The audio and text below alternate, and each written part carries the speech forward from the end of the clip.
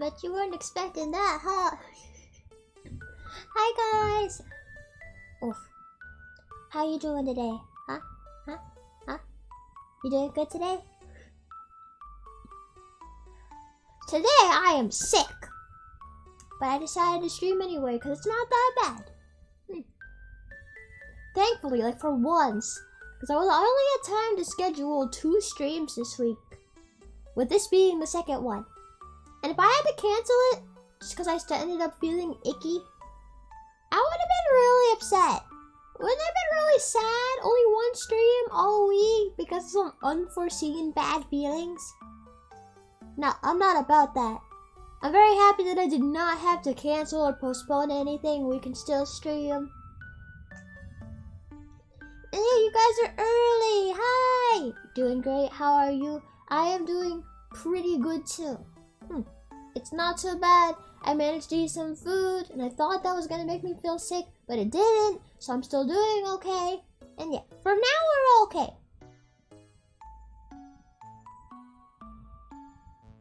Oh yeah, and then after today, after this stream, I'm gonna be going on a little hiatus. I don't know. I've got 9 days off of work, and then I'm going on like a vacation. So like, I'm not sure when I'll be back or like when I'll have time, if I'll have any time before I go back to work to plan any streams. So we'll have to see about that. But just throwing it out there, it's gonna be like a 1 week break after today. So you guys better pop in and watch today's stream before you just miss out on content for the rest of the week. You miss out on your last opportunity to talk to me before I'm gone for the week. Wouldn't that be sad? Oh yeah. So I was talking in the Discord server saying that I didn't really feel like setting up my capture card because I felt ill, and then we might play Genshin instead. But instead I decided to set up the capture card anyway. Because I really wanted to play Zelda. Let's just hope the computer doesn't crash everything like last time. When I turned on the stream, I actually did have it so like Streamlabs froze again, just like the last Skyward Sword stream. And I had to turn the computer all the way off and turn it back on to fix it. And I'm just happy that happened before I started the stream, because if it would have happened during the stream, I would have been so upset. I hate when my stream gets cut in half like that. But yeah, we're gonna play more Skyward Sword just like I promised. I don't like changing plans last minute anyway, you know. I said we play Skyward Sword, and I didn't really want to play Genshin for that reason too. I said we were gonna play Skyward Sword, so that's what I wanted to play. You can always go to your YouTube so we're missing you. That is true, that is true. You can check out my YouTube channel or my YouTube VOD channel. Either one of them. Great content on both. Just don't look at my old content, that's pretty cringe. Okay, so regarding the gameplay audio, I don't know how it sounds right now. Is that pretty good? I had to turn the volume way down because turns out Pokemon Unite is a very loud game. And that is the last thing I streamed. So, I'm gonna do a quick audio check, just real quick, just to ensure the audio is balanced with my voice. Let's see how this sounds. Oh god, my voice. Oh, it's actually perfectly fine the way it is. Awesome. Okay, so we don't have to do a long check adjusting things. We're good. Yeah. Like, I've got my blankets here. Like, actually, in real life, I've got my blankets somehow snuggled up on the floor, ready to play a game. And I went and grabbed a blankie for me here too, see? Isn't it cute? I'm actually happy that I remembered to set something extra up for once. Because normally I forget. Normally it's like, when I get into the stream, that's when I'm like, oh hey, I could have done something extra. I could have moved my model to the bottom of the screen and popped up and spooked you guys. But of course I didn't think about it. It's like once the stream is started, if I go over to the scene, to try to change anything, well then you guys are gonna see me changing stuff. It's not a surprise anymore. It'll be a part of the stream. And that's not what I want.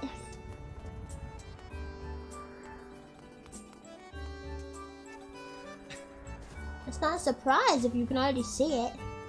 But this time I actually remembered, so you can be very, very cute in blankies. You guys can grab your blankies too if you want to be snuggly like me. Yes, today is comfy stream. I'll probably still rant and rage at something at some point though. Lanayru Desert's got a lot of tough stuff in it. I mean, not too tough. There's a specific kind of enemy from the desert I really don't like though, so we're gonna try to avoid that enemy. Mostly because I won't be able to kill it for like several more bosses into the game. I know, right? Gotta be like halfway through the game just to kill an enemy that we're about to go see. I mean, maybe I could kill it. No, I don't think I'd be able to. Maybe?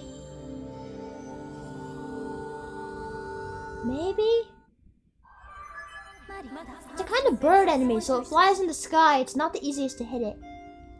I have confirmed the location of a third opening in the cloud barrier to the west, in the sky to the southwest. Sorry, and you haven't played this game for like 2 weeks and I forgot how to talk.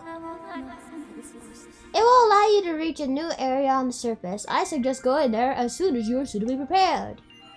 Okay, but I'm not going there with my metal shield because metal and the Lanayru Desert do not mix. Hey, look, we're done with all the tablets. All the tablet pieces, we got them all in here now. I can like look at it. Yeah, I don't want to douse, I just want to look at it.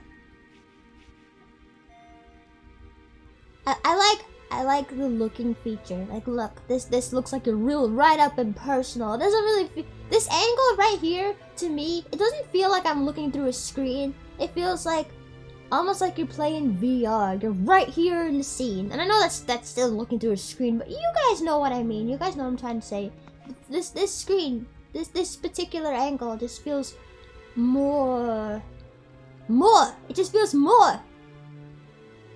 And you can see they got the forest and the mountain. And then here's the desert here too, which we're gonna go there. I don't think, have I actually stopped and like gotten an up close look at this tablet before now? I don't think so. So now this is your guys' chance to take a real good look at the tablet. Okay, your chance is over. You had your chance. Ah, no, don't jump into the fire! Today I wanted to set my pants on fire. Hop into the torch. That's what I wanted to do today. You ever wake up, you just sit up, you know, like just, You know what I feel like doing today? Setting my pants on fire. You think anyone's ever done that?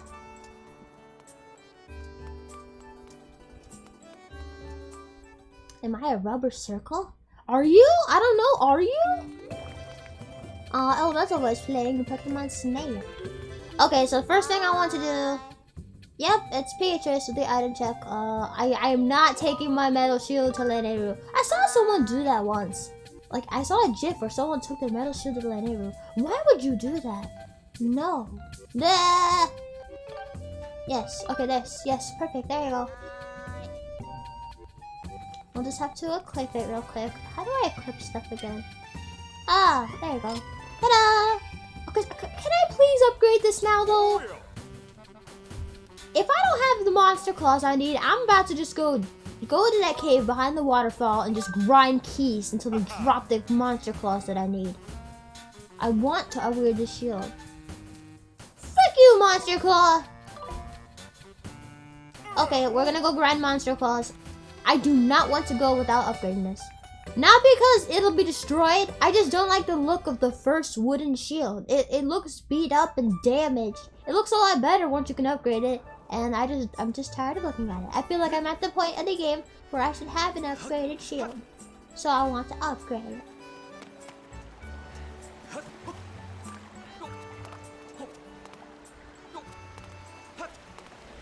Wait, am I a rubber circle? Because I'm tired as f. Ah, man, that was a part of a joke, and I just read the first part and didn't read the second part.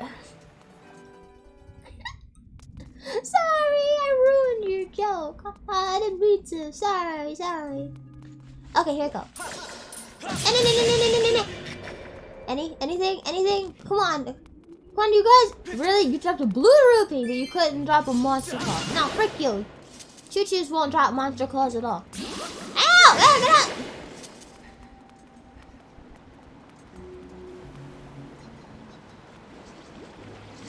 Oh, I see you there. Oh, he still got me before I could kill him.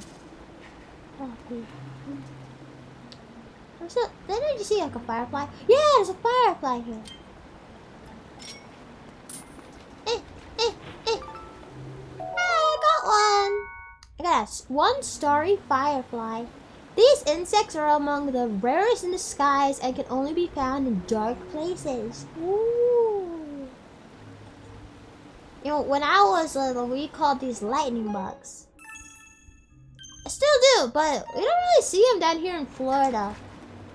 I used to live in a more northern state before I moved to Florida.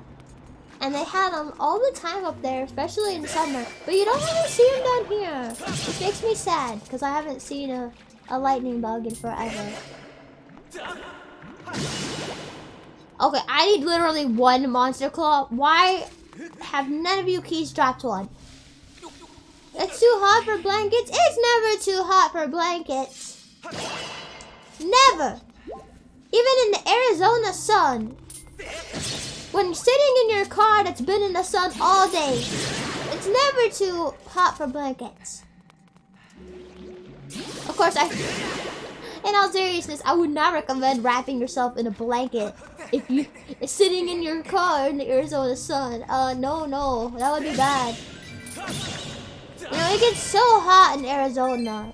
You know, the inside of your car is so hot, you can't even sit in it. You can't even touch the steering wheel. You're like, ow, ow, ow, ow. Okay, I'm gonna come out here and go back in. Literally, I just need one monster claw. Why can't I just buy one? I've got a crap ton of money.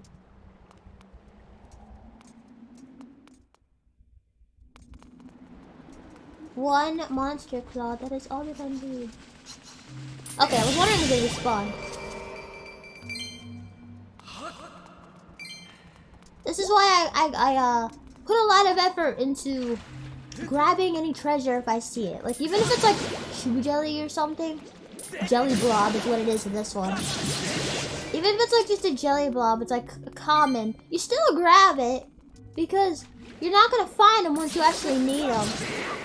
Somehow games always follow this weird logic, like they can read your mind and they know what you want and they're just not going to give it to you. Well, like, once you start looking for it, that's when you can't find it. What if that's like the government conspiracy? It's not that they make chemtrails or that they're sending people to spy outside your house. No, they're making it so that video games can read your mind and they torture you slowly through the act of not giving you what you want. Oh, you want to find a specific Pokemon in your new Pokemon game? Nope. Good luck finding it. You're going to be searching for 10 hours and you'll have no luck. Oh, you want a specific treasure in Skyward Sword so your wooden shield doesn't look like jack crap the next time you run into Gurham? You want to impress your band with your awesome wooden shield? You're going to have to put in a ton of effort to find this one monster claw. It's really early in the morning for me and it's really cold. Ooh, well, good morning. It's the afternoon over here for me. It's actually not that hot in Florida right now, which is kind of weird. I feel like this time of year last year was pretty dang hot. But then for some reason this year it's not. Maybe that means we're getting better with global warming. Maybe. It would be nice. A girl can dream, right?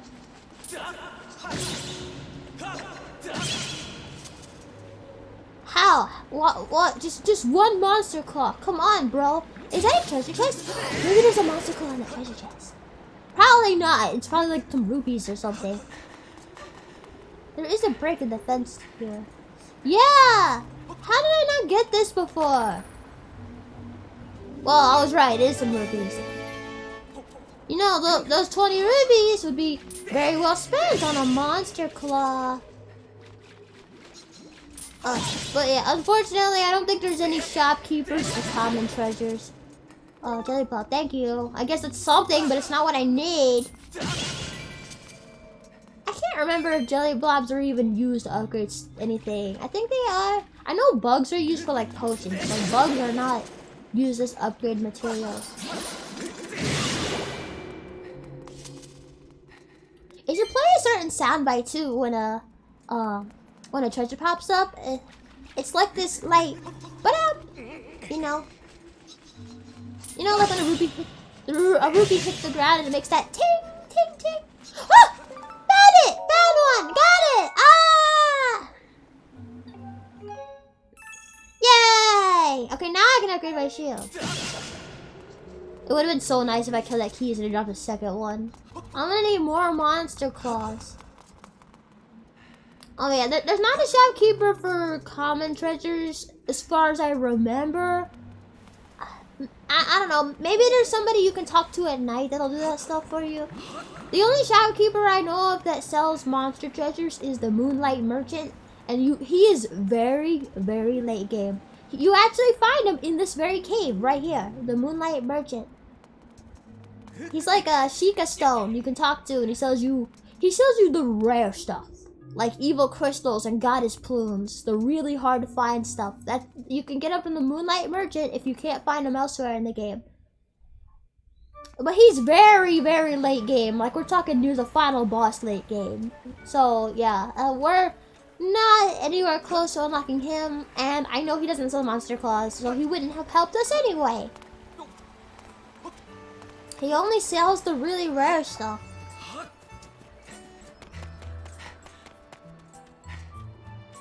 I saw some fireflies a couple months ago. There was only like 3. At least you saw them though. I'm like starting to worry if they're like on the endangered species list, but no one talks about them or something. Like, what if they're going extinct and just no one acknowledges it at all? Okay, Gondo! I can finally use your services and not just walk away from you and leave you sitting here upset because I went to window shop at your place and didn't buy anything. Okay, yeah. So, 2 Ember Relics, 1 Monster Claw, and 1 Jelly Blob. Let's go! Up your buttons over here. And it's 30 rupees, but we have plenty of money, as previously stated. Alright, you want to upgrade this? There's no going back. Why would you want to go back?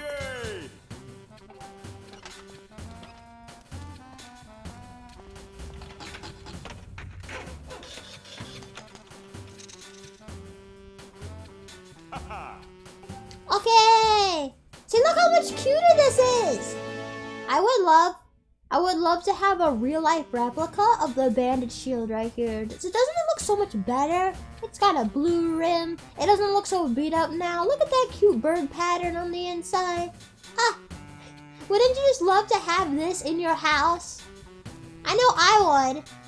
They make replicas. Like, there's so many different shields in the Zelda franchise, but you only ever see replicas of like the Hylian shield. And see, you can upgrade it even further with another cool bird design. More monster claws! Oh my god, you need tumbleweeds. Ugh. Tumbleweeds, you can find them in the desert, as you would have imagined, but they're not the easiest to get, and I can show you why once you get down there.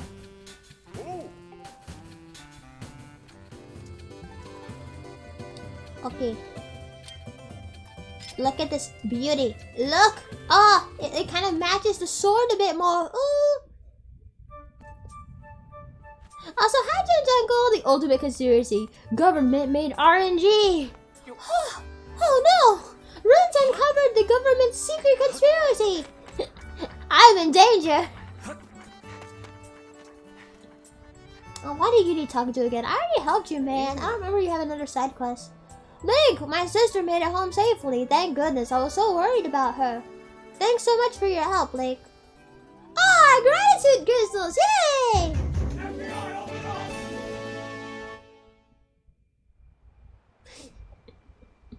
You'll never catch me, police! Never! Dang it. They took my blankie, but I got it back. Oh no! What I was intending to do the whole time, I messed it up.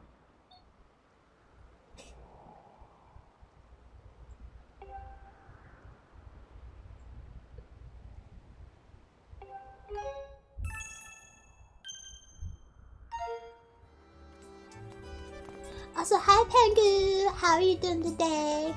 Okay. Oh wait. Before we go, there's one more thing I wanted to do before we actually leave. I wanted to go talk to Batriox because we have a fair number of gratitude crystals now, and we should go talk to him. It should be an ongoing thing to go talk to him. I don't want it to be like, hey, we just go get all the side quests done, grab all the gratitude crystals all at once, and then go see him and just mass collect all the rewards. Like, maybe that would be kind of satisfying. Oh. I thought it was gonna hurt me. I thought it was gonna break my ankles. I didn't get out the sail soon enough, but we were fine. I want to be able to go visit Batriox like periodically throughout the playthrough. That's what I want to do.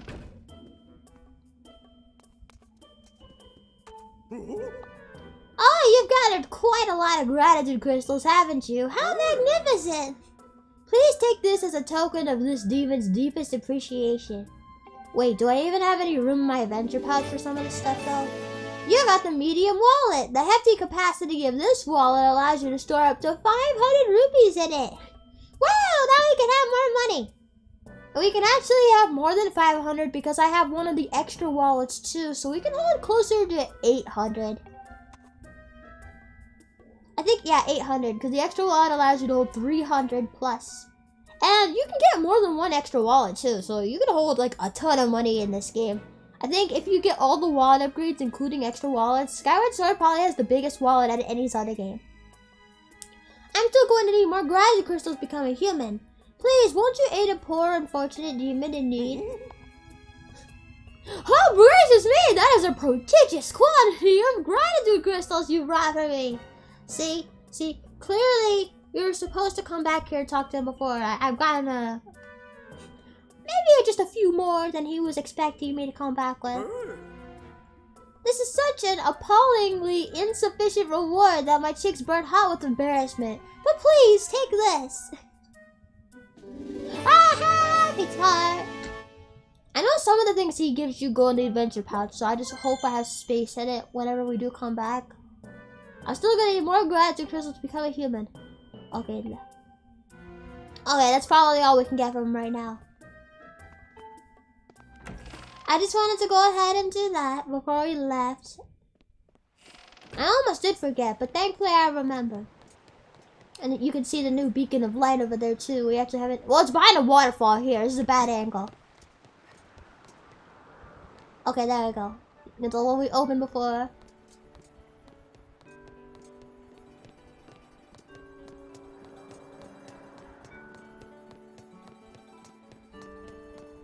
Hide inside your onesie, they will never find you.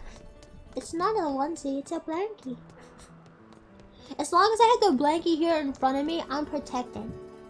They have to rip out the blankie before they can get to me.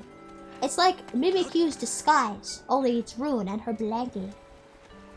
Okay, let's use this cute little diving spot right here. Look how cute and small this one is.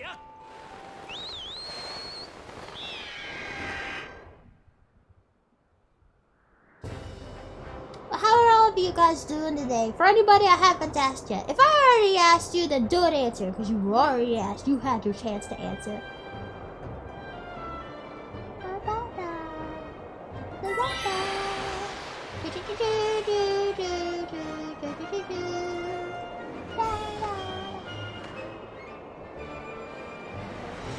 Well, now I'm feeling like, was there anything else I wanted to do before coming down here? Crap. Probably not. I have to say though, Lanayru is actually my least favorite area in the game. It's got some cool mechanics that the other areas don't really have. But it's also my least favorite, so let's get through this. Wait, I didn't get to read that! Frick!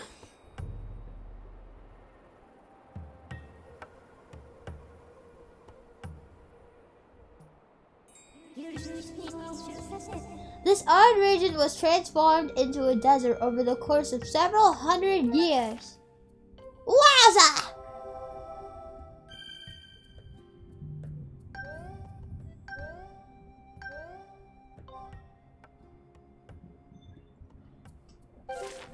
Up on. Okay, let's get up on. That's not all. I'm looking. Okay, up on. Alphon can sit right down here in the corner with me. Isn't that cute? Sit here. Look, Alphon, I'm a little squishy cat too now.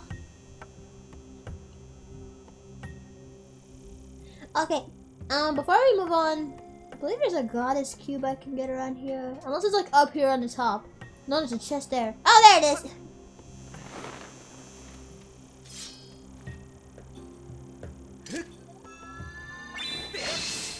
I also think a cicada. Yes, cicada. Okay, sand cicadas are the hardest bug in the whole game to catch. Did you know that? They only appear in the desert and they're very tough to catch. Because you have to be very slow. You've got like a one-time done deal with these guys. If you scare them off, that's it.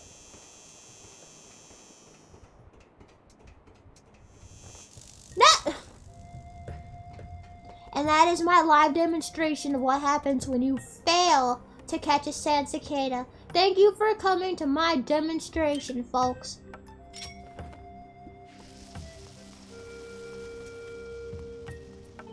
Howdy! LD3101 series. He doesn't have much to say. My estimates indicate that this object has been broken for many years. I am unable to analyze the content of its speech at this time. It's talking? I thought it just said period, which translates to silence. You're doing good. You worked a lot this week, so having a very relaxing day. Well, that's awesome. It's good that you're taking a break for yourself. Not everybody knows how. Not everyone knows how to do that. I was actually talking to Pengu about that not that long ago. Like, you know, it's hard to say no sometimes when you really need a break. But if you need a break,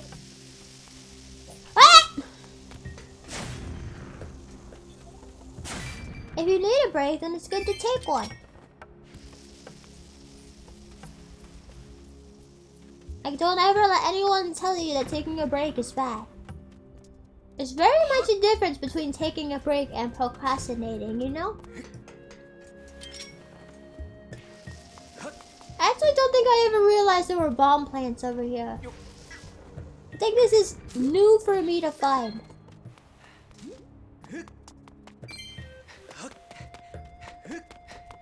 Okay, so let's stop at the bird statue. Save the game real quick. Quicky quick, now we're no longer saved at the Earth Temple.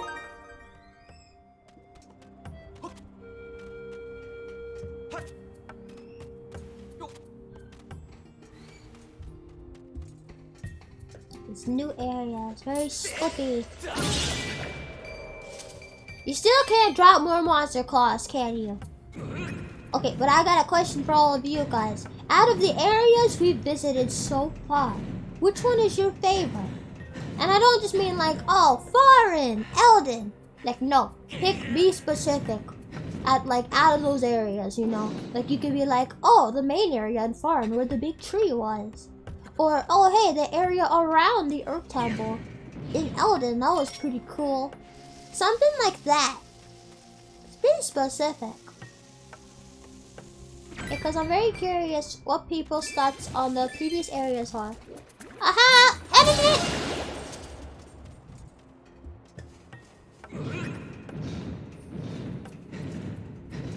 No choo-choo surprised me. It is Ruin who surprises slimes, not the other way around. That means any slime VTuber, beware. I'm the most terrifying thing you'll ever see.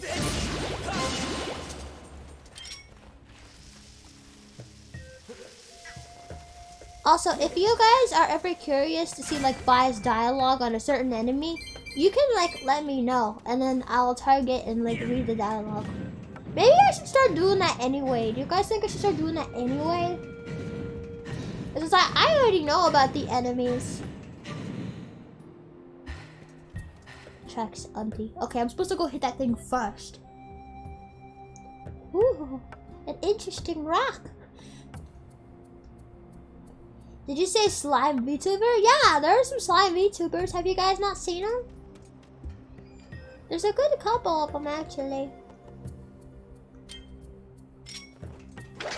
1, I don't know, I just want to get these rubies real quick. I'm totally not procrastinating to build the anticipation of interacting with the strange rock. I don't think there's very many of them, but yeah, there's a couple different slime girl VTubers. And so this is like the really interesting mechanic I was talking about earlier. Only the Lanayru area has this.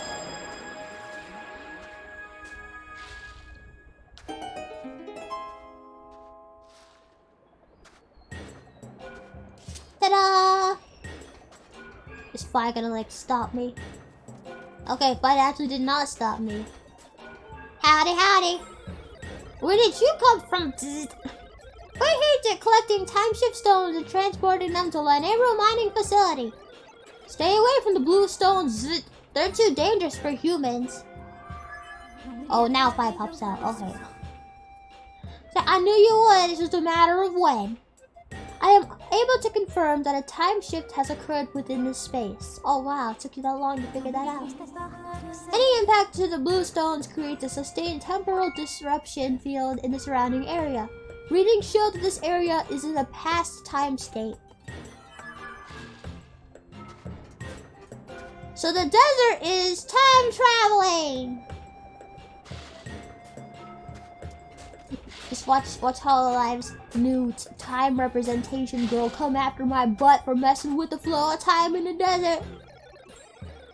Do not interfere with mining operations. Stop talking to me. You people are rude as frick. And of course I already knew that, but it's just a matter of which ones are rude. The robots here are not the most polite people in the world. The mining cart in front of the doors is going to pass through here. So it's dangerous for you to be here, Vroom. Maybe you should just go away.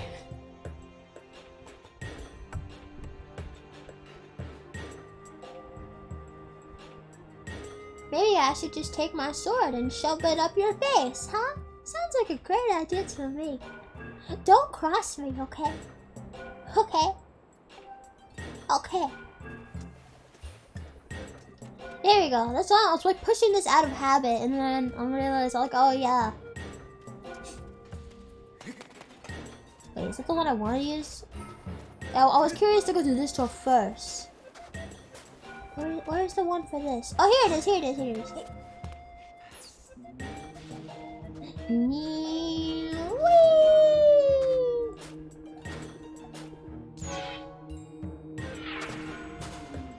She got this little small area here.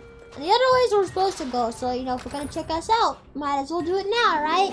I have no intentions of coming back here once I leave. I don't think I ever come back to this area once I leave, actually. No, not the Beetle. Let me get my bombs out. Don't mind me, just putting down explosives. Hello there! Hello, Toy Bunny! How are you today? Howdy. Oh, I wish I had claws on my hands like that. Did you imagine? Rude, Lanayru, the dragon VTuber with extendo claws. She'll slap the frick out of anybody who dares cross her. And by extension of getting slapped, they also get sliced. I'm good, how about you? I'm doing pretty good too today, thank you, thank you. Just excited to finally get to this area in Skyward Sword. More just so for the progress that I'm making. I don't actually like the desert that much at all, but hey, we're making progress and getting to the parts of the game I really like the most. I'd say the second arc of the game is my favorite. Huh? You're looking for worms? Then get rid of that funny looking hat and come back with a helmet.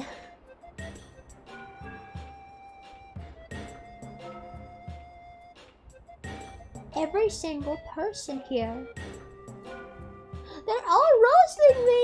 I don't like it. I feel attacked. Personally attacked.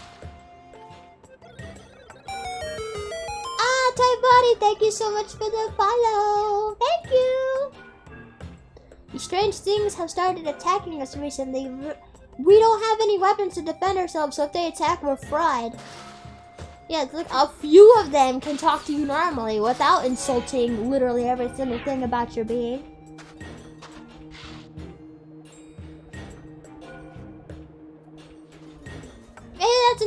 reason why I don't like the desert very much. Most of the residents here are rude as frick.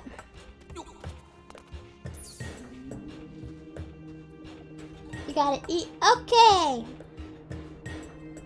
Be sure to eat extra for me, because I'm sick, so I can't eat today. Ah! Ancient flower! Legends say this beautiful flower flourished in the ancient past. Supposedly, it glows in the dark. I just want to pick it up though, because it's one of the more hard to find ones. It's not on the bottom, like where the other really rare treasures are, but it's also not the easiest to find either.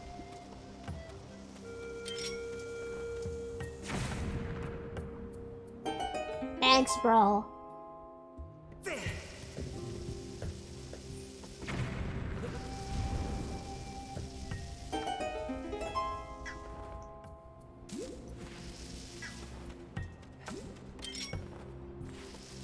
You know, I'm just thinking, in that moment when I picked up a bomb and then it stopped to play a cutscene that wouldn't let me do anything, could you imagine being Link in that moment? You pick up a bomb and then you just can't move for several seconds and this bomb's getting closer to going off and you just can't do anything but sit there. So you're just sitting there, frozen, in panic and fear, just waiting for this bomb to go off in your hands. The Timeshift Stones power us as well as the machines we use. That's why we have to stay hard at work. Pretty sure this one will say something rude. You're interested in the Timeshift Stones? Then you should take a tour of the Lanayru mining facility. Oh no, I do not. Guess it was someone else I'm thinking of. Which isn't surprising considering most of your friends have an attitude.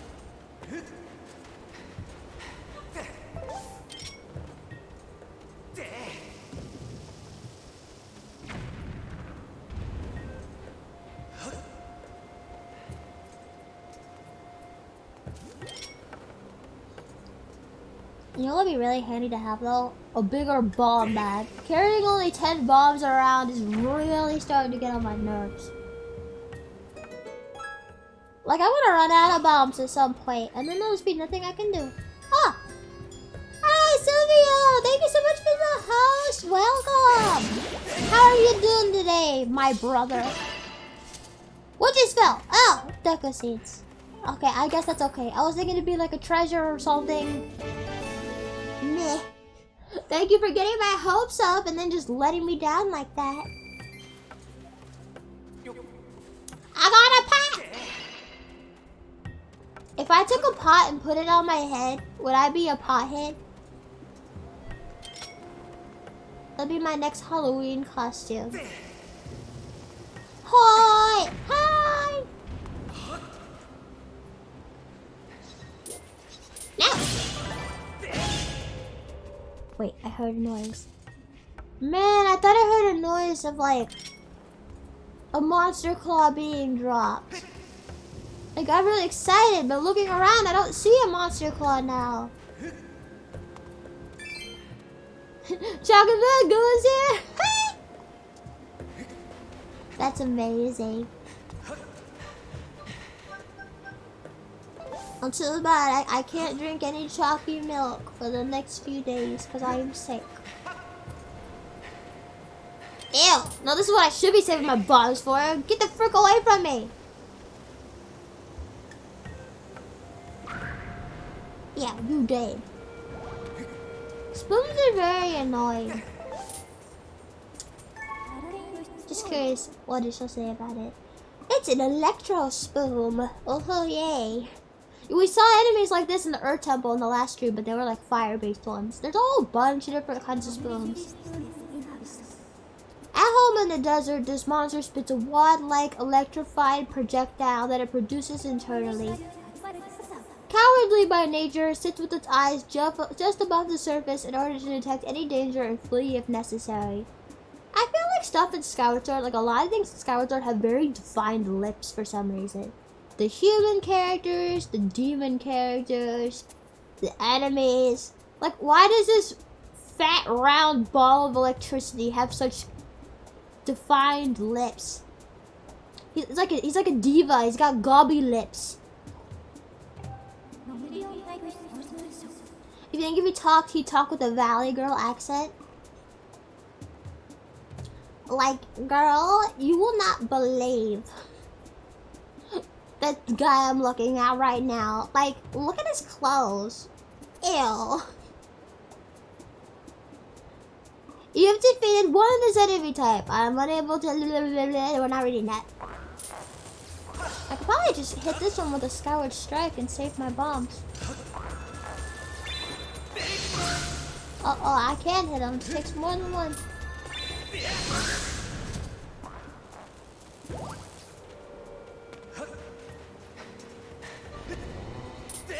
Oh god, no!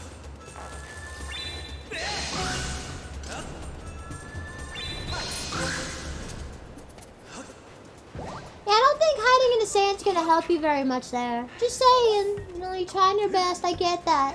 But your best wasn't good enough. Ha!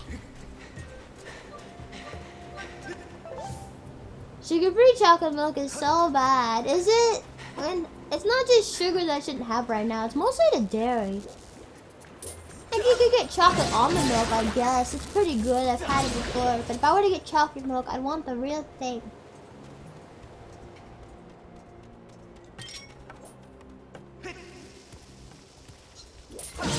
Hopefully that thing won't roll away from the rock stack and... Okay, there we go.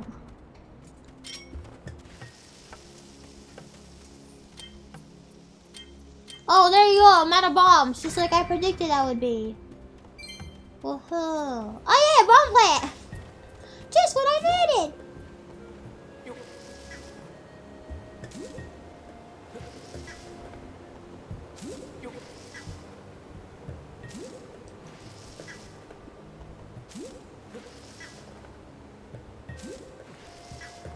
But seriously though, whenever I get sick like this, it makes me feel for people who have dietary restrictions where you just can't eat certain foods. Lunar was here! Thank you so much for the follow! Welcome to the stream! Thank you! Like, even if for me it's just temporary till I get better, I feel your pain. Let's just start an army of people with dietary restrictions. We all know the same pain, so therefore our strength in numbers will be unmatchable. Be the ultimate army. That's why armies in the past never worked, because they weren't made up of people with dietary restrictions. They didn't know the same pain. Will that get there? Yeah, there you go.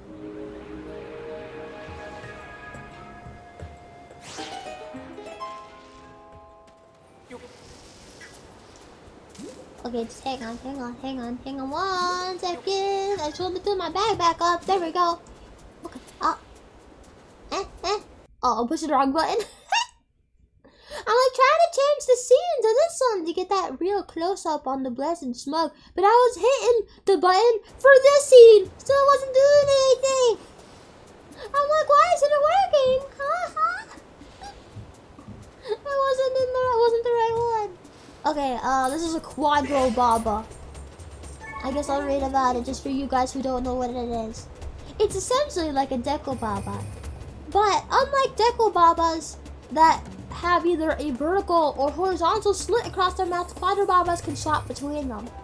And they're stronger and they take more damage before they die. And it's pretty much the only major difference though, is that it can swap what line it is. This violent plant is widespread in wooded areas. It will attempt to bite anything that approaches it.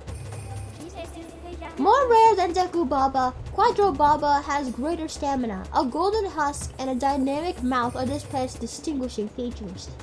Dynamic mouth. I bet he can eat a ton of chicken nuggies. You have defeated one of this enemy type. Oh yeah, we've run into one before.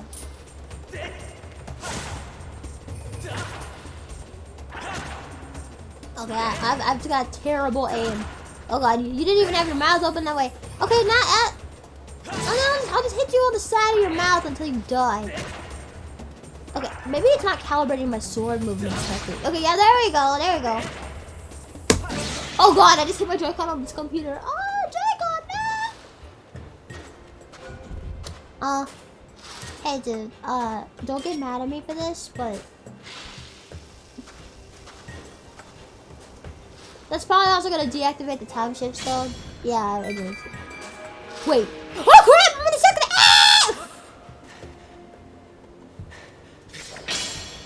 Ah! In the quicksand, I should have planned that better. It didn't even occur to me until after. I'm like, wait a minute.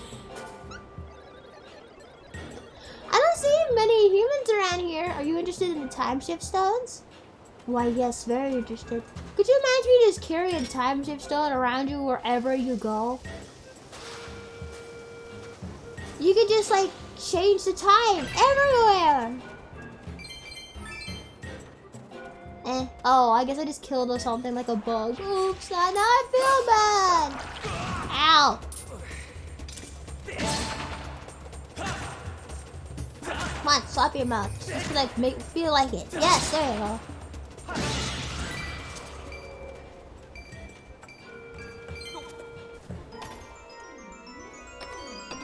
The non-dairy army defeats the enemy using only soy milk. With the power of soy milk, we shall rule the universe. Goddess Prep! Rumors say this item was dropped by the goddess in a long forgotten era. It's a legendary treasure few will ever behold. It's also the most rare of all treasures. I'm pretty sure I mentioned that before. But I guess if you wanted to, you could just buy it from the Moonlight merchant. So, I don't know how rare they really are. I don't even know, like, is there a limit to how much you could buy from the Moonlight merchant? I'm not sure. I don't know if there's a limit or not. Okay, there we go. Oh, I didn't blow up that rock. It's fine. I don't think there's anything important in there.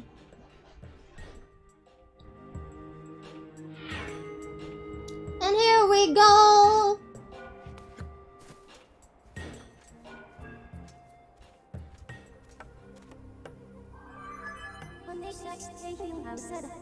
We have arrived at Lanayru Desert. The terrain in this area changed dramatically as climate forces rapidly... But can you never let me finish reading anything? This is the main area for Lanayru Desert. I have confirmed numerous areas of sink sand. Should you step in sink sand, you will be swallowed by the desert. Bodily damage has increased. As a safety measure, I recommend you check the terrain on your map with minus. Man, I will never know what percentage bodily danger increased to. My readings indicate that Zelda has passed through here. As previously stated, this area is highly dangerous. It's not that bad. I suggest reuniting with her quickly to determine the motivations behind her actions at this Elden province. Whoa, yay! The main area of Lanayru Desert.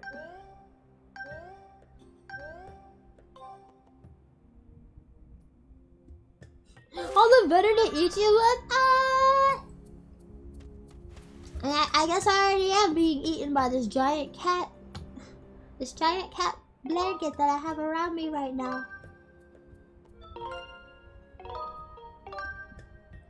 But this hole here, this isn't a face hole for a blanket. This is just an inside view of this cat's throat. I'm streaming from the inside of a cat. Okay, so yeah, this is Lanayru Desert. A tumbleweed! Okay, so this is why it's hard to catch tumbleweeds. They break upon impact of stuff and they're fast. There you go. Oh, and they often come from...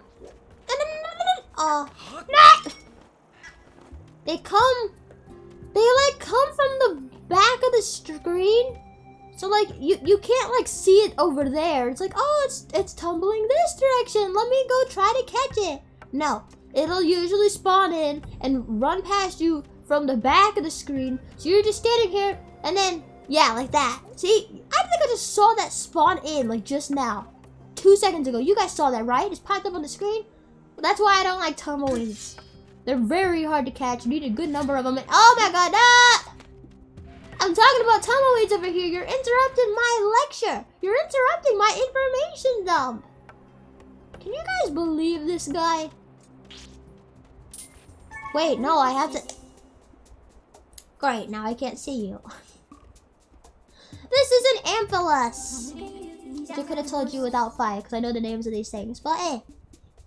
These monsters have inhabited the desert for eons. Their defining characteristic is an ability to internally generate electrical energy.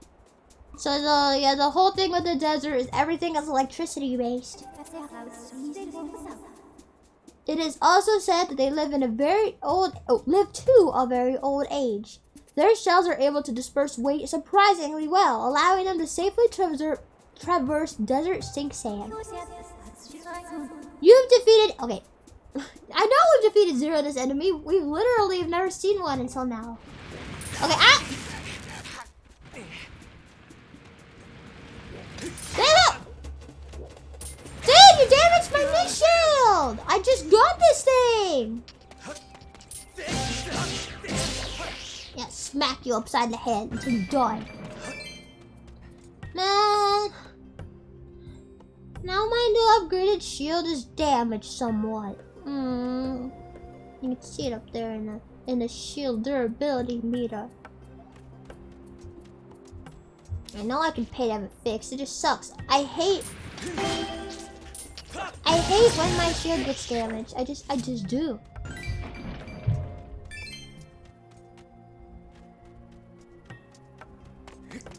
I didn't even want to fight that guy when he showed up. He just decided to be a jerk.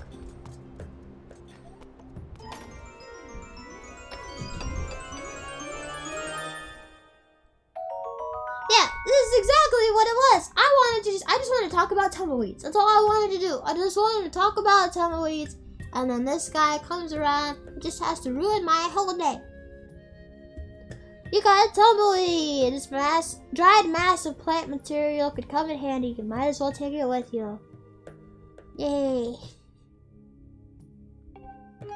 I feel like this tumbleweed is always the first one I pick up. Really fun. Tumbleweeds sometimes roll across the sand in Lanayru Desert and other places. Tumbleweeds are used as a material to upgrade a variety of items. You can collect them with a bug net. I think that's meant to be everybody's first tumbleweed though.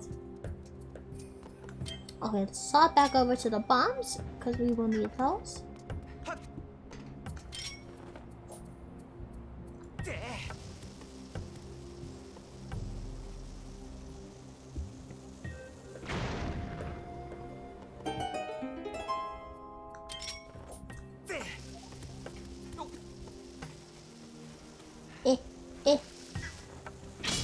No, it interrupted my bomb collecting.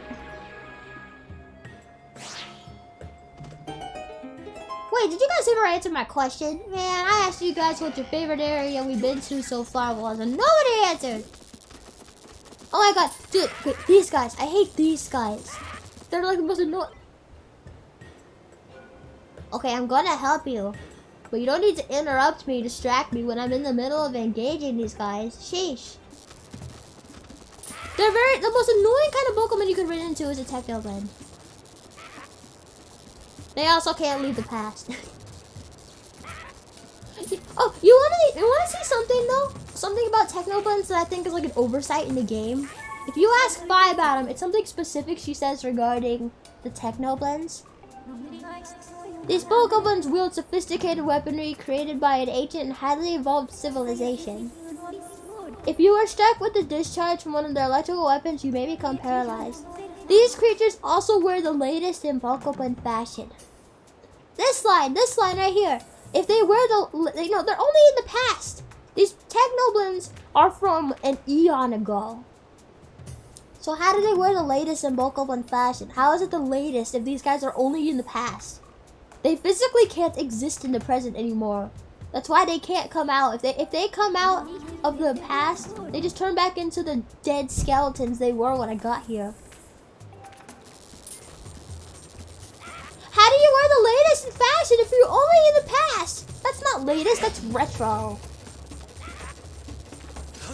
No one would say retro stuff is the latest anything. Bam. Impaled one and forced the other to cease existence. This is why they can't leave the past. You can stand outside the past and they can't follow you. I saved you, bro! And thank you! You're playing this game right now. Are you past me yet? Probably, because I'm playing this game really slowly. If I was playing this in my spare time but not on stream, I probably would be done with the game already. If you hadn't come along, they would have sucked all the electricity out of me, bruh. Oh, look at that. You have a Beetle. It appears to be an older model of Lanayru fabrication. As thanks for saving me, I will upgrade that for you. So give it here for a second. Time is such a silly thing. Apparently, time's not very consistent either. You got the hook Beetle! The big pinchers enable you to pick up and carry things with it. Woo! Fun fact, you actually can upgrade the Beetle at Gondo's shop, but you can only do it once you've achieved this upgrade here.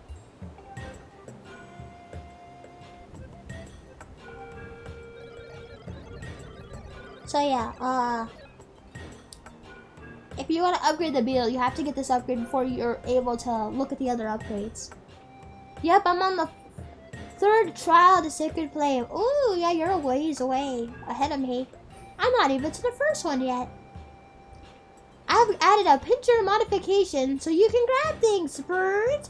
Be careful out there. See, this is one of the nice robots. Most of these guys are just jerks, so. Okay, so he's not going to say anything else. So yeah. Now we've got the hook Beetle. Like, you know, like he said, this Beetle can grab things. So if we just come over here, he picks up the bomb, yeah? And if I hold ZR, I can get like a downwards view, so I can literally drop bombs on stuff. I'm like a jet plane, dropping bombs on an old country. Literally dropping bombs in an old country here too. This place is old. Old as frick! Except I'm not disturbing anybody with my bombs. Well, except Spoons, but I'll disturb Spoons any day. Spoons deserve to be disturbed.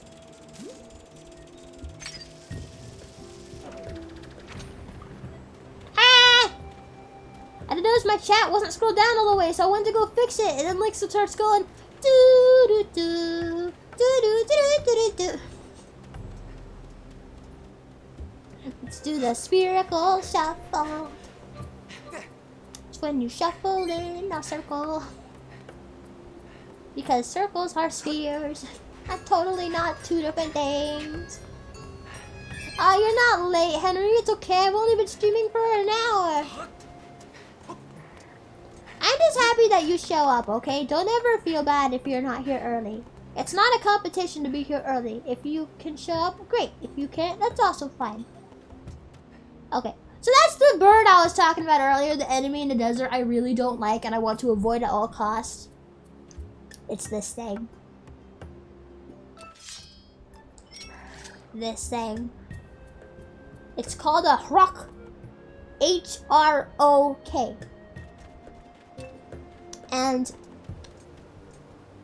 they're annoying as frick. I don't know if they've patched it at all in the new version of the game. But those things, once they see you, they'll follow you a long way away from their spawn point. You used to be able to go get a look at it without disturbing it. They follow you around, and they drop rocks on your head. They puke up rocks from their stomach and drop them on your head. Yeah, screw you. And you can't hit them easily because they stay so high in the sky. Don't come over here. Don't come over here. I'm not dealing with you right now. No. The only way to defeat them easily is through using a bow and arrows, but you don't get those for a while in Skyward Sword. So I actually don't know. Actually, no, here. It's not that you can't kill them, but you have to have the good resources too.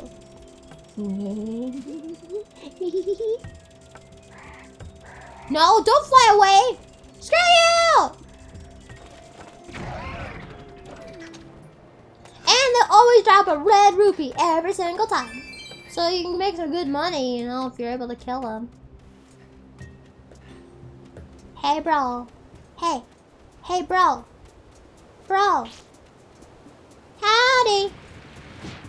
We just get a good look at this guy. Look at him. It's a crab. Everyone play the crab rave music.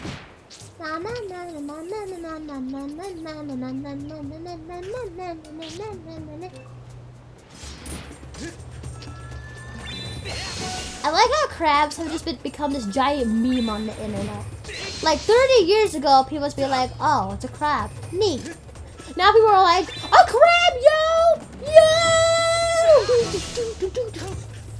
Okay, how have I not killed you yet? Just die already! Oh my god, how many hits do you need? How many hits do you need? Eh!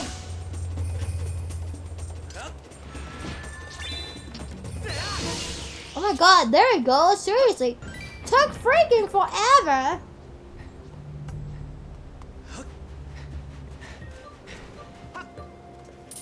Okay, and then I don't like you. Can I just stab you? Ow, ow, that was a bad idea. Never mind. Ow, ow, ow, ow, ow.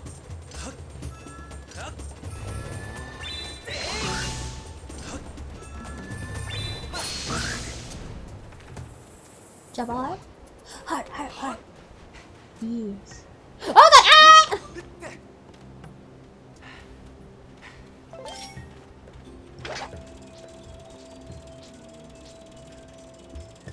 The sink sand is not the easiest thing to navigate. Oh, also, Amphallus will just stare at the Beetle. It's so funny.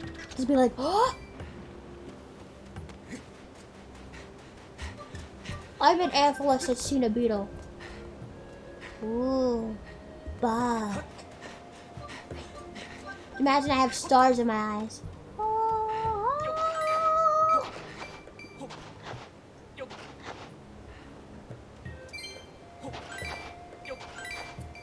Have you got better? Well, it's not so much that I've gotten better. I guess I feel a little better. I did feel a little worse this morning.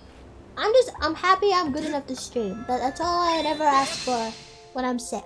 If I'm good enough to stream and I don't have to cancel or postpone.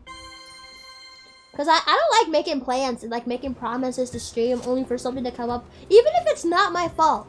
Even if it's a perfectly reasonable reason to cancel or postpone, I still hate doing it.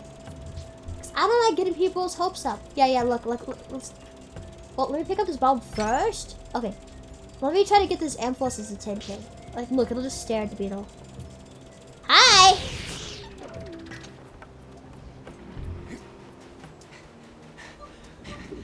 I guess maybe because there aren't that many bugs around here, the Beetle is just so entrancing. Bombing ancient artifacts. May have seen something similar in the news lately. Oh no!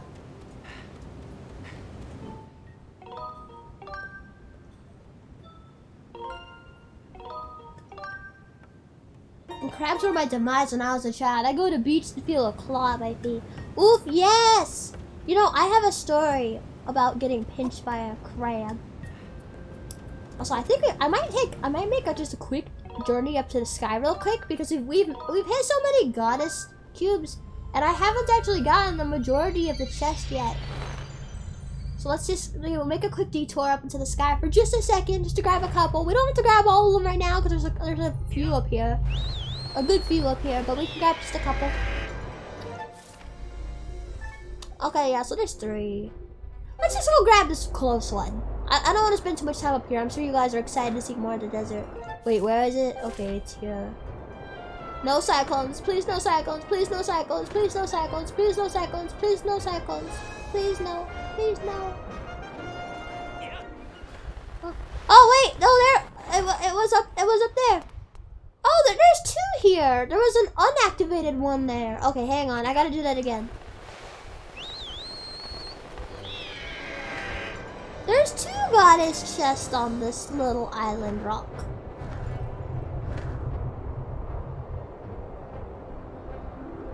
Oh! Man! Oh, there you guys are. Little flying squirrels. Oh, I'm not gonna be able to get them all. Dang it. I forgot about those guys. You can see them up in the sky sometimes. The goal is to try to like touch all of them before you run out of time, like before you hit the ground or before you get too low in the sky. And I forget what you get, maybe like a bunch of hearts or something. I don't know, I forget what you get, but they're just really cute. They're like flying squirrels and they're rainbow color. I love them. And I keep forgetting they exist though, which is kind of sad. They're only up here in the sky. They're not like bad guys or anything. They're just nice. They're just neat little cute kawaii squirrels. Okay. Wait, what did we get? I wasn't paying attention. What did I get out of that chest? I wasn't paying attention. I was too busy talking about squirrels. I completely forgot what we just got.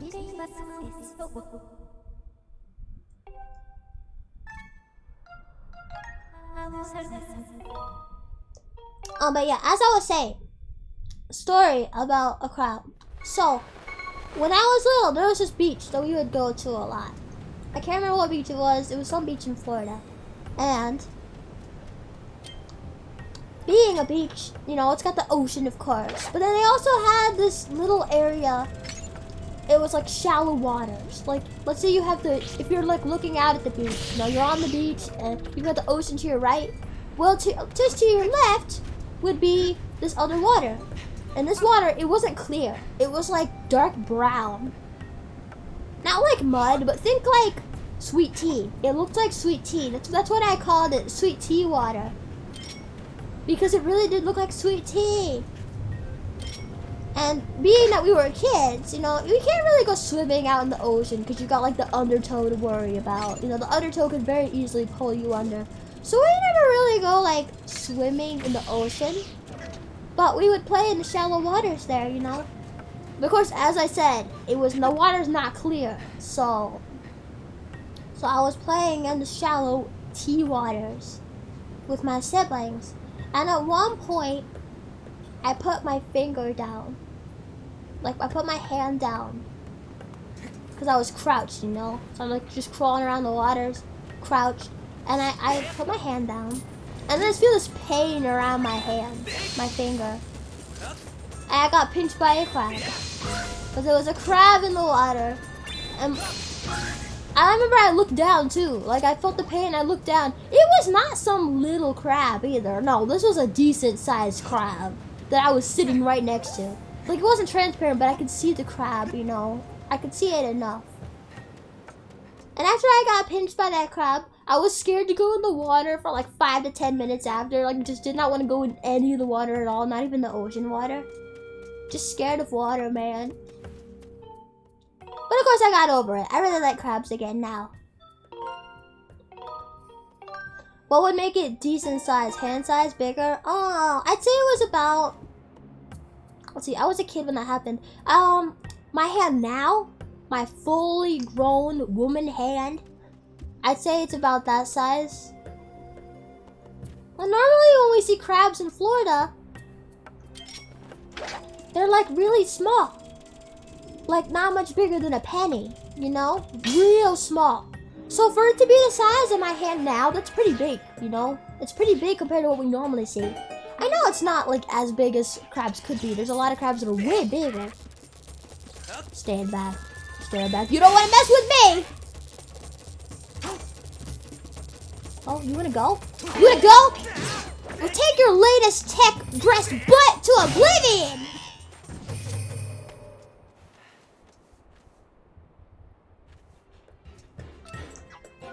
You think I can have my Beetle? Beetle, pick that up.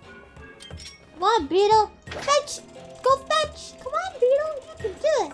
Fetch the treasure. Wah-ha! Bam! Pick these up because I'm going to need them later.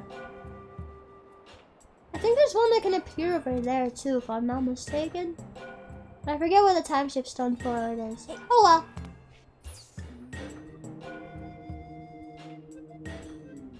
You like them as friends or as food? Friends! I actually don't really eat crabs. I don't eat crabs or lobster. Whenever I eat seafood, it's always just fried fish. I'm very picky when it comes to seafood. I mean, it's not that I'm against eating crabs. Like, if you gave me a crab, I'd probably eat it.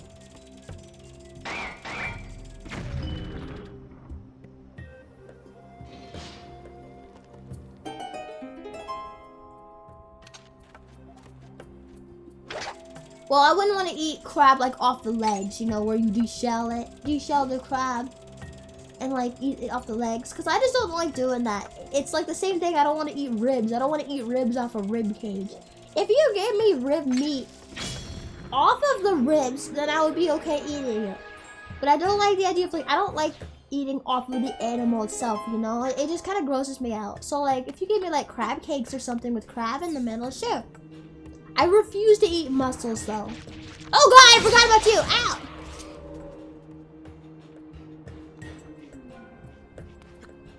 Hehehe, crabby crab. So yeah, I refuse to eat clams, oysters, anything of that sort. Conch fritters. Which my parents might be getting when I go down to the Keys. We're about to go down to the Florida Keys for a little vacation. I think we're leaving tomorrow. I thought we were gonna leave today, so there was a chance I actually would have had to, cancel the stream just because we would have been going out of town. But they decided not to go today, which is nice because I get to keep my stream going. But they have like fried conch fritters you can get down there. They're made out of the mussels you find in conch shells. And like my parents, I got it and they really liked it. And like they were sharing it with my other siblings. But I'm sorry, there are some foods I just refuse to eat, and I don't want to eat anything mussel related. Just no. Hey, Gorko. How you doing today, bub? Good to see you, bud. Seems like you pop up everywhere, though I am one to talk. Yeah, you're literally all over the place. Anyway, bud, there is something I am dying to tell you. It is the discovery of a century. This is a sacred place known as the Temple of Time. It's the Temple of Time, bro! Yeah! I cannot believe my eyes when I saw a human who lives on the legendary Isle of the Goddess. I mean, I'm also a human that lives on the legendary Isle of the Goddess. You don't get that excited to see me. It wore clothes. Nice job there, Gorko. It wore clothes just like the ones written about in the ancient manuscripts, and it looked just like you, bud. I look like an it to you? It came with another person, and they entered the temple. I wanted to chase after them. But then there was an explosion all of a sudden, and the entrance, well, you can see for yourself, bud. I do not think we were getting past this mess. I just wish we could find out what is happening on the other side. I'm like trying to peek through the crack there. You can kind of... Oh my god, you can actually see the unactivated gate of time. Oh, I never once tried to peek through here. Ah! You can't see Zelda or anything. Oh, can you? Is she over there?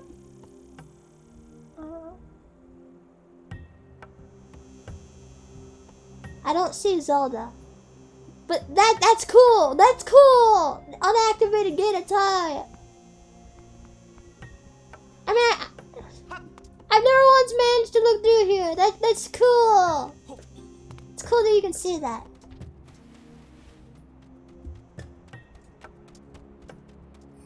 Okay, oh, another goddess cube.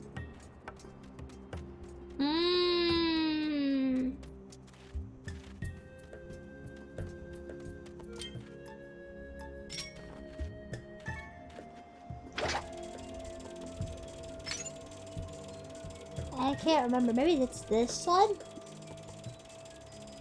Yep, there you go.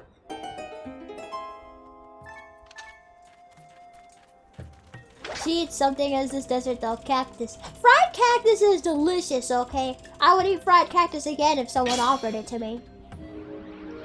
But fried cactus isn't like an animal, it's a plant.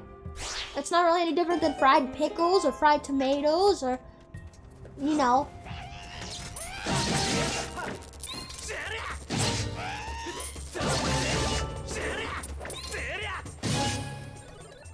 Help! I'm in the middle of stabbing this dude!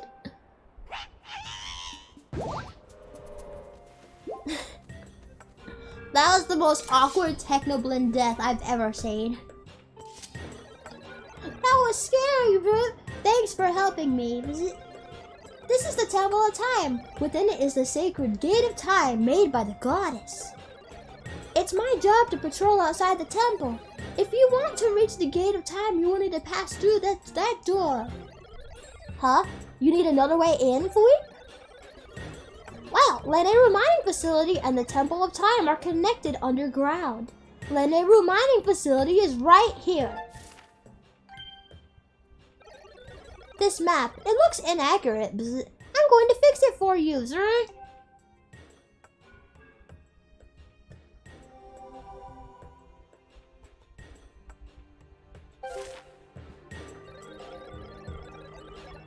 The keys sound nice. You guys have any plans for things to do while you're there?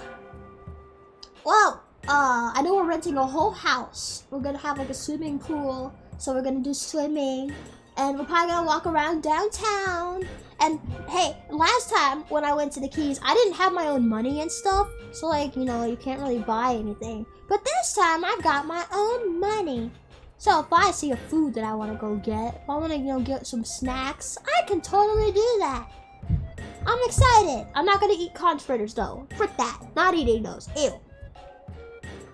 Saying plants are not living, respect the plants. No, I'm not saying that. They just... When it comes to plants, it's one of those weird things, you know? Like, you know they're alive, but at the same time, because they don't have the same level of interaction that like animals and humans do, it does have a different feel to it at the same time, you know? I don't like hurting plants. In fact, I try to help plants and stuff. But I don't know, it's one of those weird things. It's like ingrained in you. They don't feel the same even though you acknowledge that they're living. But full respect to plants. Respect the plants. Respect the earth. At the end of the day, they're all we got.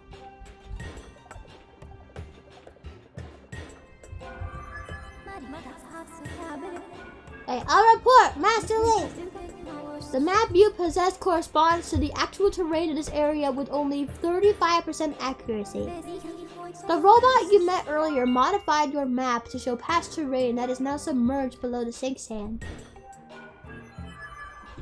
Oh, cause now I'm just wondering, where did we even get a map of this place? Like, I'm just saying. People have not been down here in like forever. Are we using the ancient stone tablet as a map? We don't even have that physically on us anymore. And if we were, I'm pretty sure that would have shown the accurate map. I feel bad, man. They just get sucked back into the present and then they're nothing but a heap of broken robot. Okay, I don't know if I'm gonna get this first try or not. Crap! Crap! No! Crap!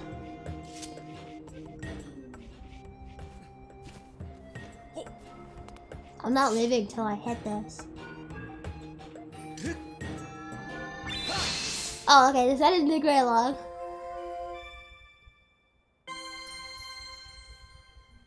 Like, man, I wish there was like a giant Timeshift Stone you could hit that would cover all of Lanayru. That would have been cool. Not only then do you get to see what old Lanayru looks like as a whole, but then you could just have all the robots going forever down here. Like, you wouldn't have to like have them all go back to being dead the moment you hit some other Timeshift Stone, you know? Have you ever heard the cries of agony a broccoli makes while a vegan cooks them? They're trying to brainwash us. No, but did you know that the smell the scent that grass releases when you cut the grass is actually like a chemical they're producing because they're in fear? Something like that. So whenever you cut your grass and it's got that fresh lawn clipping smell, that's the smell of fear. That's grass fear. No, I don't trust you. I don't like you. Die! And I don't care if I'm too far away to pick up that rupee. I got plenty of money. I don't need more money.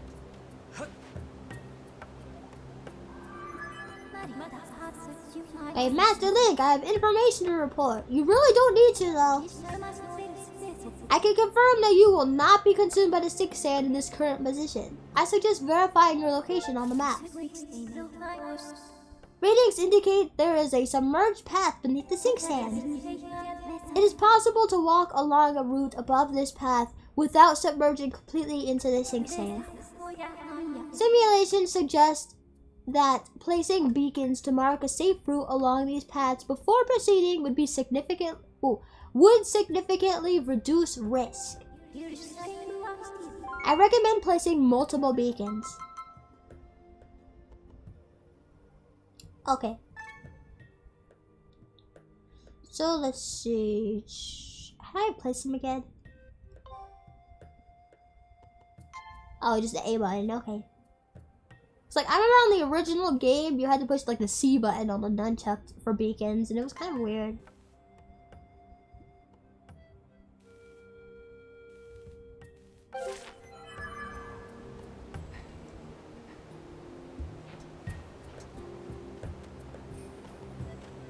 So there's a bunch of submerged paths around here.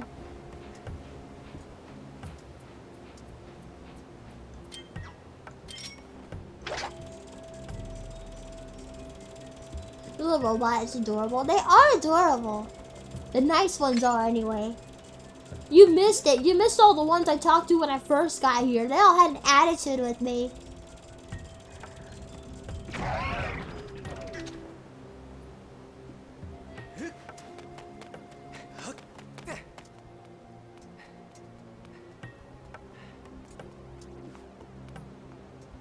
Okay.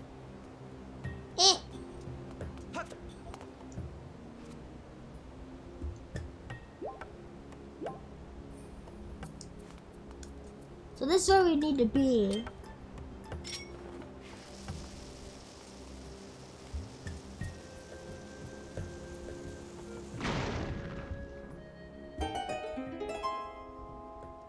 This is one of the portions of the game I don't really like that much, though. Doing this to gain access to the facility. Ew.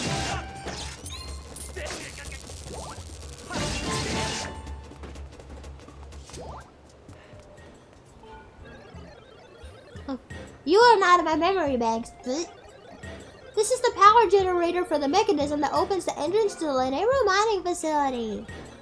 But it won't budge until you activate the remote power nodes and set those 3 dials to access them correctly. I feel like I might have read that wrong at the end there, but hey. Okay, readings indicate the materials used to construct the generator are also present in this area. You can now use your dowsing ability to locate them. I don't need that dowsing ability. I know where all these things are. For instance, one of them is over here.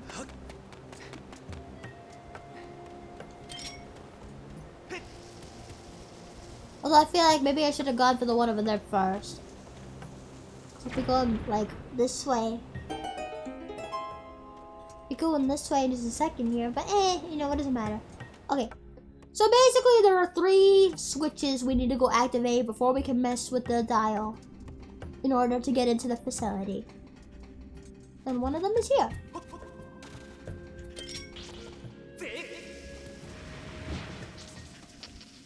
Yeah, just sit there for just a little bit longer. Thank you.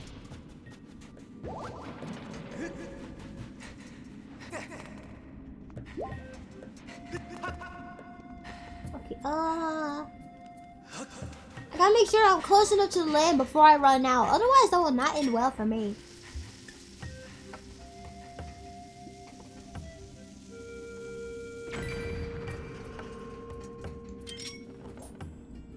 Did anybody see what I got from the goddess chest though? I'm still very curious.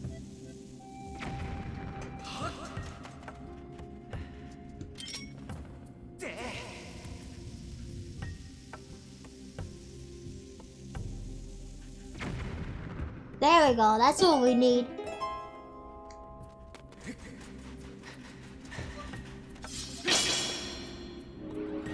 You know, wouldn't it be cool if they brought the Timeshift Stone mechanic back for Breath of the Wild 2? I feel like this is one of Skyward Sword's most distinct features. We should totally bring it back. A lot of people like the function with the Timeshift Stones. It's just really cool.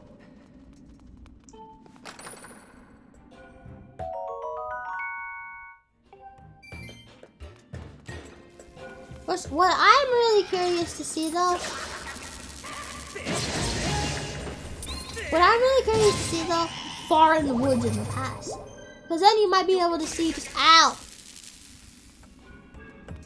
You're killing me here, baby! Bad baby. Bad! Bad baby! I always feel kind of bad doing this though.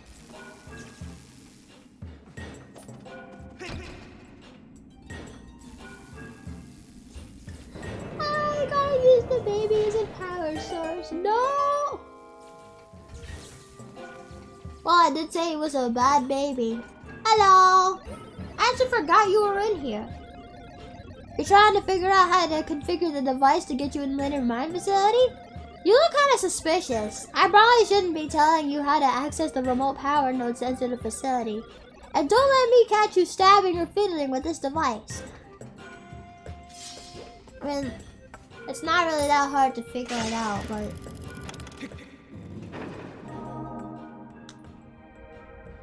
Ta-da! You've sacrificed the child. I never wanted to. Little Babby is so cute. I don't really like adult Amphallus, but the cute little Babby Amphallus though. I'm actually curious if they have an actual name. If there's another one in here, I might ask Spy about it. Amphallus egg. Oh, that's okay. I was thinking of something a little more original than that, but it is an Amphallus that has reverted to its earliest form of development, no doubt because of the effect of the Timeshift Stone. Even in its current state, it retains the ability to generate powerful electrical currents at regular intervals. My analysis indicates that you can hit it with your sword when it is not generating electricity. Also, you can carry it with the hook beetle. Yeah, but we don't need any of that. Okay, you make a beetle, leave me alone! Escape to the present where they cannot follow.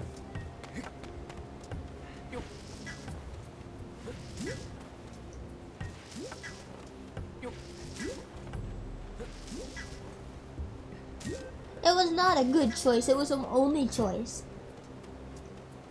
So in that sense, it's not really much of a choice at all. Oh man, I gotta kill the Hrox again. Let me get up there. I don't wanna kill the Hrox again. Boring. Actually, now that I think about it, I wonder if I activated a Timeshift Stone and then aggravated the Hrox, what would happen? What would happen if a Hrox entered time-shifted territory?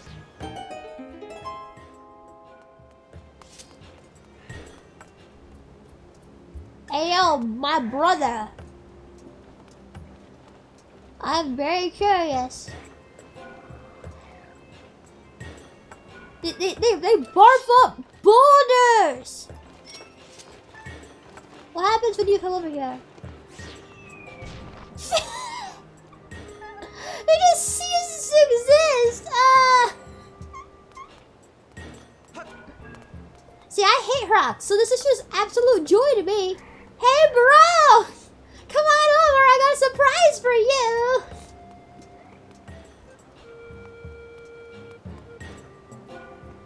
This is the most entertaining thing I've ever seen. Cause I don't know what else I expected. I was wondering if they were programmed to actually have something happen. I never have to deal with Hrox again! And talk about indigestion. Have you ever barbed up a rock? That's gotta hurt. I can't imagine the pain. It'd be like reverse childbirth. And just the idea of reverse childbirth does not sound pleasant.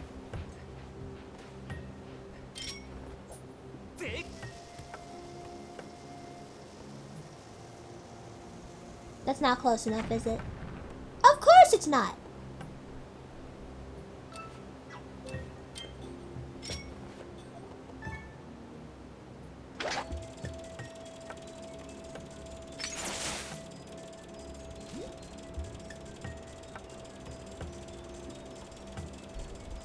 Reverse childbirth from the mouth, yeah! That's why it's reverse childbirth from the other end of your body. And it's not even the right spot, it's just a rupee.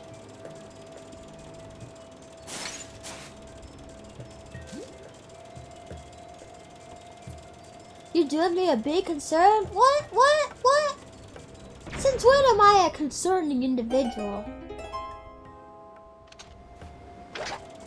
I mean, I'm sure there's plenty of other things to be more concerned about in the war, in the world, like war,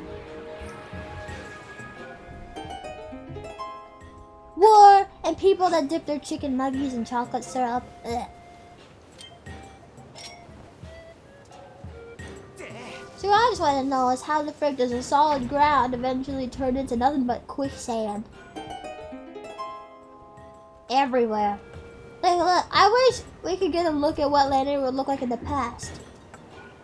There's an established road here. That just makes me want to go see what the rest of Lanayru was like.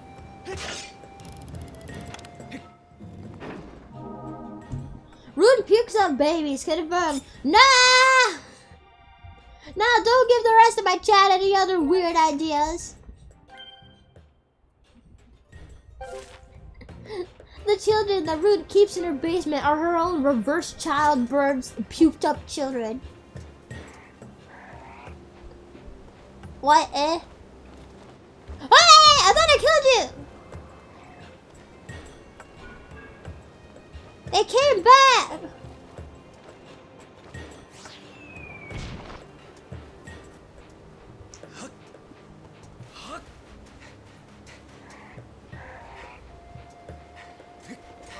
Okay, I guess that's the one downside. If you just get rid of them with the Timeshift Stone, which I'm definitely doing because I don't want the truck following me around, they will follow you for a while before they give up. Just getting rid of them with the Timeshift Stone, I guess, doesn't get rid of them forever, like killing them would. I mean, killing doesn't get rid of them forever either, but you definitely get a lot longer without them.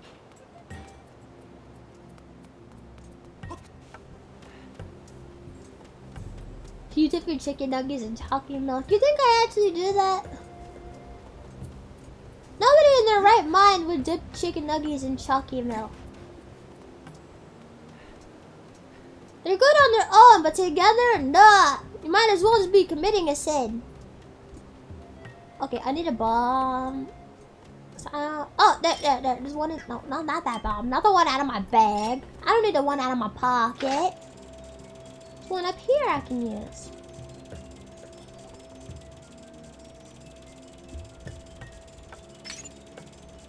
I didn't give him weird ideas. You did? No!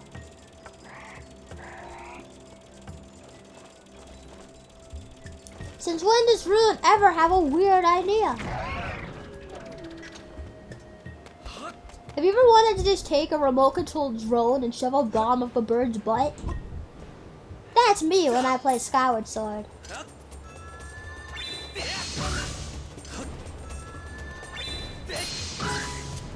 Yeah, weird ideas. I don't know what you're talking about.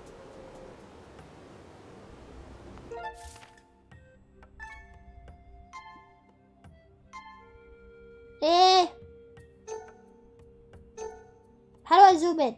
There.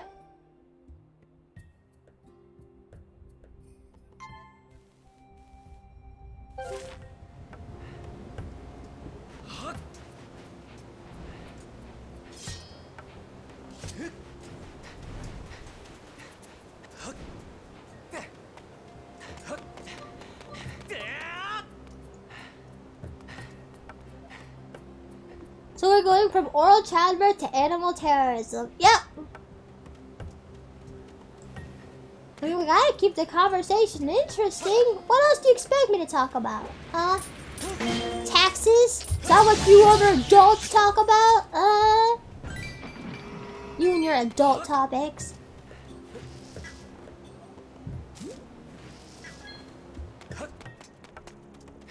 Yeah, bye. No, you're bye. Rune is very say-so.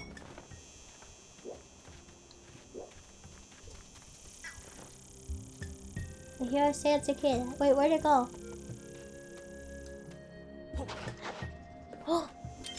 An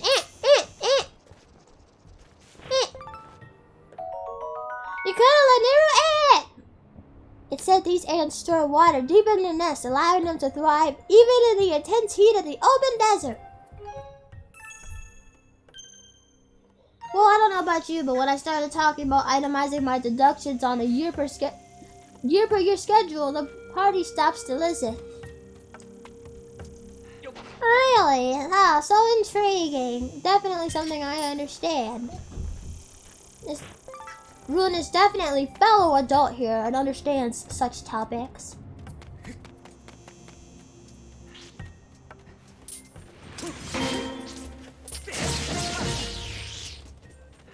Okay, so we got one more thing to activate and then we can enter the Lanayru mining facility.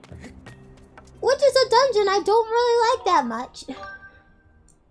Yay, stone catch. I actually think there was one time I might have forgotten to check this bird statue and just didn't have this one unlocked. Which was annoying. It's annoying when you want to use this bird statue and you don't have it unlocked. Because if you came over here and you forgot to check it, I mean, you already came over here once. So if you wanted to come over here again, you'd have to work your way over here again. Note to any potential Skyward players, always unlock the stone catch bird statue your first time around. Don't forget. Don't let yourself forget about it.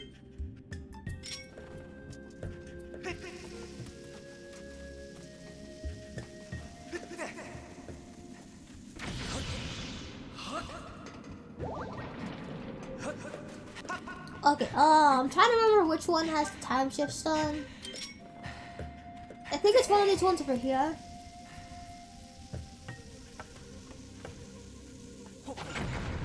Yeah, there we go.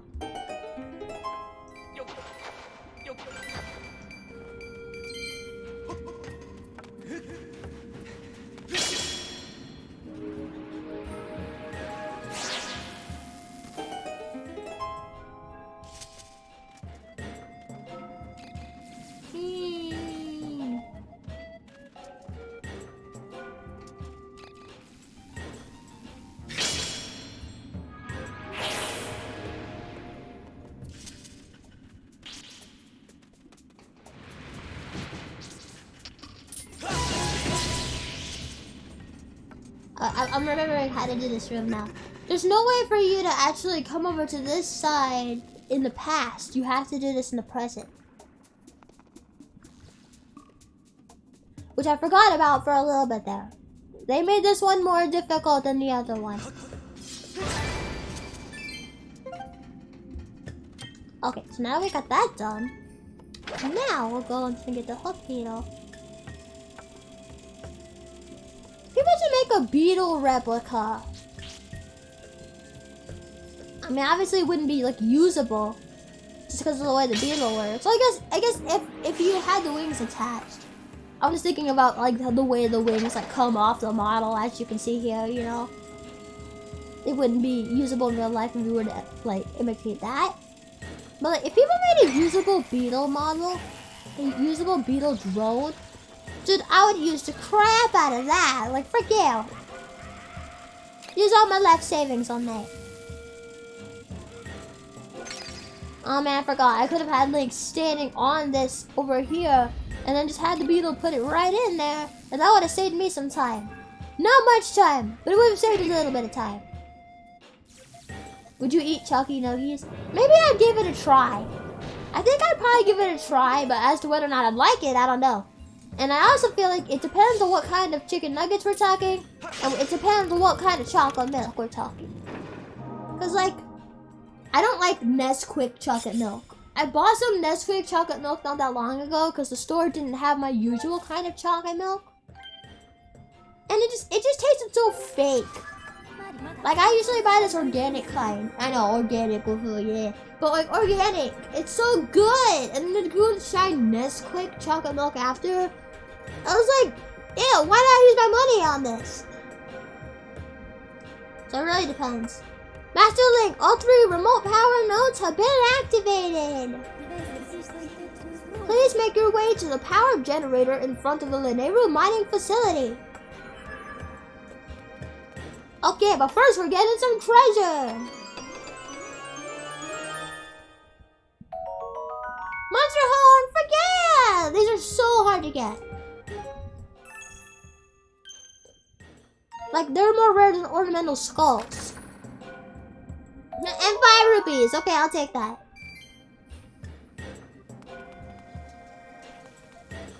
No, I mean chalky nuggies. Imagine if the recipe existed. Something like fried chocolate chalky nuggies. That sounds disgusting. But I'd probably give it a try if someone could work out like a decent recipe for it. Fried chocolate. Do you think anyone would be able to really do that? Lunar IPv4. Thank you so much for the follow. Welcome, welcome.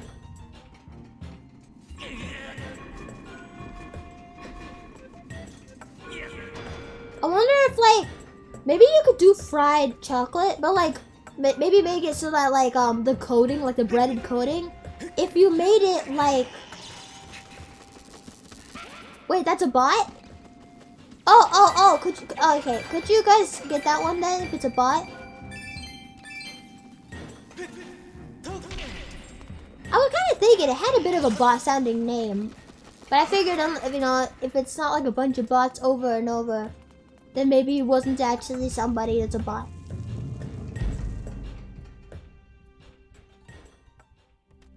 I've actually added a few other bots to my ban list. Like if I see someone mention one on Twitter, I'll just come in here and just ban it. Okay. Oh no! I was about to say for a second I thought that Amphallus saw me, and then nope it didn't, and then nope it's crawling into its shell right as I'm turning around. Lunar _ IPv4.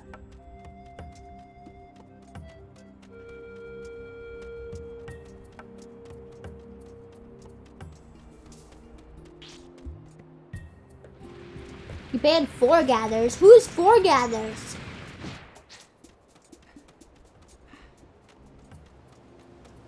Eh?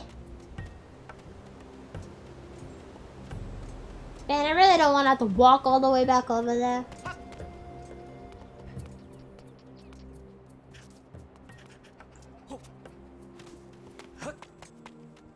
Foregathers is also a bot. Ooh, okay. I wasn't even aware, like when Foregather's here, like in the chats, I didn't even know he was here.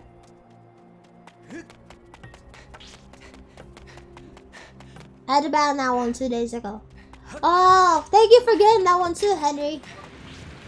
Ah! Oh god, I ran out of stamina. No. Okay, phew. We're okay. We're okay, buddy. Oh, the Harak came back. Let's just ignore it. Let's just make a run for it. Harak can't get us if we all run as fast as we can. I'll just stop to get this though. Okay, now I'll run as fast as I can.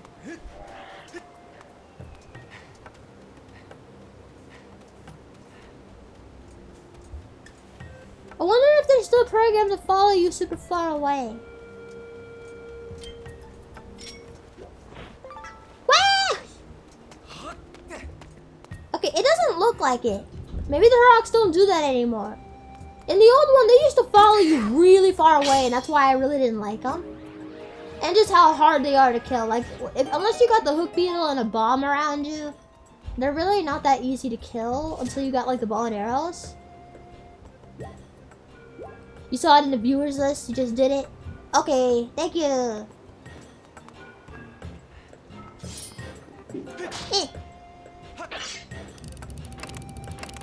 Wait. No, fine, I know how to do this. Stop! I just forgot to look! Stop it, Mike!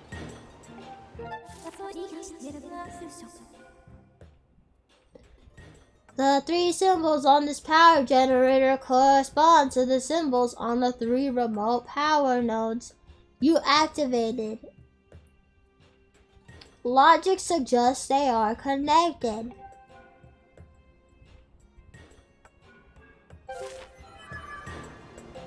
I know how to do it, I just forgot to look, okay? So you basically just wanna... You basically just want to line these up and push them in. with the spot, like where they are on the map, it like corresponds to where you put these. Okay, and then the electric one is just north of here, so it goes on the top. I sent you a DM with a known list of bots. There are 100 plus going around right now. It's really bad. Dude, you think Twitch should be a little more active in getting rid of them? Why are people making so many bots and sending them around? I really don't understand. Like, I don't understand why people have so many bots going around. Like, what is the benefit of a bot raid?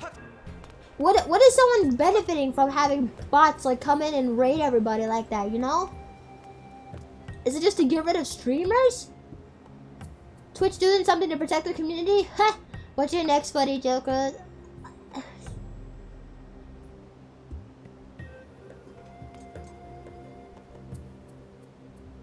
I have no comeback. Come on, Twitch. You know, you care about your people. Do something to get rid of these bots. I'm lucky I haven't been bot rated yet. Well, actually, no. I did have a bunch of people named Zoom follow me, which I'm still going to take care of them soon. They're still on my follower list. They just never caused any problems. I remember I reported a couple of them. But Buff Pop has been getting bot rated a good number of times recently. And she told me what to do. In case you get bot rated, but I forgot. I think it was making it so that only people who following my channel could chat, and then like refreshing the chat or something like that. I don't know. Maybe I could set the chat to emoji only or something, and that would stop bots. I think that's like, yeah, if they're like rating and they're like coming into the chat and stuff.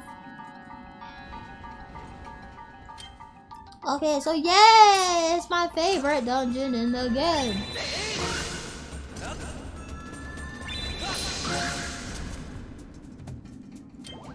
Poggers.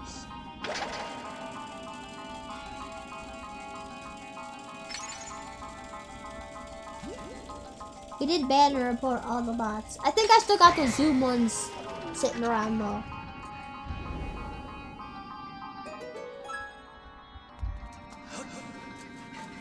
But I've been seeing so many people talking about it on Twitter. Like, you know, hey, Twitch.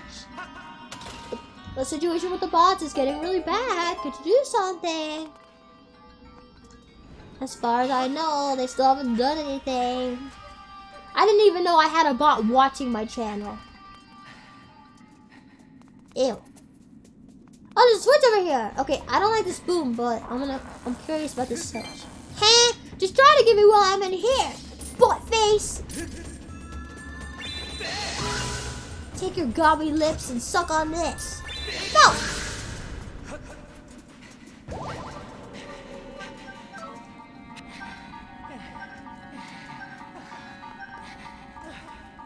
One of the bots was caught watching over 30,000 Twitch channels. Man, that bot is dedicated.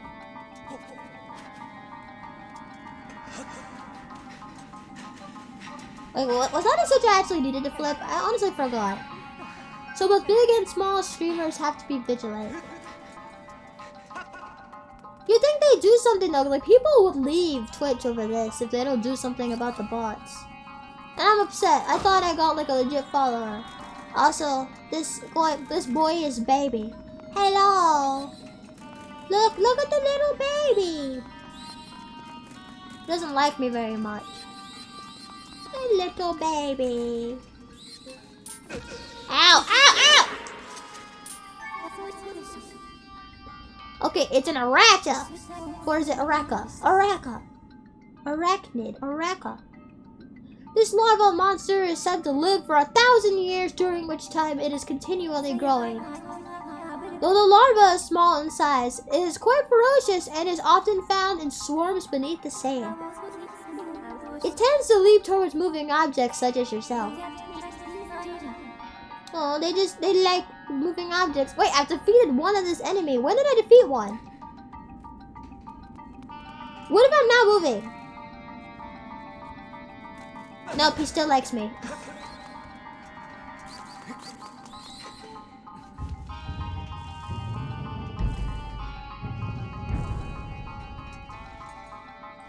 Okay, we got some Staldra in here. We haven't seen any of those since the Forest Temple. Oh, Skyview Temple, sorry.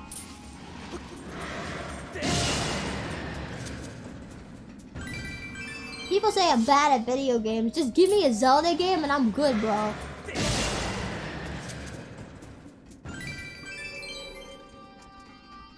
I mean, it depends on the Zelda game and it depends on what I'm doing in the game too. But, you know, I'd like to think I'm pretty good at Zelda.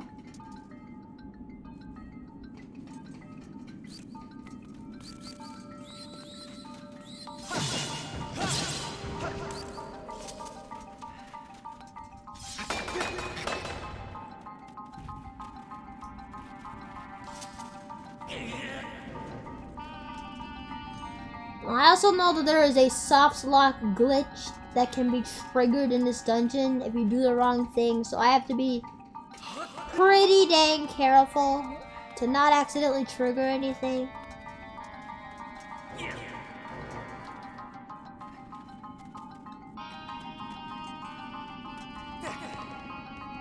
I'm just trying to remember what we're supposed to do here first. This door is locked. This door is locked, but with a lock, it could be unlocked. That door up there is not locked, but we need to find our way up there. I can't interact with this yet, so it has to be something over here. I'm just worried about pushing these blocks too much because I know the puzzle that you can get soft lock with involved a cube like this that can be pushed too far over. And it's like, I can't remember. I didn't look what room it was. Well, actually, I looked at the article. It didn't say what room it was in. It just said a block puzzle where one of these is pushed over too far. And then you can't do anything with it anymore.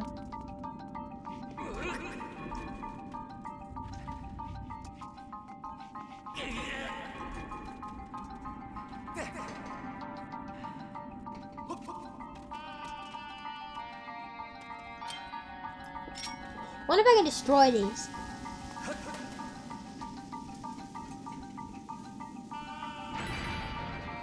Ah, yes I can.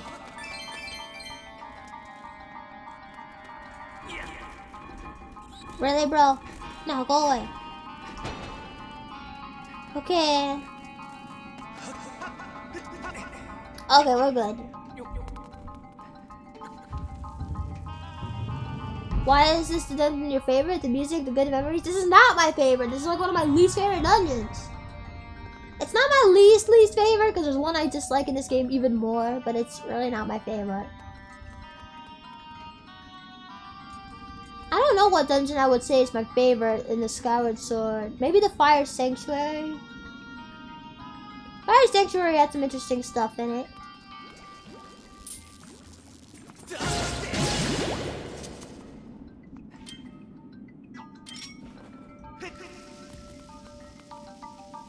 You said it was your favorite. I did not. You're making stuff up. You probably took the stream ball afterwards and see that I never said it, in fact. Eh.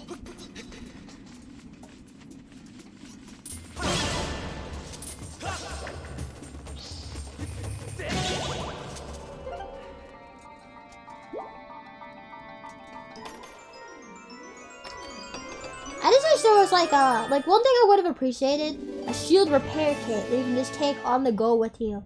Just because I don't like having a partially broken shield. It just bothers me.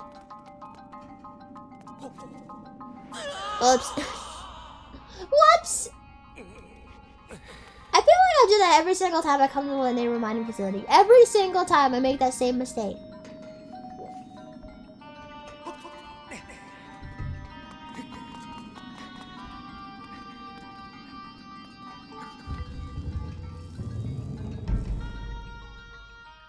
Of course, I remember I asked you guys what your favorite area in the game was, and I don't remember seeing any responses to it.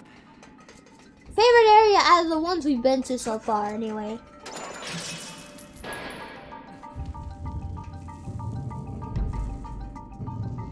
You haven't played this game. Well, if you haven't played it, you haven't been watching my streams and therefore don't have an answer, then you don't have to answer. I was curious though, and I asked, and like nobody answered at all. I'm like, dang, Oh, I remember you. Frokes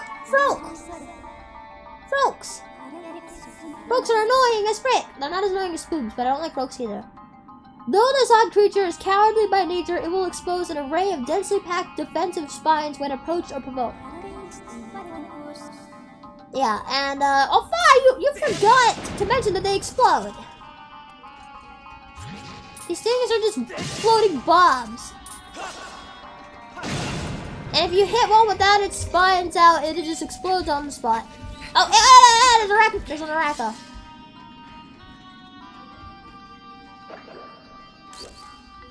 Araka just blends in.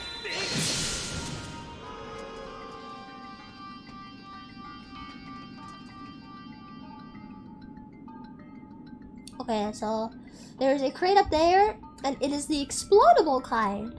So there's probably a bomb around here. Then, aha!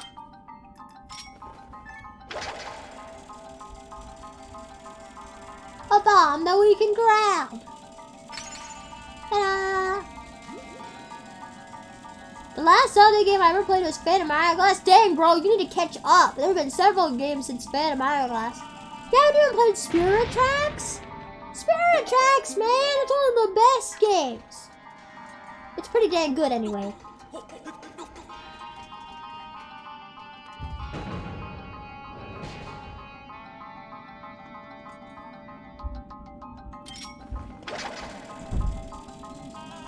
He pointy. Frokes always pointy, bro. What's annoying though is like Frokes can be in the air and they can also live underwater, so you'll see Frokes a good bit throughout the game.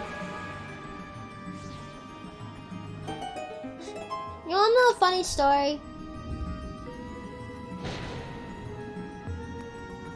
When I first got to this room is the first time you ever see Beamos in this game. And like, usually when you think Beamos, you think, oh yeah, shoot him in the eye, you know, that's what you do for Beamos in other games.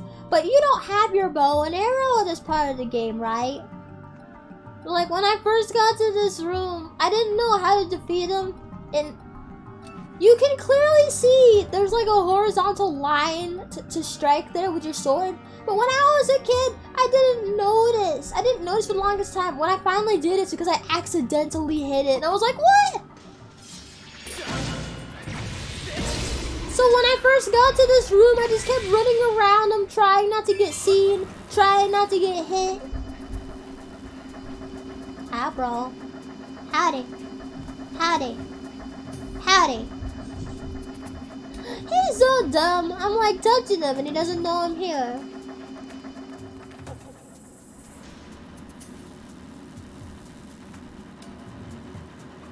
There's a ladder there. Do I want to try to go for that?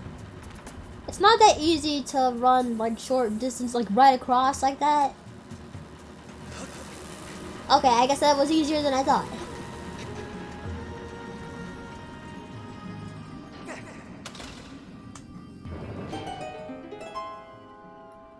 The last I played was Minish Cap and Link to the Past. Also played that GameCube one, Link has a sister, and the 64 ones. That would be Wind Waker. And Wind Waker is definitely one of the best Zelda games. I would argue that Wind Waker is like... Wind Waker and Twilight Princess, in my opinion, are the two candidates for being the best Zelda games. I know a lot of people like to say, oh, Ocarina of Time! But I'm sorry, I don't think Ocarina of Time aged that well. And I don't think... There are certain parts of Ocarina of Time that I feel just aren't written the best. Everyone likes to say it's a masterpiece, but it's really not. I mean, it's a great game, don't get me wrong, it's a great game. And it has a lot of amazing parts, and a lot of it is timeless. It's just not perfect, it's not a masterpiece. And I'm not saying Wind Waker and Twilight Princess aren't. They've got their flaws too, every Zelda game does. But I feel like Wind Waker and Twilight Princess are better written than Ocarina of Time, and thus make them better candidates. They've also got updated graphics. I know a lot of people say like, oh, graphics don't matter, and they don't really, but like, it does give me points, you know, it gives points from me if the graphics aren't polygonal N64 graphics, you know?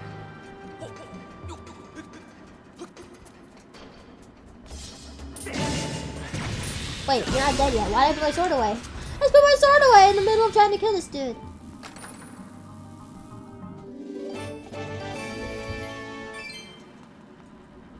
Okay, so where am I going from here? It's that door over there. Why did I come over here?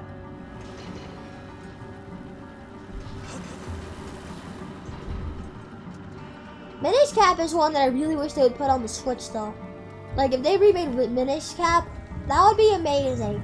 I never even got to finish Minish Cap either.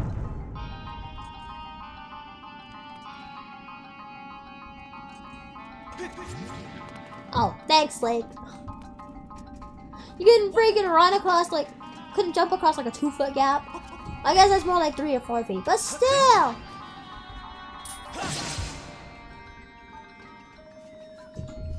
Come on, bro. Come on. Come on. You know you want to try to get closer. Get a little closer. Come on.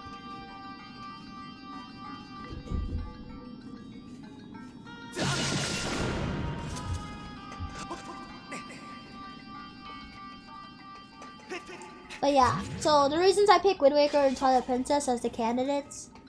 One, like I said, they're pretty well written overall. There's not that many things to dislike. And I feel like they're the strongest when it comes to story. I feel like Skyward Sword has like a really strong story, but there are other things that make it so that it's not one of my candidates. With one of them being the control scheme, I don't think there's anything wrong with the motion controls. In fact, I do just fine with them. I'm like, yeah, you might have to calibrate it a bunch, especially on the Switch. I find myself having to calibrate it a lot. Like right now, calibrating it to make sure I can aim. You know, whatever. I'm not even using ZR, I'm pushing the A button. You're not even telling me that I can use A to blow. What if I don't want to use ZR to blow? Blow all my friends with the A button. Like, while I don't personally have an issue with the motion controls, I'm taking like other people's opinions into account. They can be a bit of a hassle, especially if you were trying to play on the original Wii game with the original Wii remotes. If you played with the motion controls with like the Wii remotes with the Wii Motion Plus built in, the ones for Wii U, those actually handled the motion controls for Skyward Sword a lot better than the original ones. Like, where you had to plug in the Wii Motion Plus. Why did I... Ah! No. Damn, bro, you practically lifted my sword. What, you want to get impaled that badly?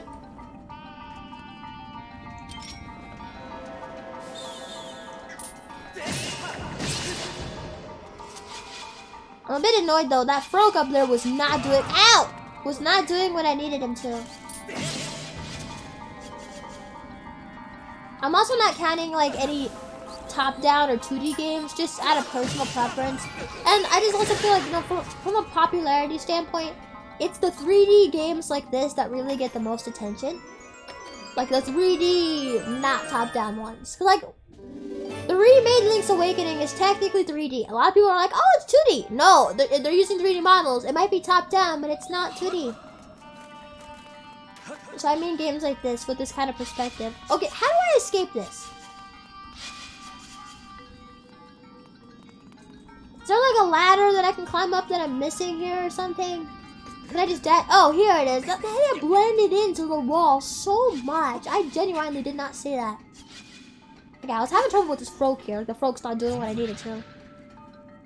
Just get over here already, frog. You're so freaking slow. Hate you. He hates me too. But it's okay. The hate can be mutual. What matters is that I don't like him. Oh god, I fell down here again. So yeah, popularity, control scheme, story, and quality of story. That's pretty much it, actually. Those are the things I take into consideration. Oh, and of course, graphics. Like I said, you know, from a personal opinion standpoint, having the better graphics, some more updated graphics, and not like the really old-timey ones, does give it some more points for me personally. Ow! Did you know these Aracas can also drop jelly blobs? Did you know that? I've seen them drop jelly blobs for me before.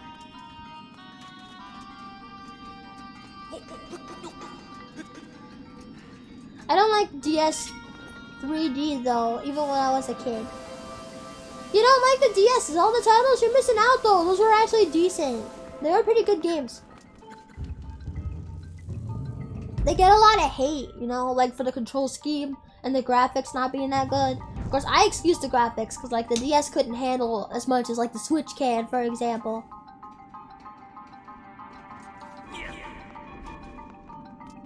I'll just mention I didn't comment on getting the gust bellows at all. I just started complaining about the controls for blowing. I think that this is, if I remember right, this is also the only dungeon in the game to not have a mini boss when you get the item, which is kind of weird. Maybe I don't know if like Nintendo just couldn't think of a good mini boss to put in here or what. But Lanayru Mining Facility does not have a mini boss.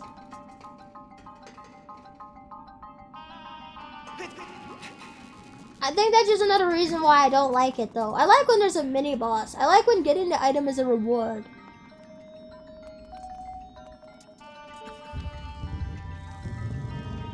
Yeah, I don't know why 3D titles get so popular. When talk of Final Fantasy, people used to always talk of 7. But when you ask the franchise fans their favorite, the best answer is 6 or 9. I'm guessing, are those 3D or 2D titles? I don't really know anything about Final Fantasy.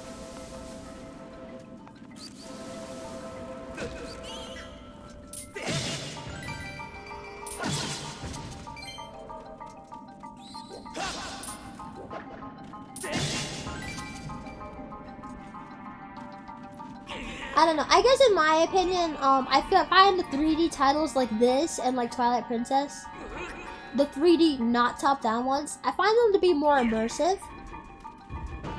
Like I was watching Buff Plop.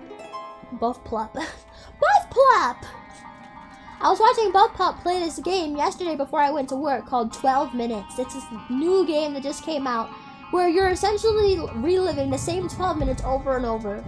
Essentially, this cop comes in and is killing your wife, and you have to try to figure out what to do to stop it. And, you know, within 12 minutes. And the perspective is entirely top-down. Like a perfect top-down. It's like you're taped to the ceiling, and you're looking down, and you're watching these characters in their homes. And I got used to it after a bit, but when I first saw the perspective of the game, I was like, whoa. Like, whoa. What am I looking at? It was disorienting. And like, you know, you just give me a few minutes, I adjusted to it just fine, you know? I'm not saying it was a bad choice or anything. But I definitely prefer perspectives like this. It helps me play a lot. I think that's also, this is what I'm used to.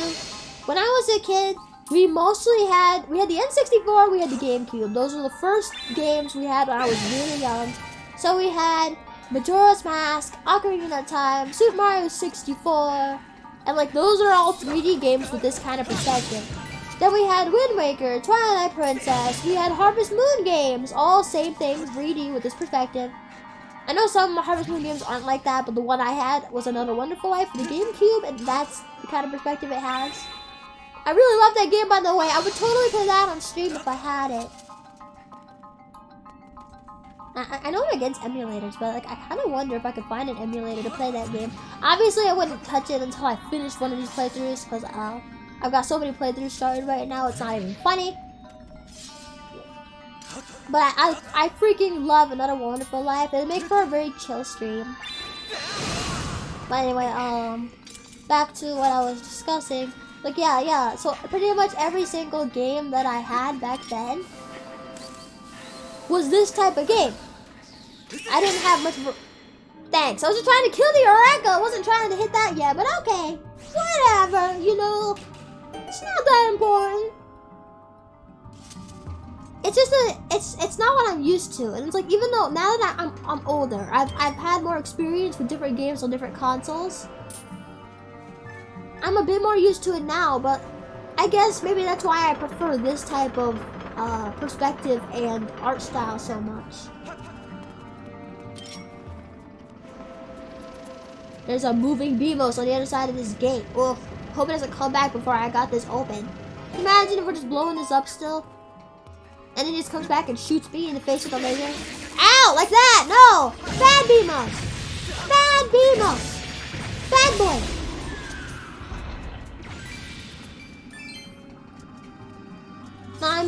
the 3D of Nintendo DS always looked bad to me. It does look pretty bad, but again, the original DS's, they couldn't handle that much graphically. Any game on the DS looked like that. 3DS, not so much. 3DS looks pretty great. I always forget what you're called. Centrobe! This security drone was built in ancient times. It is armed with missiles fired from a central turret and flying bombs fired from both of its sides. Analysis suggests you can repel the missiles fired from the central turret with a certain item at your disposal, such as your shield. Yeah, I know how to fight him. I just always forget what his name is.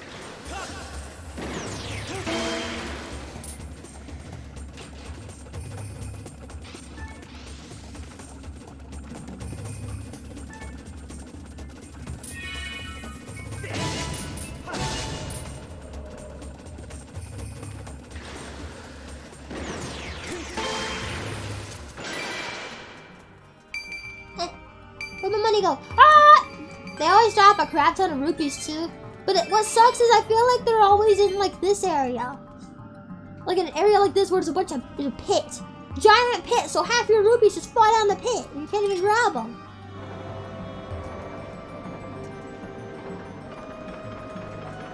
Oh my god, you know what I just remembered?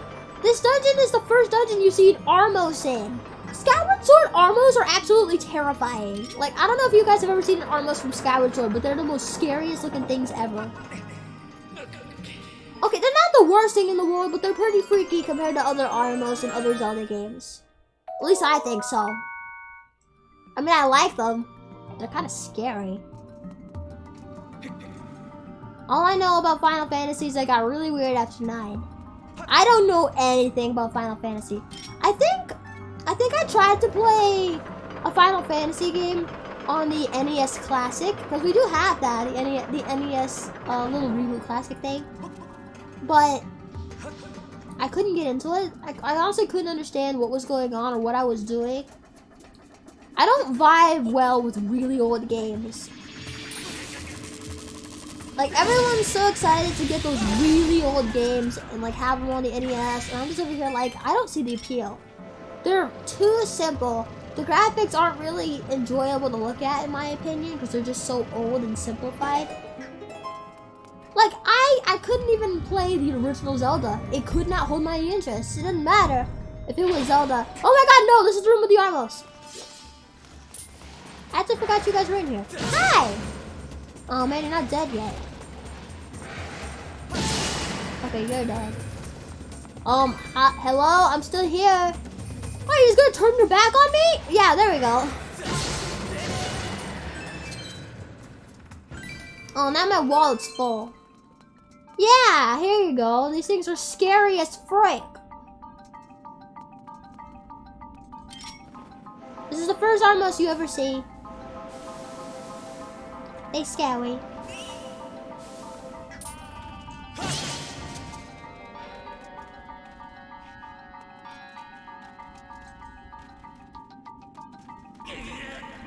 Of course, now I'm kind of thinking, like, how could you trigger a soft lock glitch in this game by pushing a block like this too far when you can pull them? I think in some Zelda games you can't, depending on what game it is and like what kind of block it is. But like this one you can. The ones in here you can. I don't know how everyone's triggering this soft lock glitch. Well, it's not everyone. It's actually pretty rare from what I've heard, but still. Baffles me, man.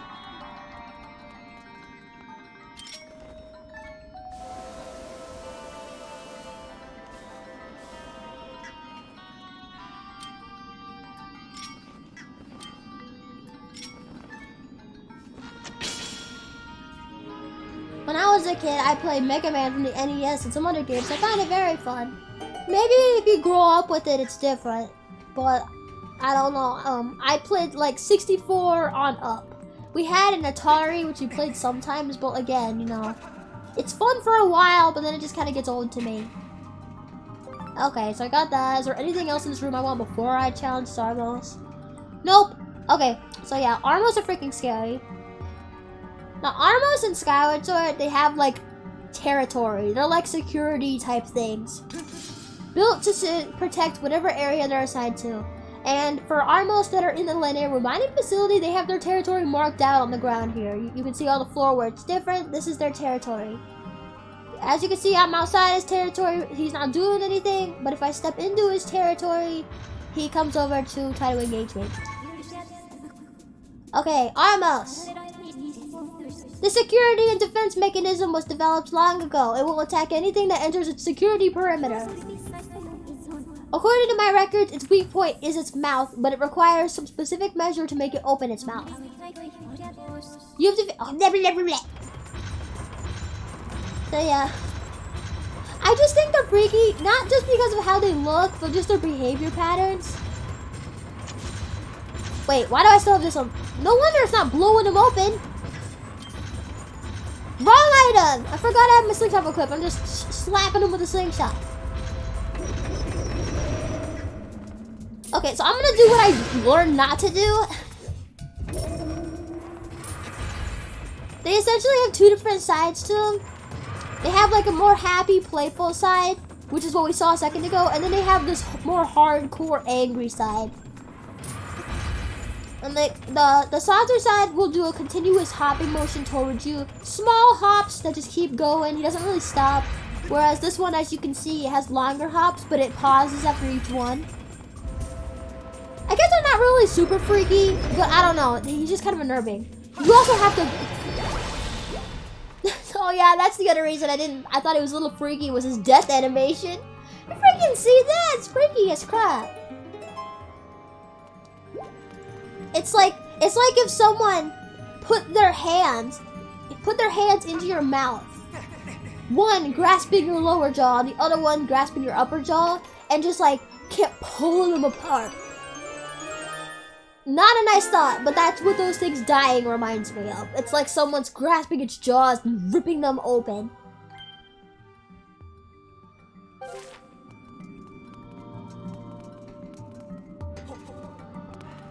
Oh yeah, I learned a while ago that the best way to kill an Armos is to get rid of its wrathful side first, so it can't trigger it. Because if you're not used to fighting Armos, it can be very hard to deal with its more hardcore side. It used to get me a lot when I was little, when I wasn't so used to fighting them and I didn't know the behavior patterns as much. Wow, I guess I never picked up just random bombs from like a barrel or something until now. I thought I already did.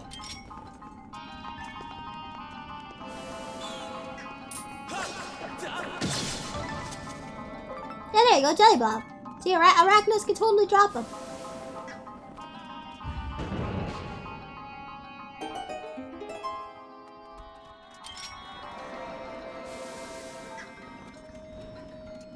What was I saying? Oh yeah. So, it's good to... Hang on. This is just like the path outside, like the submerged pathways. You just gotta look at that map and kind of see where it is.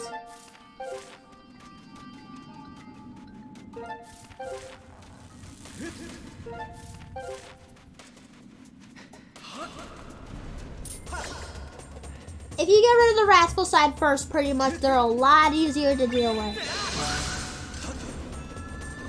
So just remember just now that, like, Takanashi Kiara from Hololive is actually playing through Skyward Sword on her YouTube channel. I kind of get the feeling she's probably gonna run into some trouble when she tries to fight an Armos. Maybe not, but I just kind of get this feeling. You should have seen how much trouble she had flying the... Yeah, I never liked this either. I don't know if these things actually do something if you get close to them, but they always felt like a trap. Like if you get close, it's... Ah, no! If you get close to it, it's just gonna like come over and squash you against the wall. That's what it makes me think of. That's what it's always made me think of, like a trap. I don't like them. They still make me uneasy. I don't want to go anywhere near them. I don't know if they actually do anything or not, because I've never approached them, because they always freak me out. See, that one's got a rupee over it. It's to tempt you.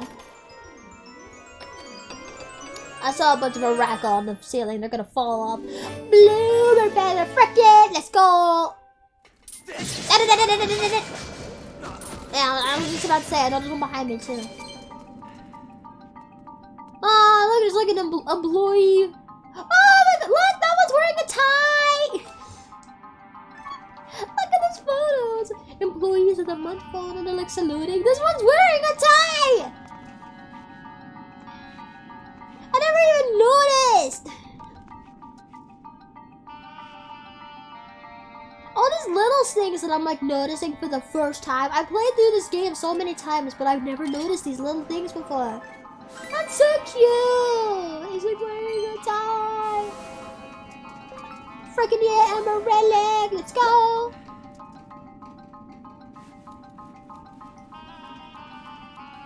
But yeah, she had a bunch of trouble flying the bird, figuring it out, and like that little contest at the start in order to graduate the night, the night ceremony, the wing ceremony. That test where you gotta follow the golden Loftwing and get the statue from it. She had a lot of trouble with that. I think I also had a lot of trouble with it the first time I did it. You kind of just have to get used to flying the bird. And like my dad, oh my god, you should have seen my dad trying to do it when he picked up Skyward Sword for the first time. It took him forever to do it. And the fact you have to catch the bird twice. Like flying the bird is definitely something you have to get used to. Can you not? Ow! I would just like to be at full health for 5 seconds. Like it's gonna kill you to just let me have my health for 5 seconds.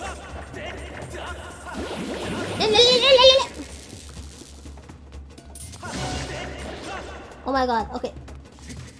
I hate this choo-choo in particular. Link, just go. Just go! It's not following me in here, is it? Okay, good.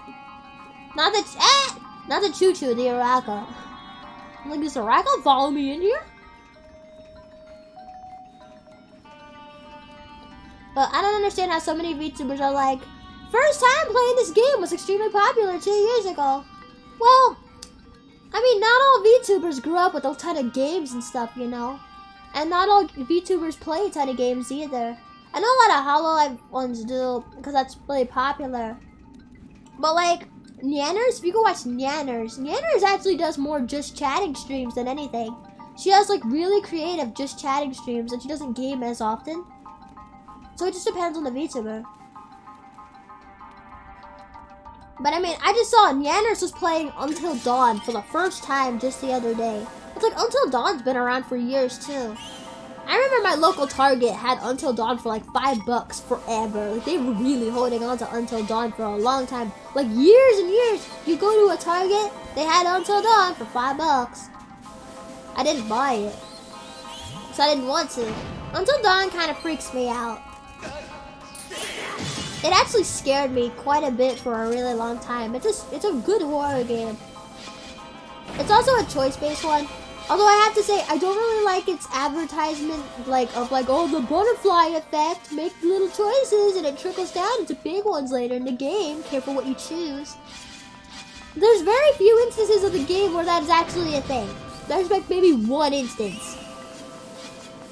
And it's not like a ton of like, oh, this thing led into this thing, and this thing led into this thing. It's a bunch of examples, all the same thing. Wow! It wasn't that. It was like one decision you could make at one part of the game would cause a character to die later on, depending on what you chose.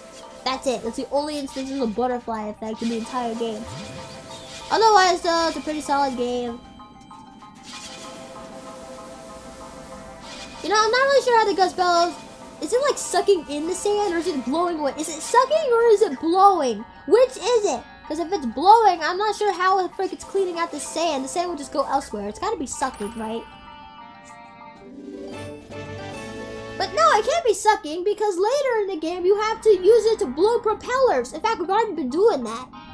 So it's blowing. So where the frick, how are you cleaning up the sand? The sand's just going to be pushed somewhere else in the room. How?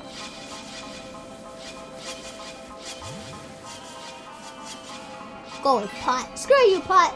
Screw you, Ruby! Okay, I'm going. Ow! I look at the chat for 2 seconds and I run into spikes. I'm back. Sorry it took so long. Me and my family went somewhere. Hey, you don't have to apologize. You're having fun with your family. That sounds awesome. I'm about to go out of town on a short hiatus to have fun with my family starting tomorrow too. So I'll be gone for like a week, but then I'll be back. So yeah, you guys will still be here for me. I hope. I hope you'll still be here for me. I hope a week off isn't gonna deter you guys away.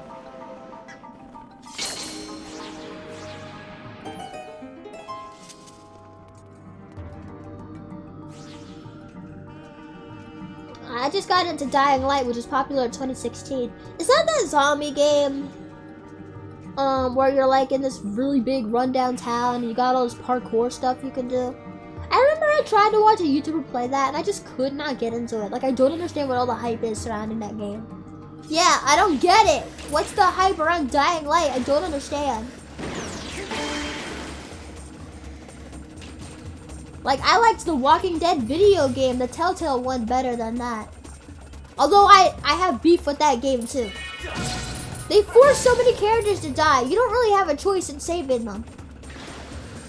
Companies should stop making choice-based games if you don't actually have a choice. More characters in Walking Dead should have been like, they die if you made the wrong decision. They should have been savable. I get they wanted to have like a clean slate with each season, with the characters and cast and stuff. But dude, you just can't get attached to anybody, and all the best characters die in that game. I mean, I understand some stories are just like that. Yeah, don't get attached because they'll all die, but I don't like them. I was watching Akame ga Kill, like the anime Akame ga Kill, a while ago, and once I realized it was gonna kill off all these characters and I couldn't get attached to anybody, I dropped it and I have not looked back. I don't care if a lot of characters die, but if most of them are, if you've got like only one or two to survive, and I can't get attached to any of them, nope.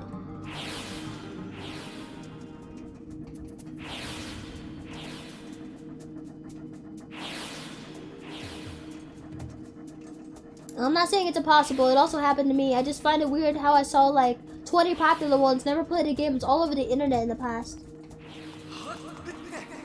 Yeah, I mean, I think some of it's like a trend, but I don't know. Like, yeah, they were all playing the Henry Stickmin collection.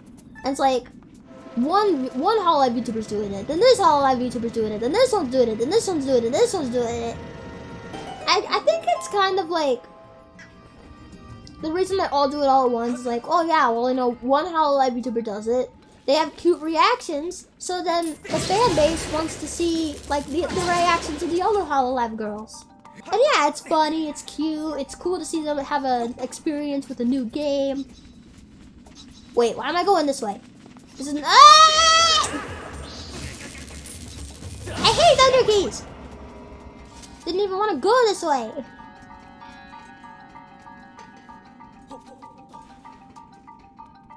I'm just being dumb. It's like, oh yeah, I can remember I have to go to this side of the room, but I took the wrong pathway. Here we go. I guess maybe it's like, maybe a lot of VTubers just weren't gamers until they became streamers. I mean, I could see that with like Hololive, because like Hololive's more of a mix. You got gamers, but then you got streamers. You got people hosting talk shows. You got people doing karaoke, dedicated to music and stuff. And also, to be fair, some of it could also be an act. I mean, like, for some of the games I was playing, because I was like pretending to be like, oh yeah, I'm rude, I've never played a video game before, because, you know, me as a character, I hadn't, not yet. But I actually didn't know what I was doing, and I was just acting like I didn't know. I think I did pretty good, actually. I think I actually convinced some people that I didn't know what the game was, or what was going to happen in it. But some people could be doing that, you know, just putting on an act, like, hey, you know, I actually do know what this game entails, but I'm just going to act like I don't.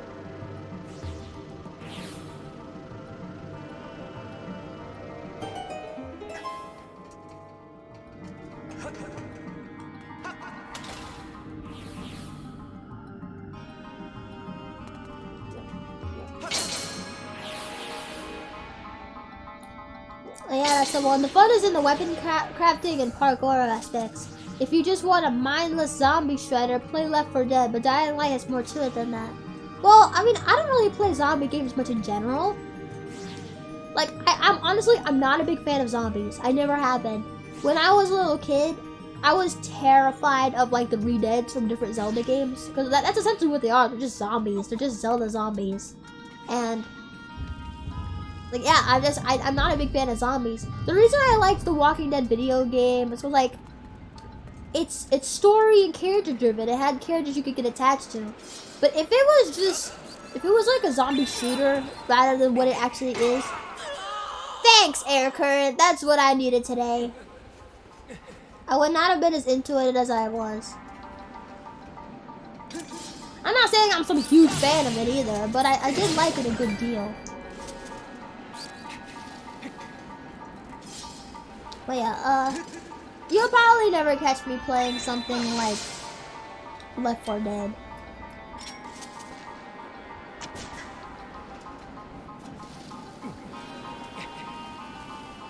Okay, very, very careful of the air currents.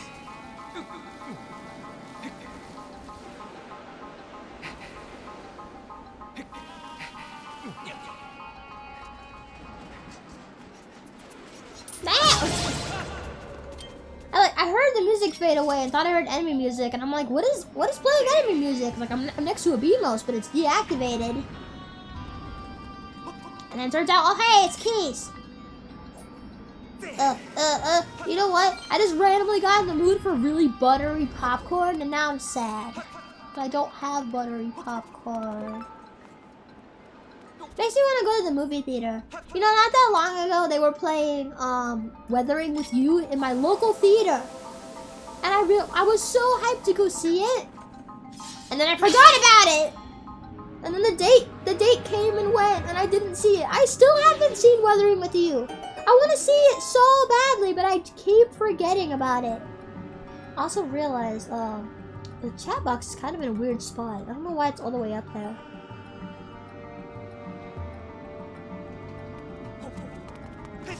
Like, upset. I've heard so many good things about it. Made by the same people who made Your Name, and I freaking love Your Name. Your Name is like my favorite movie. And like, I don't want to watch it from a piracy site. I want to watch it legally. Seeing it in theaters would have been such a cool experience. And I missed my opportunity because my dumb brain forgot about it.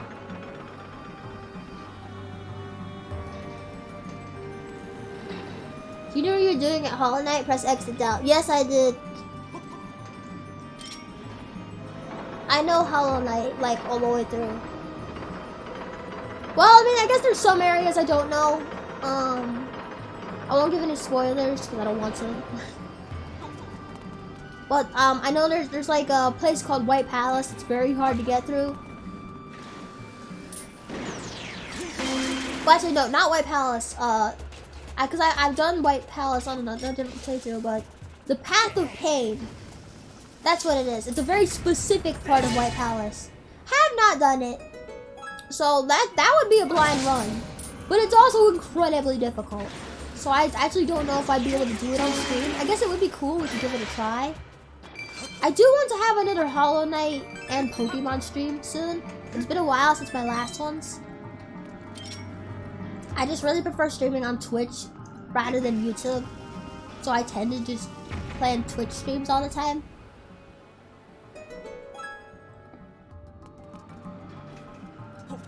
But yeah, I want to have another YouTube stream soon.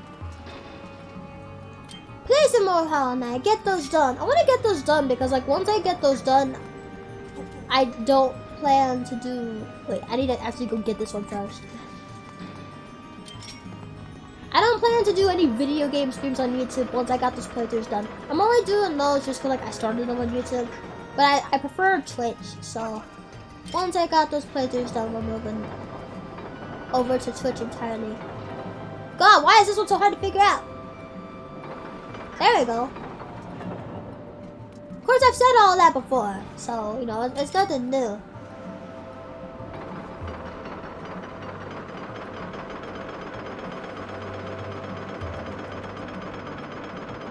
Although, even if I do know what the bosses are in Hollow Knight and stuff, it's still hard to play depending on what boss it is.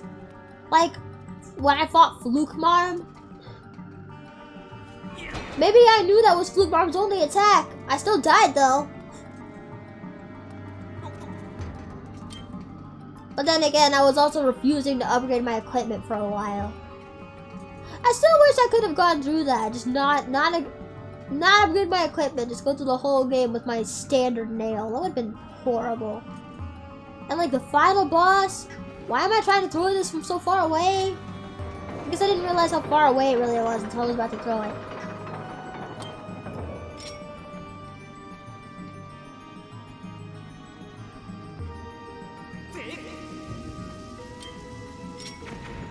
Final boss, it took me so many tries the first time I did it, so doing it for the YouTube. Ugh. But then again, who knows if I'm even telling the truth? I could be making this up, like, yeah, I know final boss, oh, it took me so many tries, oh ho ho.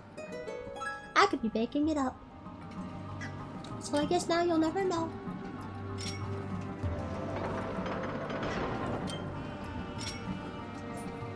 It's a matter of whether or not you trust Moon. Do you trust me? Oh.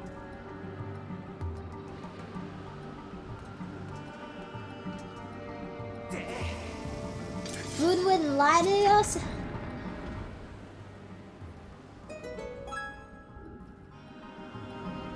I guess it's a mystery. Okay, so this, yeah, we got 3 switches here. I mean, this puzzle is pretty simple to figure out, actually. Just the blocks on the other side correspond to the order that you hit them in. So, let me shoot the Beetle out, because I don't want to go back and forth a ton.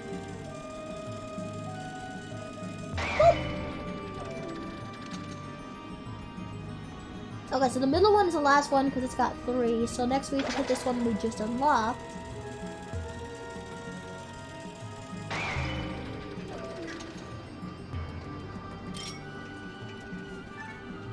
We're almost done with this dungeon, thankfully. There's nothing wrong with the Lanayru mining facility, just not my favorite. It's long and tedious, and I don't really like all the pits and sand and electricity enemies. But I'm not a big fan of the Lanayru area in general, though.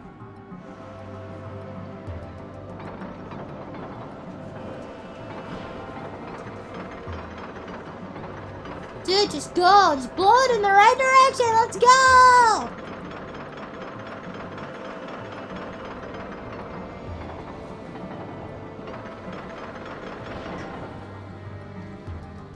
Wait, does that mean must see me?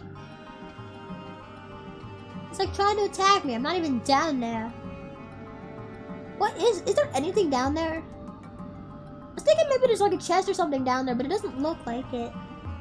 There's a door over there. I think that's just where we leave though. I don't think there's anything else worth getting in here. Okay, so yeah, we got some more Armos here. You actually don't see Armos that much in the entire game. Like, there's like one other location that you see Armos outside of the Lanayru mining facility. So, I guess enjoy them while we have them here.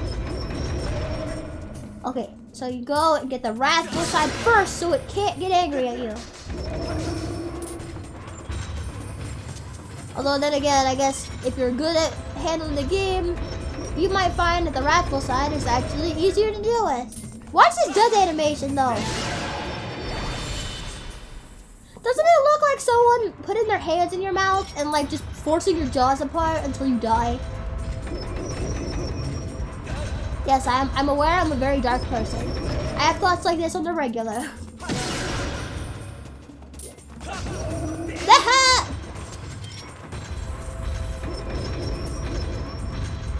Come on. I keep pushing it. Get away from me. I kept like pushing it the wrong direction.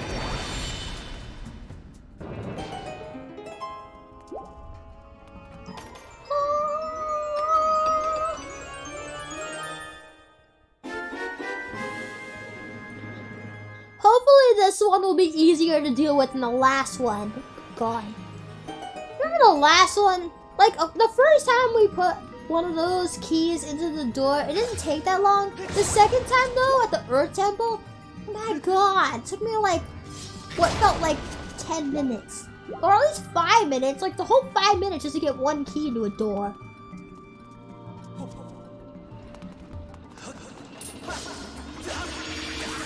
Ah, hang on. Calibrate the sword again. I think that's probably something else that like people have trouble with too. Is like they don't realize just how often you have to calibrate the sword. You have to calibrate the Joy-Con when you're playing this game. You have to do it a lot. Ow! I'm sorry!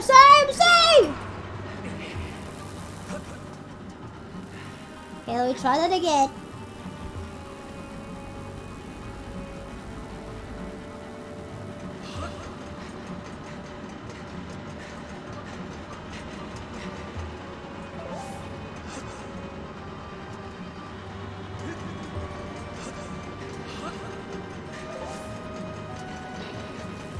Okay, there we go.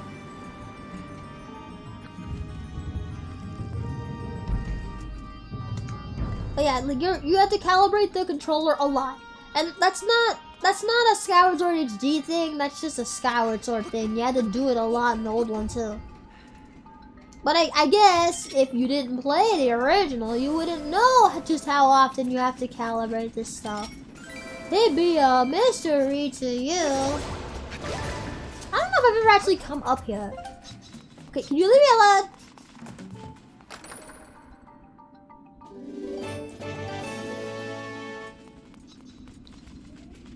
Yeah, I didn't have this unlocked yet.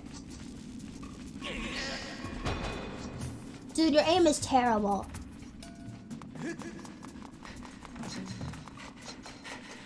Like, I'm just sitting there stationary and you can't even hit me.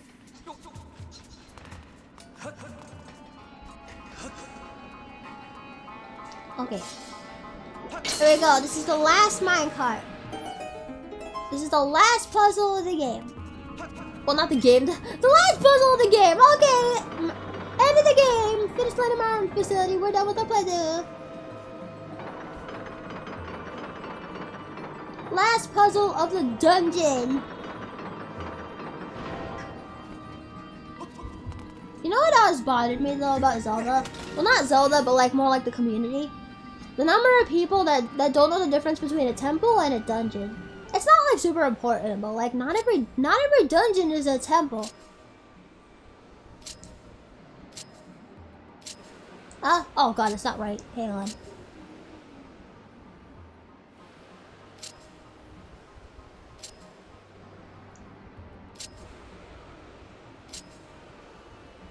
This one always kind of trips me up. So we gotta figure out how we need to turn it before we can start griping about whether or not it's... Oh, there we go. Dude, this one was so easy. This one only took a minute. Why did the one from the Earth Temple take so freaking long? I don't understand that. I guess they just really didn't like me.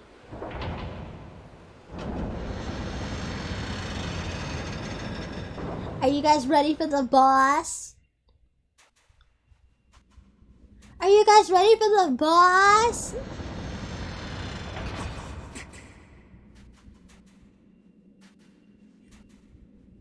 I once read a fan fiction where they got the layout of this room wrong.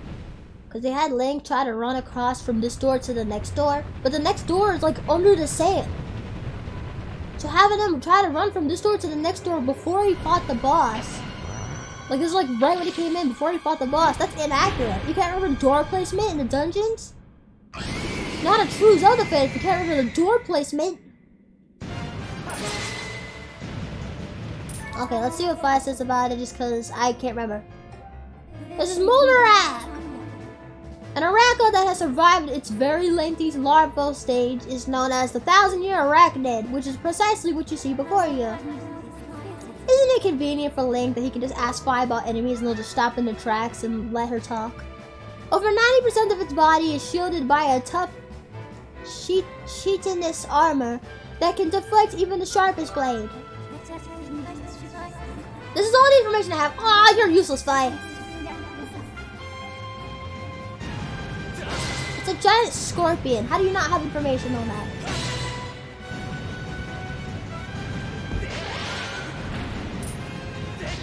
I do kind of wish though, like in regards to Skyward Sword, I do wish the bosses were a bit more challenging. I don't know if I'm just really good at Zelda games or if these bosses are easy as frick. but they're easiest friend. Well, not all of them. The final boss is pretty tricky, actually. Also, Skyward Sword is also the king of Five Nights at Freddy's. The king of having bosses with giant eyes as their weak point. There's like so many of them.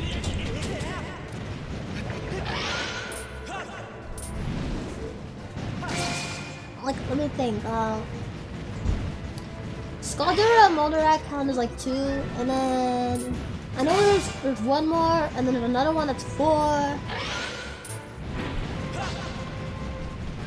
So yeah, there's at least 4 different bosses in this game where they have giant eyes as their weak point. Like, what, Skyward, why do you have so many of those? I mean, every Zelda game has at least 1. I'm like, Skyward, 4! I remember there being 5 too. I think I might be missing like even one out. I also feel like Molderak's fight's probably not the most entertaining one to watch. You know? One time I got really lucky when I was fighting Molderak though, and I just got so many. Okay, I'm gonna die. Molderak, no! You don't usually get this much damage on me. See, this is one of those times where like you're really good at something until people are watching. Then now you suck. Molderak is not that hard. Oh, thanks, Molderak. Turned around to fight him and he went back into the sand. He is over here. I can see the sand moving. Actually, if there's babies in here, does that mean Molderak is a girl? Ow! Link! Okay, what I need to do, I need to stop dashing because that's not how I avoid that. You backflip to avoid it. It's been a while since I fought Molderak, okay? As I was saying though, there was one time I got so many thrusts on its eye over and over and over and over and over. And it's like, I defeated him so quick, I set like a record, man! Although I have to say, this is definitely not my best time fighting Molderak.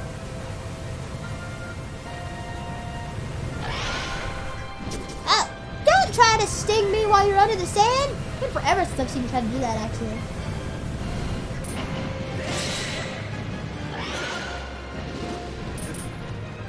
Bro! What, you scared of me now? I took all the HP in the room, so now you don't get any. Okay, oh my god. He like loves his headbutt attack today. He doesn't usually do that so much for me. Damn, did they like make it so he does his headbutt attack more in the HD version or something? Alright, okay, there, finally, good god. I'm always scared to wear a shoe with a scorpion mid-there. Ooh, yeah, you just do bug checks. Make it happen. Do a bug check before you put your shoes on. That's what I do. If I'm wearing flip-flops, I wear flip-flops most of the time. They're my preferred shoe. So wearing flip-flops, obviously you don't have to check those for bugs. There's nowhere for a bug to hide on a flip-flop. But if I have to wear closed-toe shoes, like my work shoes, I always check them. Not for scorpions, although we do get them in Florida, but for roaches. So you do a roach check. So if there's any bug that like lives in your area you do not want to step on, just check your shoes first. Make a habit of it. It'll really help you in the long run. Maybe yes, maybe no. Maybe cause if there's no partner and it reproduces asexual, then it could be male too. Maybe, but who's to say like the little babies aren't like reproducing? Well, I guess they're babies, but I don't know. It's like, they're scorpions, but they're also fictional Zelda scorpions, so who's to say that they couldn't reproduce at a baby stage, you know? I feel like that's something that people always forget when it comes to, like, fictional creatures. If it's, like, based off something in our world, they'll apply, like, our real-world logic and facts to the fictional entity. They're, like, forgetting, like, yeah, it might be based off of a scorpion from our world, but it's still a made-up scorpion in a fictional world, you know? Scorpions also don't have eyes on their pinchers, but that one did. Scorpions don't have one giant eye in the center of their face, yet all arachna in this world do. So, you know. But I see people do that all the time. Oh, well, because bats and birds can't do this in real life. Duh, it doesn't make any sense. And then just... Man, we're not talking about actual bats and birds. We're talking about bats and bird-based monsters in a fictional video game. Like, frick you. You know, they're always forgetting that.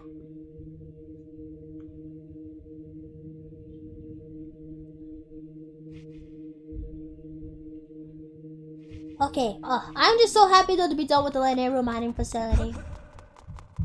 No more Lanayru mining facility! Yay! This also marks the end of the first part of the game. The second half of the game, not the second half, but the second portion of the game, that's my favorite part. With the trials of the hero, I love that. It's Zelda! We caught up to her! And see, when you come in here now, the gate of time's activated. So I literally never saw it deactivated until earlier.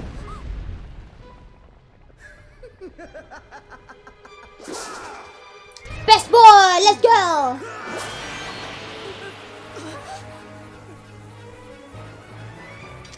Girahim is so underrated. He's like super popular, but he should be even more popular.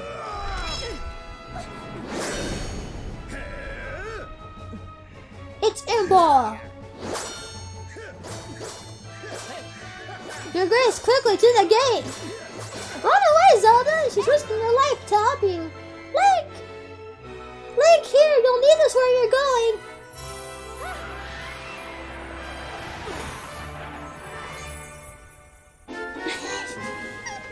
I always love that part. It's like super epic cutscene and it just do.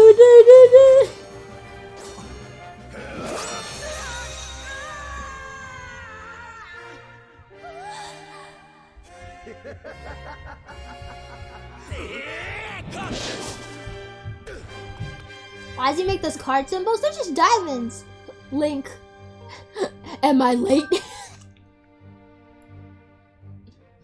Yeah, you go, Link. No, you're right on time. Feel bad for what you said to me before. Hey. Link, you must go now. Return to the old woman at the sealed grounds. Tell her what happened here. She will know where you must go. Also, I was talking, so I didn't read it, but I'm pretty sure when Link gets the harp, it's like, you got the goddess harp, but you don't have time to admire it.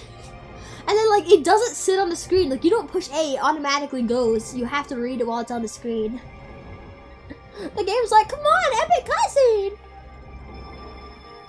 And know that we will... I'll see you again. This isn't goodbye, Link. I promise!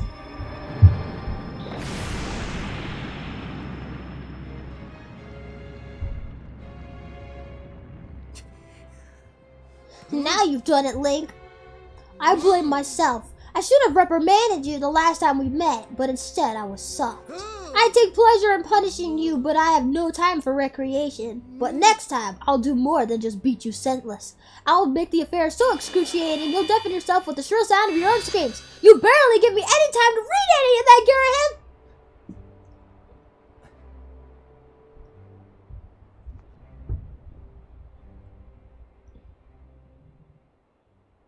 This cutscene was just full of dialogue that doesn't give you time to read it. Don't pop out like you're innocent, Fly. You do the same thing. A report, Master. I can no longer detect Zelda's aura. I look at that bird statue right there. He's a good boy. The moment the gate was destroyed, Zelda's presence disappeared from my readings. You can no longer search for her with your dazzling ability. Yay! Fewer dazzling targets. Let's go! Zelda's companion instructed you to meet with the Ancient One in the sealed grounds. This corresponds with the records in my memory. I propose that we travel to the sealed temple. Ta-da! No. Okay, the time's destroyed. That's kind of sad. Oh.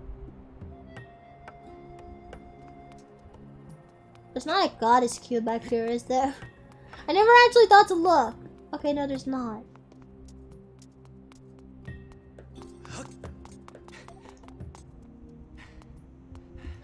Gorgo's just still over here and watched that whole thing.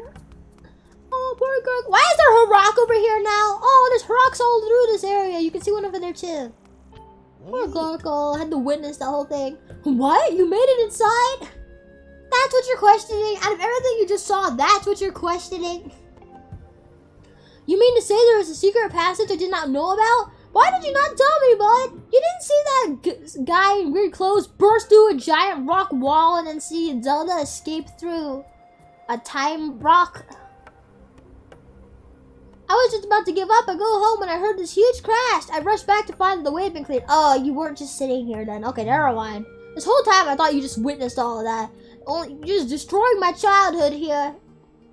I'm going to explore inside. I have to go back to the sealed ground soon, so it looks like I'm going to be busy. Childhood ruined. I thought Gorgo was always a witness to those events.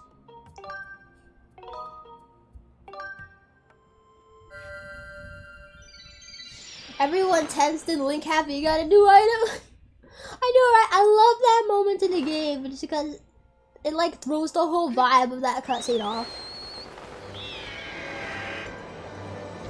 And like the moment Link gets the sailcloth with Zelda commenting on it after, you know he actually mechanically does that throughout the game. So Link actually took a moment to just sit there and admire the harp. That's probably why it's like you got no time to admire it and then just moves the whole thing along. Because Link actually can't afford to just sit there looking at it. He still made time for it though.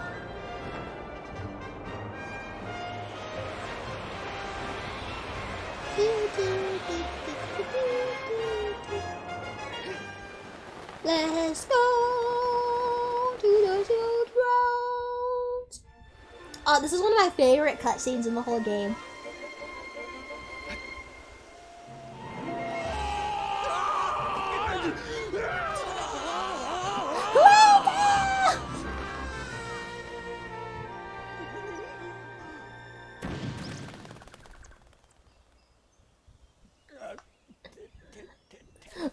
Rough landing.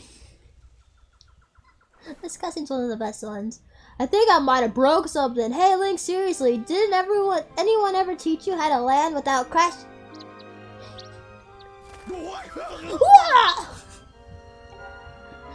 Birds? Tiny birds? What are they? And what is that thing? Man, Gorko works fast. He's like already here.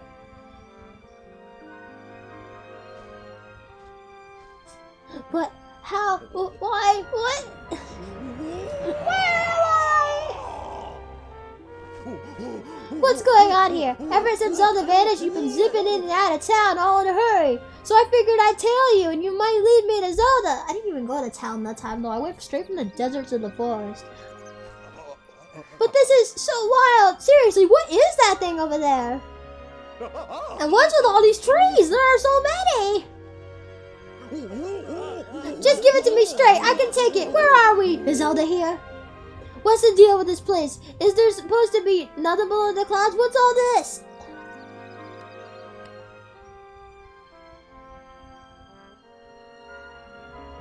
See, here's an example of Link talking. He's not mute. See? See? So you people on the internet can stop telling him he's mute. He's not mute.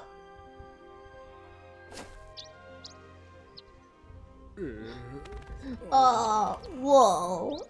You're kind of imploding my mind right now. But I think I get what you're saying. If I've got this right, Zelda's down here somewhere and she's okay.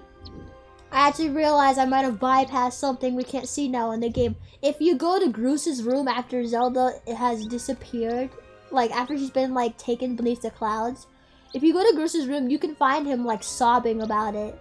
And he's like really upset. But once you do this part, he's like down here for the rest of the game, so we can't see that anymore. I mean, not that it was anything like important, but I just figured I'd point it out. I actually forgot about it until we were already down here, so oof.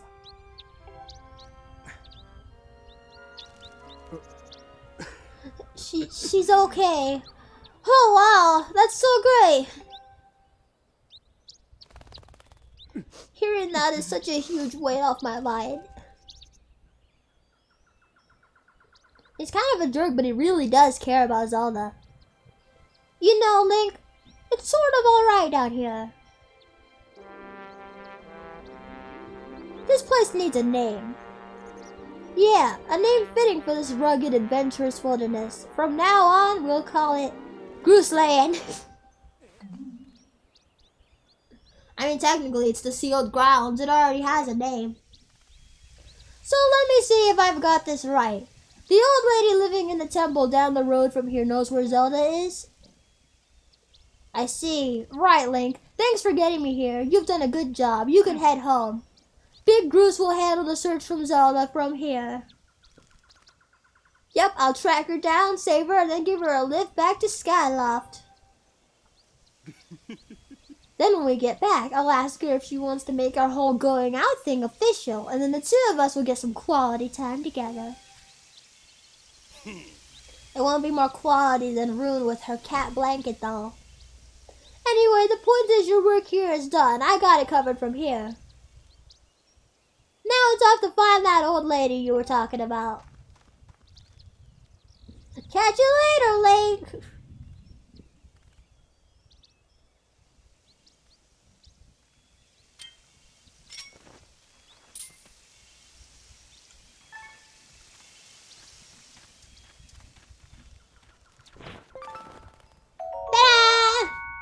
Got one bird feather. These highly priced feathers come from birds foreign to Skyloft and can serve as a useful material. Although I don't know why we can't just use the feathers from our birds from Skyloft. I really don't get that. I also realized I could have gone to fix my shield and I forgot about it.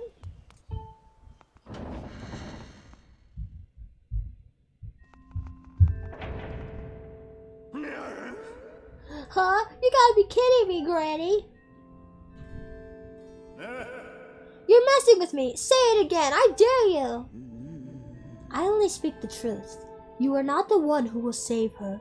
The Spirit Maiden, your Zelda, can only be saved by another. It has been his fate to do this thing, and in doing so, save us. As it was decided long before you were brought crying into this world. Ooh, burn! Bring it, Granny! This guy, yeah. Groose is just one of the best characters. Shut it, Granny! Oh, never mind, I take it back! You obviously don't know me well, because if you did, you'd know that if anyone's gonna save Zelda, it's Groose! How could it not be me? Plus, if it ain't me, why would I even be here? If I'm not up to this job of being the hero, just who is? Why, that would be me. Huh? Rune is the great hero of Skyloft. Oh, now I getcha. Like, Granny here has been trying to tell me that you're gonna be the big hero who rescues Zelda. What a joke. Look, all I've heard so far is a bunch of babbling about destiny, but that's a load of garbage. I know you, and you're no hero, Shrimp. He's calling Link a shrimp. Link is a fan of Gargura?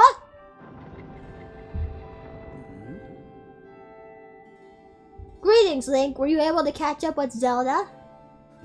I see. So the Guardian was there as well, was she? The one you saw by Zelda's side is known as Impa. She is a being sent forth by the goddess to aid Zelda in her quest.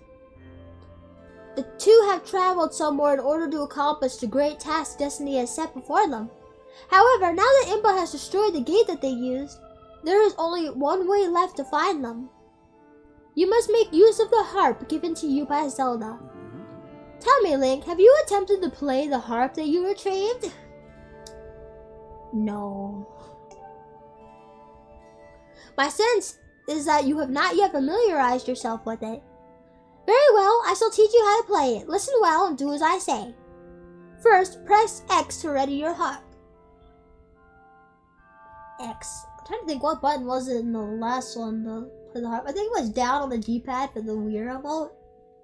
I'm thinking before we do our little harp lesson though, let's take just a little break to like go get a snack or go use the bathroom or something. Just a couple minute break. and we'll come right back here and we'll do our harp lesson, okay? I want to go get some water. Okay. Yeah. Small break, I'll be right back.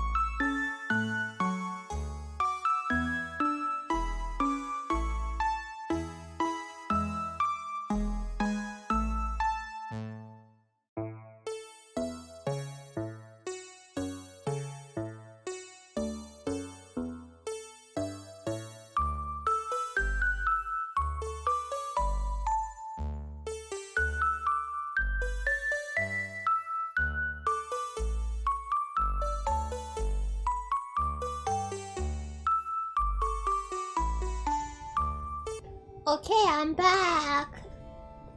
Did you guys get some water? Did you have a nice bathroom break? Whatever it is you did. I went and got some water and I took a bathroom break. So now I'm all refreshed. I also went and washed my face off too. So now my face feels all nice and clean. Okay, so yeah, harp lesson time. Press X to take out your harp. Press X to doubt. Now try strumming the harp.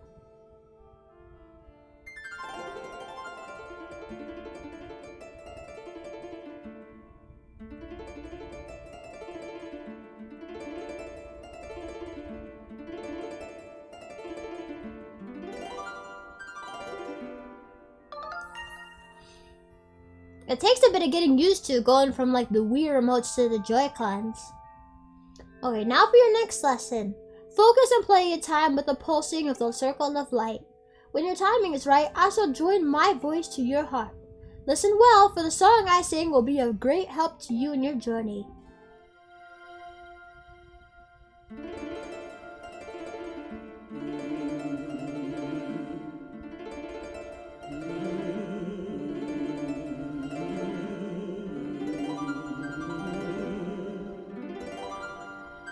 I'm sorry, I'm trying my best. I also moved my arms in really giant arcs to play this harp. Okay, there we go. That didn't take very long.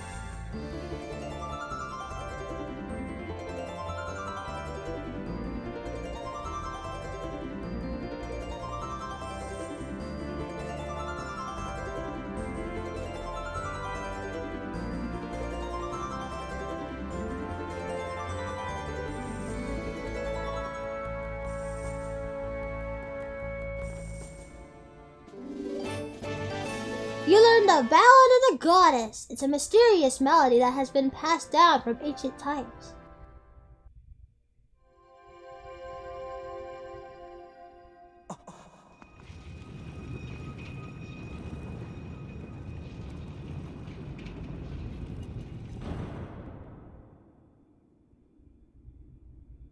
Ta-da!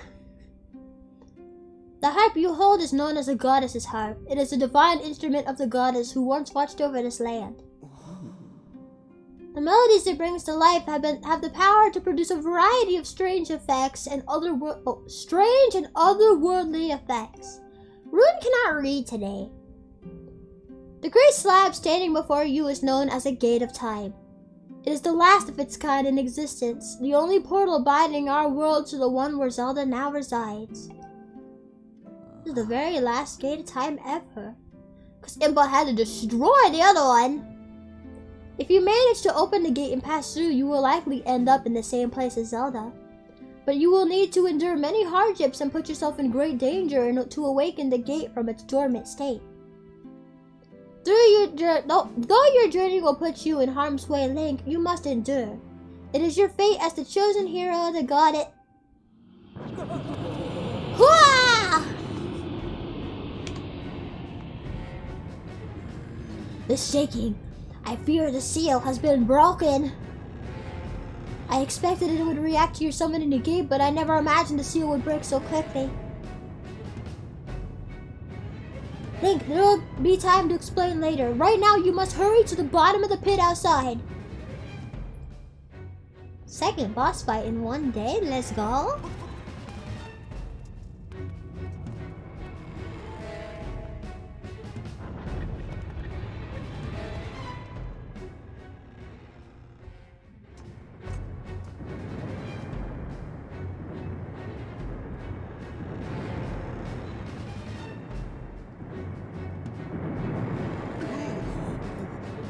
Whoa! What's with all the shaking? The whole ground is heaving. I thought it was supposed to be solid down here. I imagine an earthquake would probably be really disorienting for anyone from Skylock. Like, they wouldn't get earthquakes up there. So you probably wonder what the frick is going on. Go quickly, Link. Check on the ceiling spike at the center of the pit. There is nothing natural about these tremors. That monster could free itself at any moment. Approach the pit with caution. Caution, right? Caution is my middle name.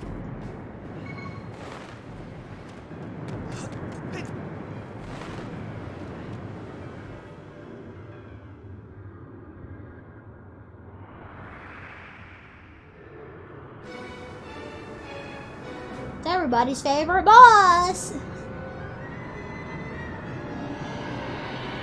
I don't know if I've ever seen anyone like say they like the in-person. Now that I think about it, everyone's always like, I don't really like them. So tiring.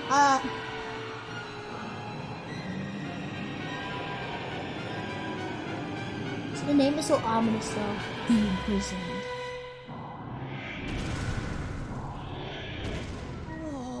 I knew it. The seal has given way. I'll explain later, but now is the time for action. We must keep that beast from escaping that pit. It must now reach the temple. Okay. So yeah, there's actually 2 ways of fighting this thing. And first, I'll show you the way everyone thinks they have to fight it, and therefore the reason they hate the boss. You go for the toes. There's a very obvious weak point placed right in front of your face, so this is the technique you go for the first time. I'm only gonna do this once. I am not ever touching these toes ever again. Now I think about it, this might be... Fire might actually enjoy this boss.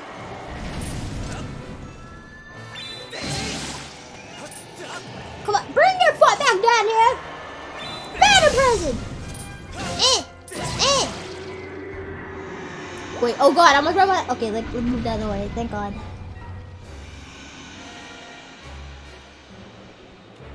This is the only time I'm going for the toes, though. I'm not going for the toes again after that.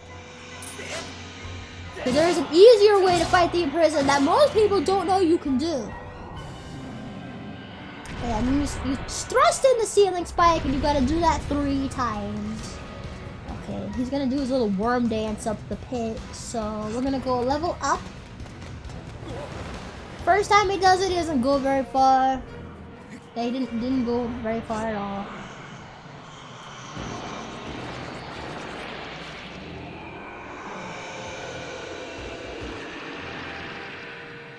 Imagine if you could just grow your toes again at will, like just have them cut off and just grow them again at will. Okay, let's see if I can reach this before he closes it off. Nope, he closed it off before I can get to it. Frick. Okay, let's go for this next one. Now the way I like to fight the Imprisoned, this is actually a tip the Spherical Stone in the original game could tell you. I guess they took the Spherical Stone out of this version because he still hasn't popped up. But you can just go for his head and just thrust the spike in like that. You gotta be careful because I think he can throw you off while you're on there, but it's a much easier way of fighting him. You don't have to worry about his feet. You don't have to worry about the force fields that he starts to produce at his feet.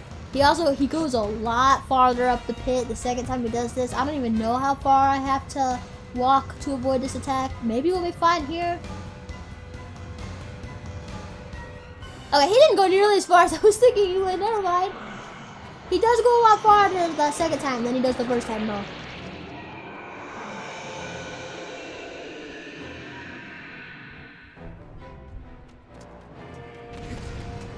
Okay, so now if you look, you can see he's producing force fields around his feet. So every time he stomps, the force field protrudes out like that. I'm not about that. So I'm gonna just do this again. Oh god, okay.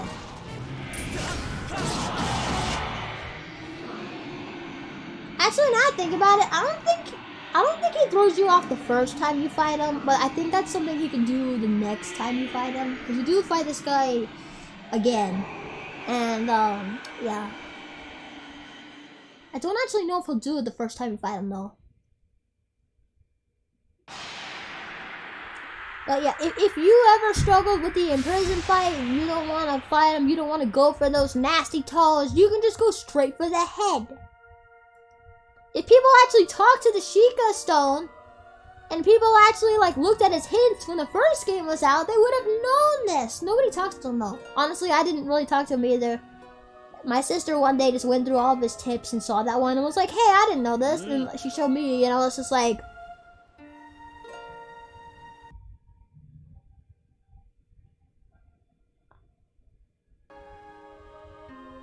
So yeah, that's how I found out. Now, Link, strike the ceiling spike with a Skyward strike and restore the seal quickly! What? Oh, there's like a gust of air right there. I was like sent me right back up right as I jumped off. Okay.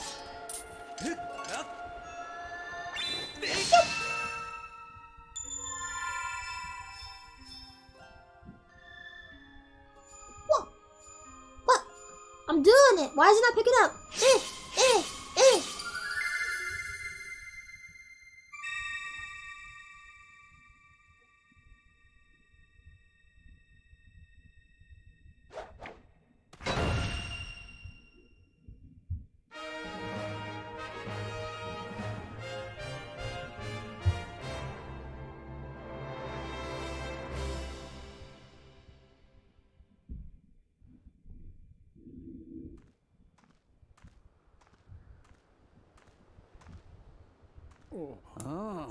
See that, Gross?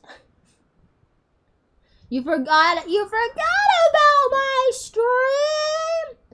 Oh, did you even see any of the imprisoned fight? Oh, I feel bad. You missed the imprisoned. Now you have to wait until I do the second portion of the game for you to see the imprisoned again. Nice going, Link. Though the imprisoned had only just begun to awaken and break its bonds, I'm impressed you were able to restore the seal, keeping it captive. Unfortunately, you have only succeeded in buying us a little more time in which to act. See, Bruce, this isn't some game that we're down here playing. This is serious business. The behemoth you beat back into confinement is a horror of unspeakable power. Judging by what I saw, I would not be surprised if the seal gave way again soon. So you are left with precious little time to complete the task with which you have been entrusted. Return to the sealed temple, Link. There is much to discuss. You just said we had precious little time, though. Now you're about to just drop a ton of information on us? Precious little time and much to discuss don't exactly go hand in hand.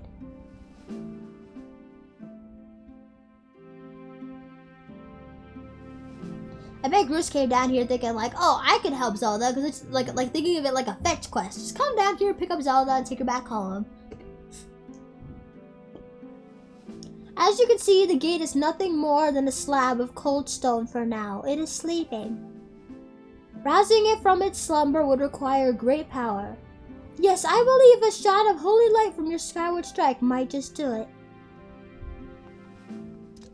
Sorry to disappoint you, boy, but for now your sword lacks the power necessary to awaken the gate. Yes, and you couldn't have mentioned that 2 seconds ago before I make a move to actually hit it. First, you and your sword must grow together. Far in woods, Elden Volcano, and Lanayru Desert, a sacred flame is hidden somewhere in each of these lands. Seek them out and purify your sword in their heat. Only after your blade has been tempered by these 3 fires will it be fully imbued with the great power for which you search. Clues to finding the sacred flames have been woven into the lyrics of a song precious to your people, the Ballad of the Goddess. These clues are your best hope of finding your way to the flames. Return to Skyloft. Somewhere on your island is one whose knowledge of this old song will point you in the right direction.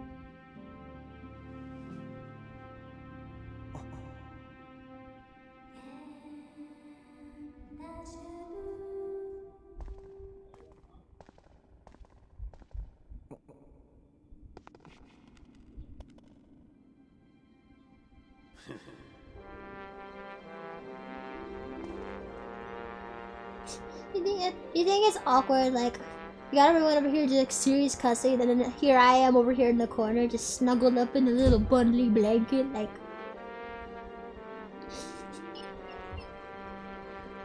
I hate even saying this, but I guess you got it all figured out, Granny. Me? Well, there's nothing I can do to help Zelda. I'm useless. You sell yourself short, my friend. You'll see in time that you have your own role to play in all this.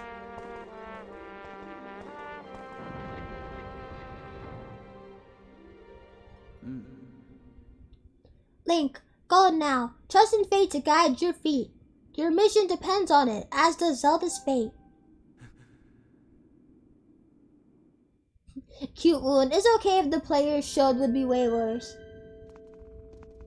Huh? When the 3 sacred flames have imbued your sword, only then will the gate of time open for you. The clue that will lead you to the flames is woven into the song of your homeland known as the Ballad of the Goddess. You must return to Skyloft. See, I'd have to go back to Skyloft anyway, so it's like, it makes sense that I didn't go there before, but I do still kind of feel bad that I missed that dialogue with Gru, so I really would have liked to show you guys. Not that it's anything special, I just don't like missing stuff.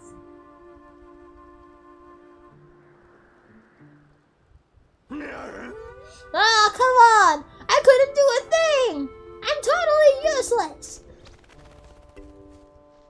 I mean, you didn't even try to do a thing, you just kind of stood there, scared.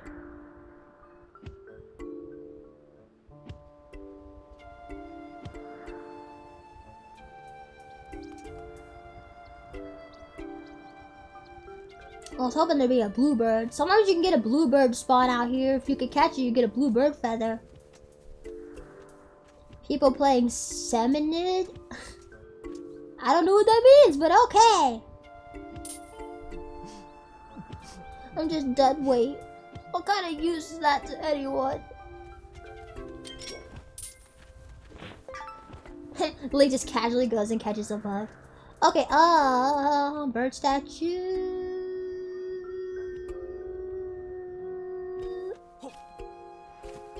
I know there's one up there, but I don't think I can reach from here. I think I'll have to go the other way to the temple.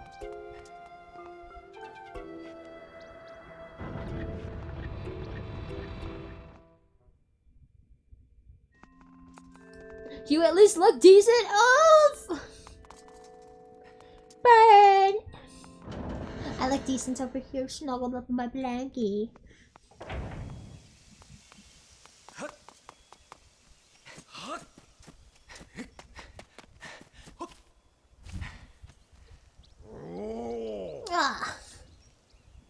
Man, I just came over here to use the bird statue. Great Goron, I found some. Look, those butterflies that respond to beautiful tones are swarming all over this place. This has to be the right spot. Oh, this could be a problem. I cannot carry it soon. I could not create beautiful tones with wild animals if the wild animals threaten to roll me down a hill. What can we do?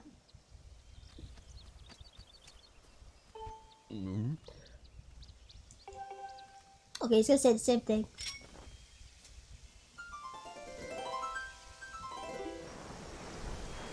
Ta-da! It's like magic. Boing boing! That is it! One of the talking statues the ancient text spoke of. There's just no mistaking it. And it gives you treasure. Butterflies tend to gather around gossip stones like myself. If you find a spot swarming with butterflies, play a tune of great beauty and a gossip stone might just pop out of the ground with a boing-oing. It is just like the old texts say, buddy. It appeared with a boing-oing and spoke in some strange tongue. This is a major leap forward in my study of the talking statues. Next up are those goddess walls. I have got an inkling that I will not have to look very far for those either, and I mean to find one no matter what. I love Gorgo. Gorgo's so wholesome.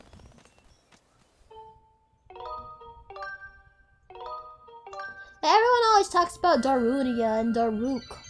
And they're like great Goron characters too, but like we can't forget about Gorgo.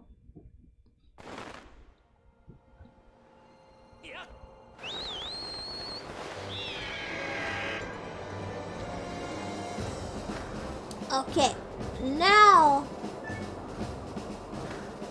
you can go up to Skyloft. Come on, higher, higher, higher, higher. Not this direction, turn around. Okay, so the area, I want to stop at the bazaar.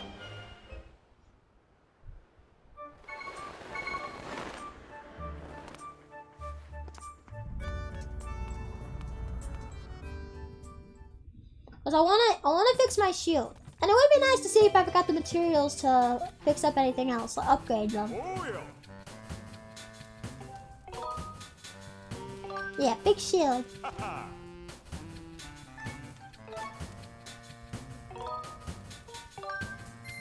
That's only 10 rupees, man. Well, I got enough money. We should also stop by Beetle's shop. He might have another adventure pouch slot we can get.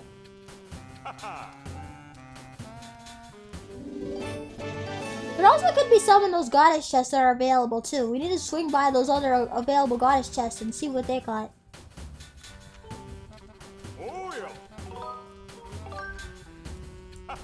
Okay, so let's see what we got. See, so now the Beetle is an option for fixing up. So looks like we have the golden skull. I can't remember, where did I even get this? I can't remember where I picked this up. I guess I have one though. One golden skull. We need a hornet larva. Oof. I know where to get that. I think I tried to pick some up in Farm Woods, but I couldn't get to it in time. So we have what we need for that other than the larva. Let's see what else we need. Dusk relics. I still don't have that. Bug net. Tumbleweed and evil crystal. Upgrade the seed satchel. We need monster claws. I don't have any of this stuff. It's not that I changed my mind, it's that I don't have the stuff. Oops, I didn't mean that. No, I didn't mean to ask you. Didn't mean to ask you.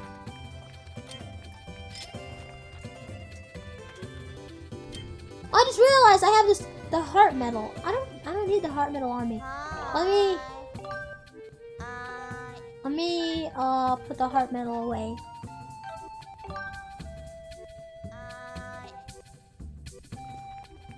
Cause like if I go and check a goddess chest, then I'm going to want to.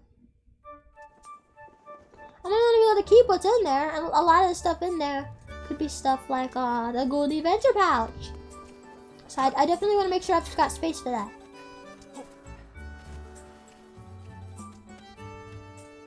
Okay, so I already know who we're supposed to talk to.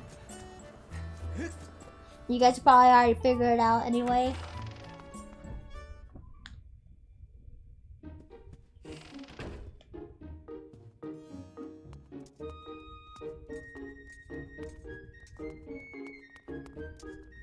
I really like the atmosphere in the Night Academy. I kind of wish it was a real place you could visit. Wouldn't that be cool? Oh, it's not in here.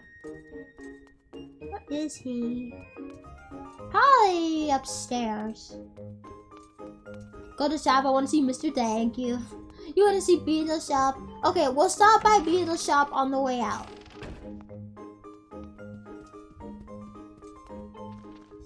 Yeah, here he is. You're gonna talk to Zelda's dad. You're back, Link. Good to see you're still in one piece. I'm still in the anime. So, how's it going down there? Are you any closer to finding my Zelda? I see. My dear Zelda, things must be terribly trying for her down there. And it can't be easy for you now either, can it? What? You want to know the lyrics to the song Zelda sang on the day of the wing ceremony? You know, I'm not much of a singer. No, just the lyrics! You just want the lyrics? Oh, what a relief. You really put me on the spot there for a moment. I believe the lyrics go something like this. O youth, guided by the servant of the god. Okay, you're not singing it. You don't have to go that slow.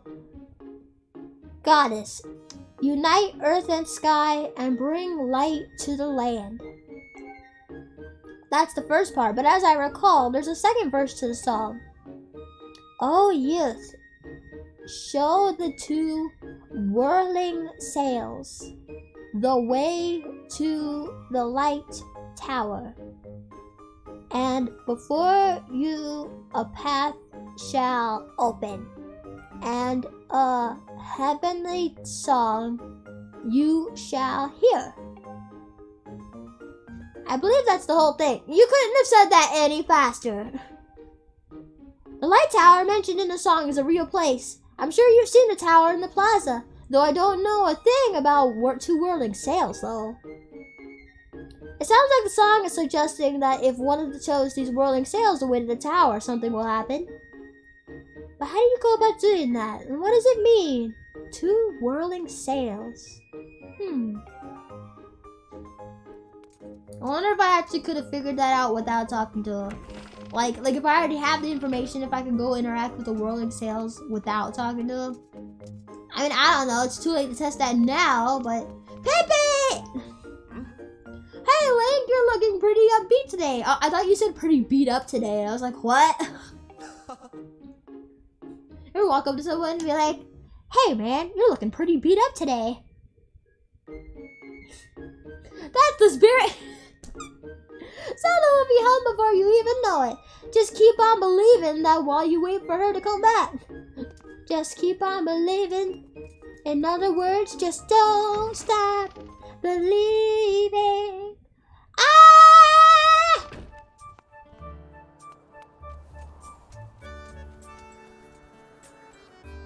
Yeah, I'm sad. They got rid of the Sheikah Stone. My buddy, the Sheikah Stone. He used to pop up in this corner. Like, it might look like random flowers put over here. But no, right here. Sheikah Stone used to pop out of the ground right here. And it was supposed to pop out right after you got the sword. Like, so you'd get the sword and then you'd come out. And you'd be like, hey, you know, I'll give you tips on your journey. But then he didn't pop out, so they got rid of him. That's like removing a whole character. I know he was essentially a glorified tutorial, but he was still a character. I'm still sad that he's gone.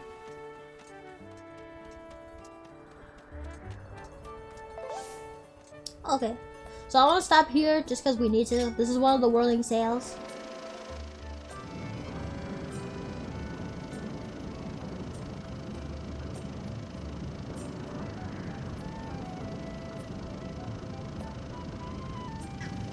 Oops. I accidentally went past it. Well, now we gotta do this all the way around. Crap. Well, this is gonna take a minute.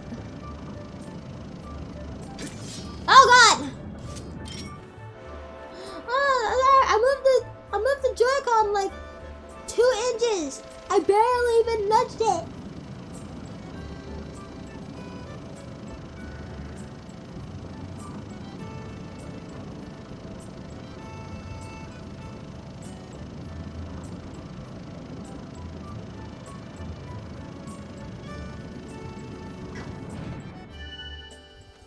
Okay, there we go. Okay, now that's right.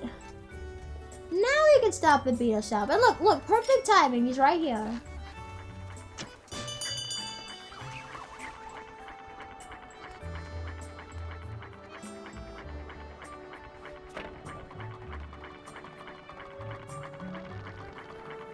I still think they should have made it so Beetle would become progressively more ripped as you progress through the game though. Like, why is that not a thing? That would have been beautiful. It would have made sense too. He's always pedaling and carrying his heavy shot. Okay. He's got at least 1 more Vegemite slots. Oh, it's 600 rupees now. Me? What? Me? Raise prices? Never. You're obviously hallucinating. So how about it? Only 600 rupees. Hear that, guys? We're obviously hallucinating. Beetle thinks I'm on drugs. Thank you. Thank you. That took almost all our money, so it was good to stop by. I wish I could get the bigger, you know, not a bigger, but like the other extra wallet. I wonder if Beetle say anything. If we just like straight up talk to him, I don't actually know what he says. Want to know why I'm on a bicycle? Yeah, why? Oh. Aren't you a curious one? You're the one who asked me. I pedaled this bike to generate enough electricity to keep this place in the air. Plus, all this pedaling has got me in fantastic shape.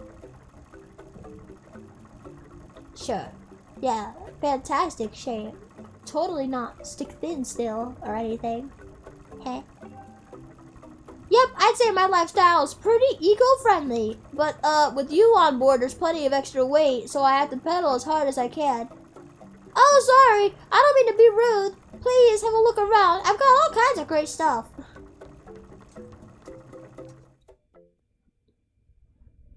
I mean, I just feel bad for him. Especially because, like, you could have an air shop that's, like, not so big. It could have been something, like, more like a canoe. A canoe that he keeps afloat. With, like, a balloon or something. Maybe balloons haven't been invented yet, though, you know? He's got a balloon shop in Spirit Tracks, actually. It's got like a big hot air balloon, and when you drive by on the train tracks, you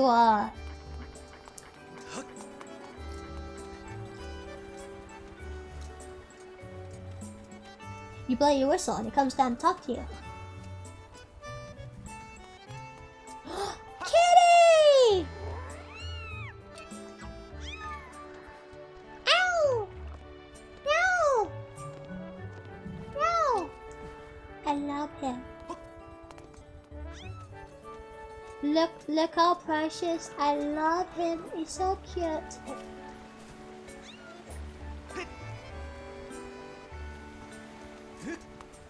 Yeah, you can pick him up.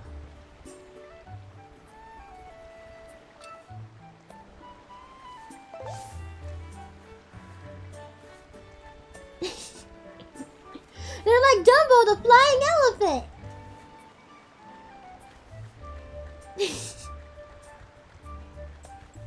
Their ears are so big they can fly.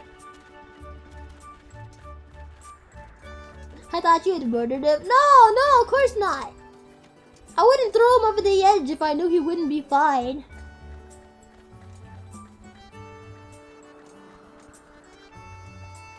No, if you throw a ramlet over the edge, they just fly back up. They're like cuckoos, just not chickens. Okay, there's the other whirling sail, so we need to go up there and check that. No, if I knew you could throw it off and it would just be gone, I would not be throwing ramlets off the side of the island. I only do it because I know they'll fly back up. So therefore, that makes it okay.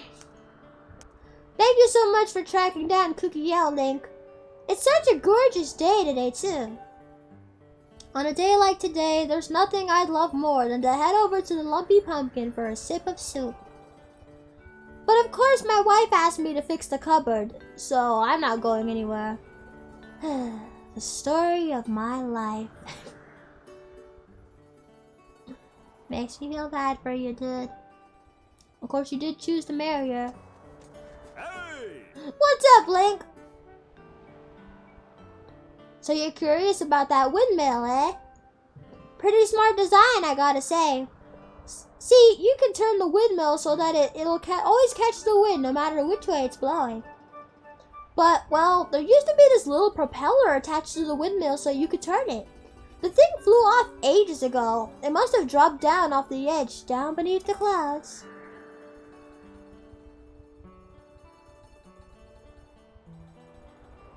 The windmill's been uselessly sitting there ever since. He's not gonna question our floating lady that came out of a sword. I highly suggest you retrieve the windmill propeller from the land below to reorient the windmill. You want to know if I can fix the windmill? You're really not gonna question that. Wow, okay. If I could fix the windmill, you brought back the propeller? Well, if I had the propeller, I could probably rig something together to get it back on there, sure.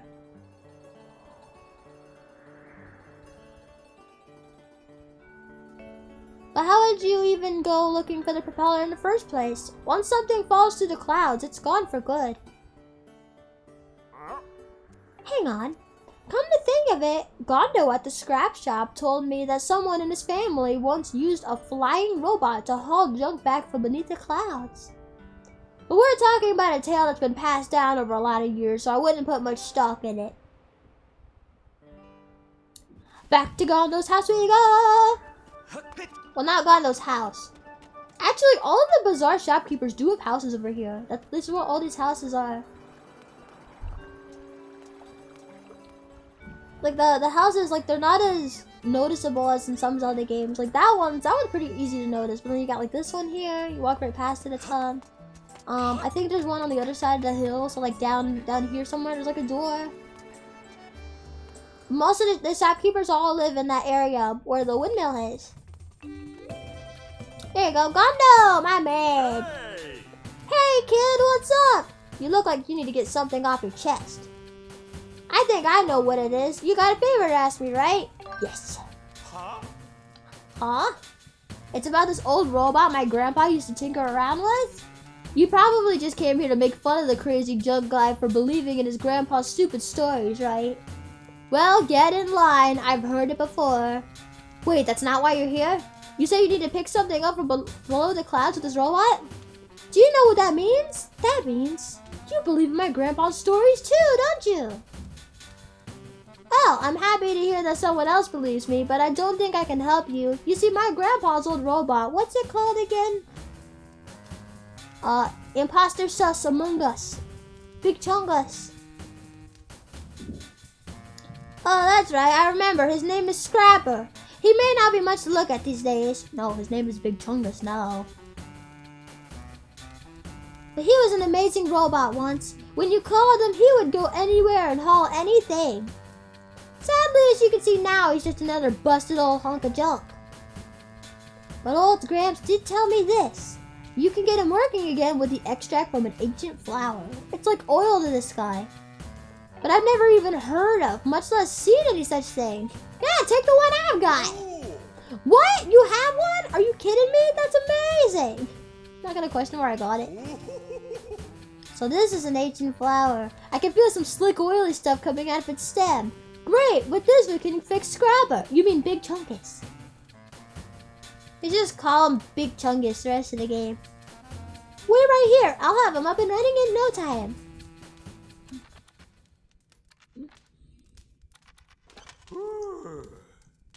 Hey, there you go. Yay, it's Scrapper. I mean Big Chungus.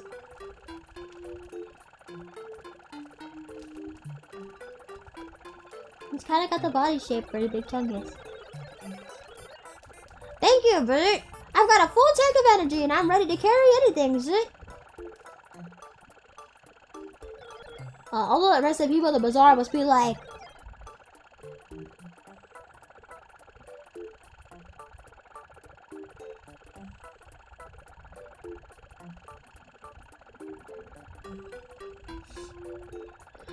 who is this green-clad individual of small stature?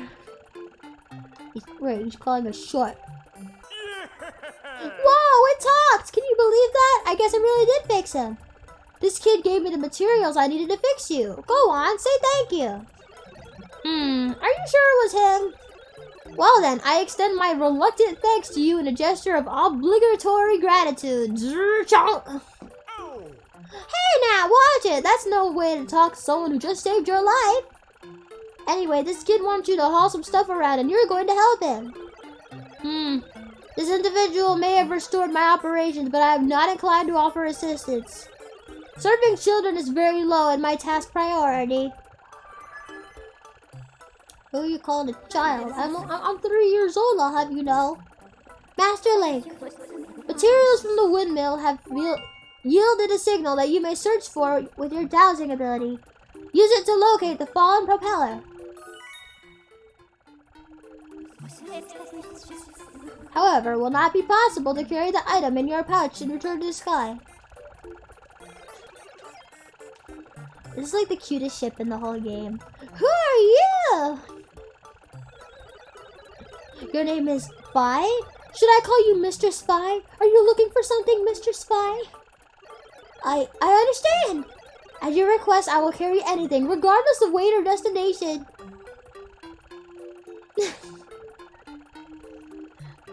Reaction, she doesn't know what to think.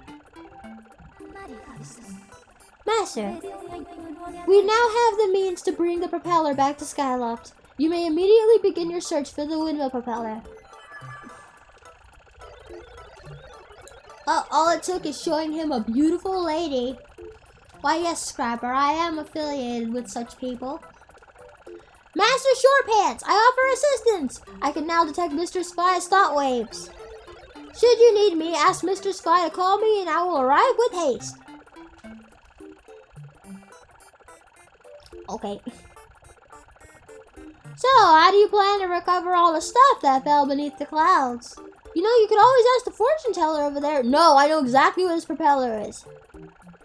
I know he's kind of goofy looking, but when it comes to finding things, he's always right on the money. No, I'm not talking to freaking Spirit, whatever his name is. Wait, you got something to say? What do you have to say, dude? I've been hearing a weird rumor. Apparently after nightfall, people have been hearing a woman sobbing in the dormitory. Oh, I can do this side quest now. I tell you, it gives even a big guy like me the craze. I'm not doing it right now though.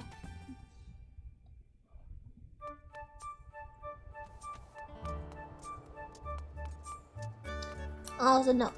I know exactly where this propeller is. I don't need to talk to the creepy fortune teller, and I'm not doing it.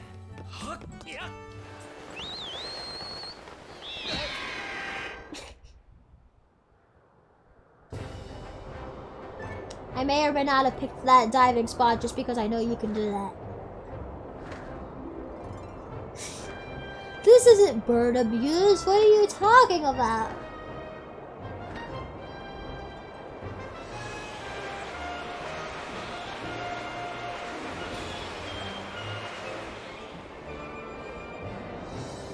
I don't know. I know normally I'd be like, oh hey, yeah, let's talk to the fortune teller and see the dialogue that we would need to see if it was our first playthrough. I just really don't like talking to the fortune teller, and I know exactly where this propeller is. I really don't need to talk to him. We actually went past the propeller at an earlier point in the game when we were collecting the key parts to get into the Earth Temple. Oh, I really don't like coming here with my wooden shield, but it's only for a few minutes, so we should be fine. Yeah, it's right down here, see? I know exactly where this thing is. Although I'm surprised, it apparently fell down here to Elden Mountain of all places years ago and never got burnt, never got blown into some lava or anything. That's really surprising. Okay. Hi, Faye! Thank you for the host. How are you doing today? This is the windmill propeller you were searching for! Yes, searching for. As if I didn't already know where it was. It is now possible to retrieve this using the robot whose services we have enlisted. Would you like me to call the robot?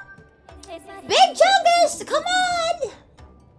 I will send word to the robot using telepathic transmission, Master. A comment in the stream to lurk. Okay! Thank you for coming in, Faye.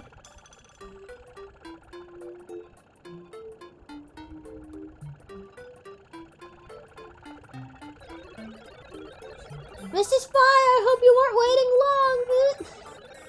So, you want me to carry this? Hey, Master Sharpants! You're in my way here! I said, get out of the way!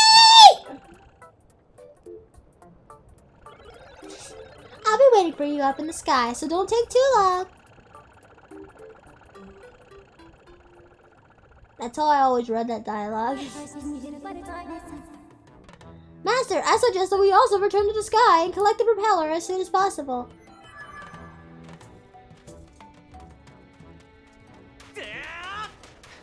I just want to get out of here before something decides to burn the frick out of my shield. But I also, you know, we're not like coming here for a lengthy period. I also didn't want to like go and swap my shield out for the 2 minutes we'd be here. See, look, now I'm leaving. Nothing happened to the shield. We're good.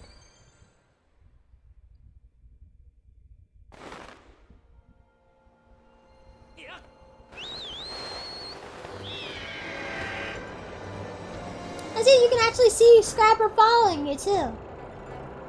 Higher! Higher! Higher!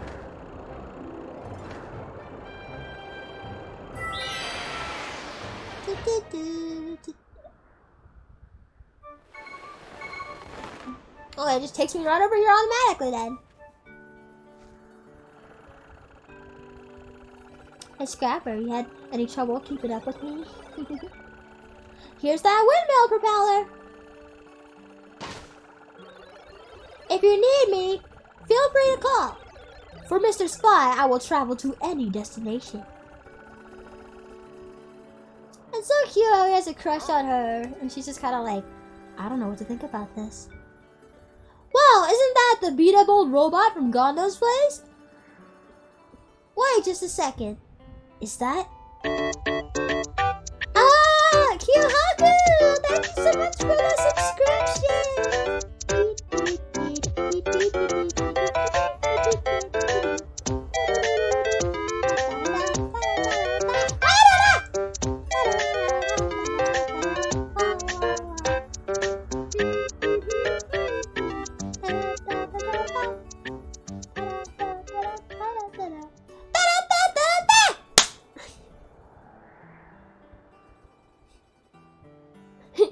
second, is that the Mario theme? Is that a subscription I hear? Ah, thank you so much, Q Haku! How are you doing today? Came into the perfect stream because I'm all snugly bundled up in my blankie. I look very cute. And I got up on here with me. It's a really good day. Really good day to join in on the stream. And 2 months in a row. Thank you so much. Okay, is that... It is! That's the windmill propeller! That thing was supposed to have fallen down below the clouds. Are you saying that whole story handed down through Gondo's family was actually true? Yeah, I don't get, like, I know a lot of times stories passed down across years can get kind of inaccurate with age, but that doesn't mean they're all false. Faye's over here trying to yeet the propeller back off over the side of the island. Come on, Faye, I just went all the work to get this propeller. Now you're trying to take it away from me? Frick you, man. No!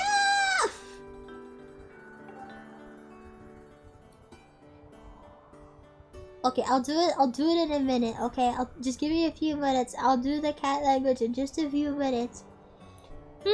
Somehow I get the feeling this is all some elaborate prank, but I guess I'll try to fix this thing. This goes in here, and I just crank that a few clicks. Okay, but I need nuggies. I don't have any nuggies, so you'll have to get your nuggies elsewhere. That ought to do it. If you can find some way to spin the propeller, you can probably turn the windmill around. Honey! Honey!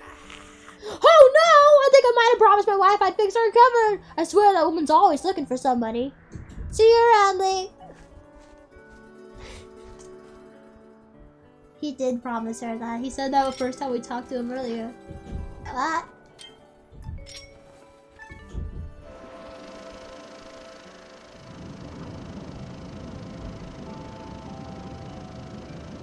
Okay.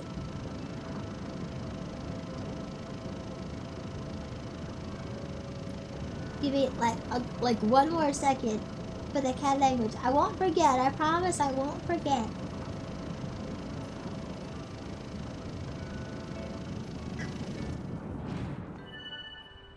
Ta-da!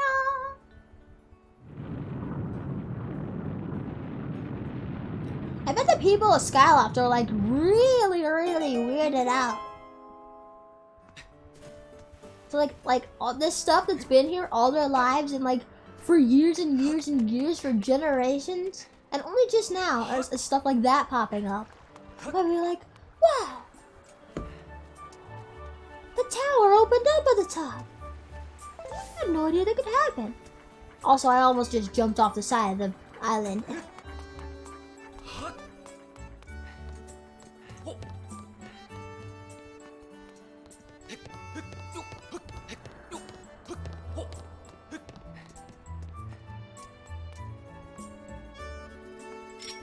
Okay.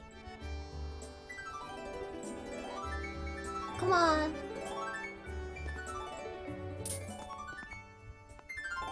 There we go. I'm not in the right spot for it.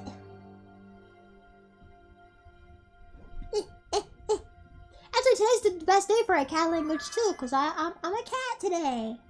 Look at my cat ears.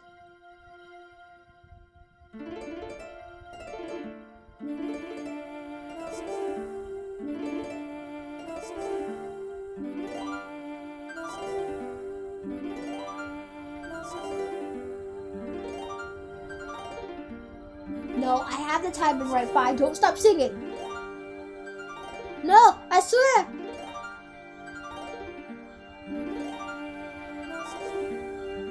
Okay.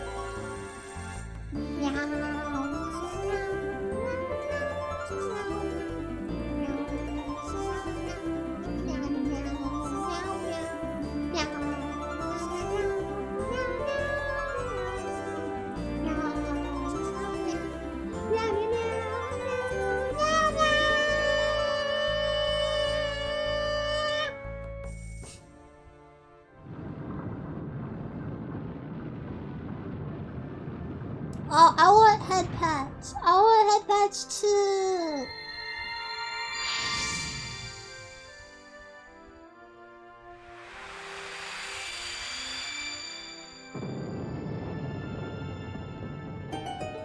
Man, Nightbot gets a headband. I don't. Thank you. Thank you for the head patch. Master, there's a high probability that this beam of light will lead us to clues as to where the whereabouts of the three flames. I recommend that you investigate what lies at the end of this beam of light. Secrets. And now I will do the blessed smoke.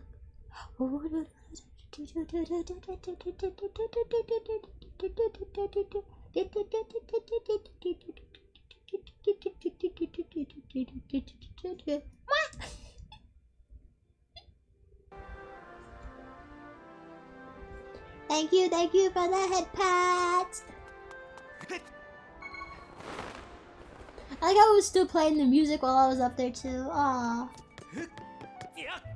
Let's go! This is my favorite part of the game. Like this whole portion with the sacred flames and going into the storm for the first time. I like this part of the game.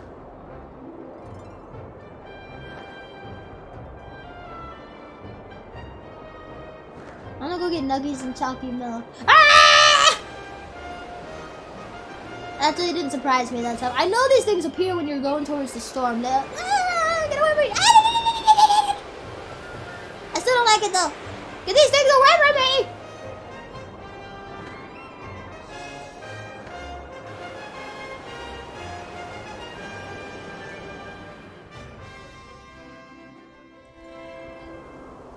Okay. Oh. Oh, does the rain effect look different? I think the rain effect looks different.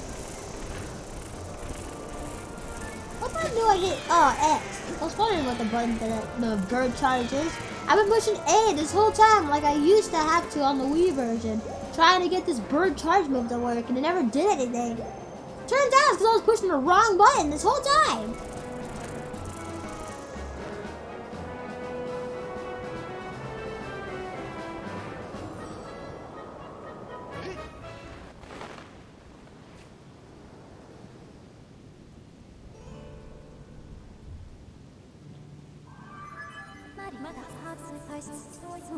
Master Link, I have memories of this island. It's where you came on vacation last year.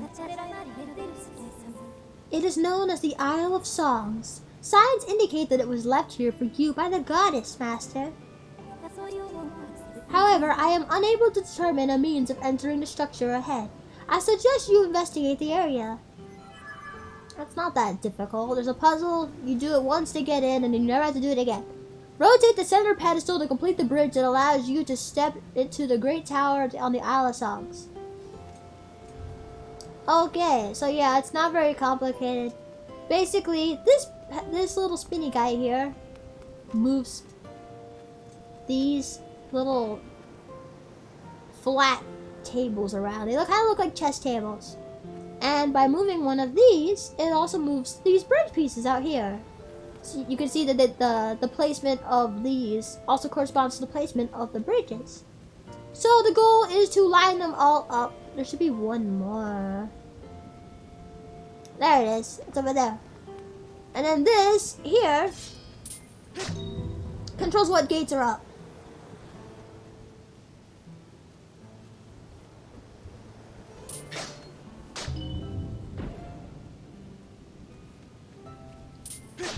Let me take a look at these gates.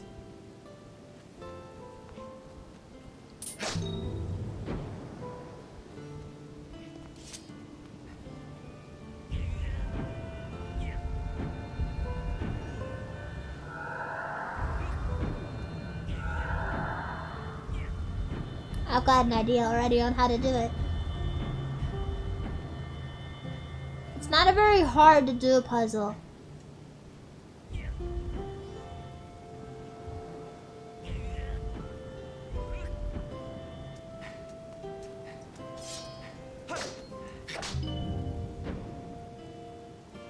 Actually, what we need is this one done again. Yeah.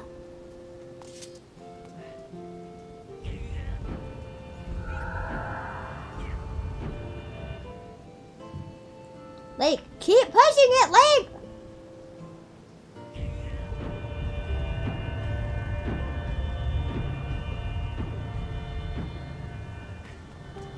Okay, so now those are all aligned. So now all we gotta do is just move these out of the way, and then bam!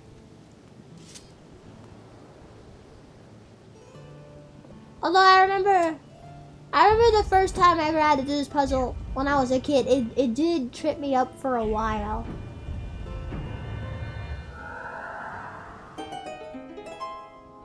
It took me a while to figure out how to do it.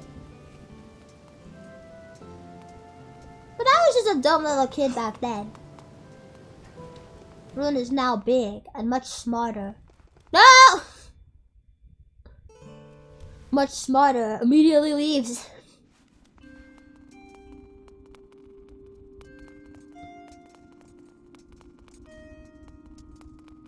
I really wish I could have fried chicken though. Fried chicken. From Zaxby's! I want to go to Zaxby's now. I wonder if Faye has Zaxby's over there. Faye was on the other side of the country to me. Wait, what am I doing? Oops. I'm like not paying attention, sorry. I started thinking about Zaxby's, okay? It's hard to pay attention to much of anything when you got Zaxby's on the mind.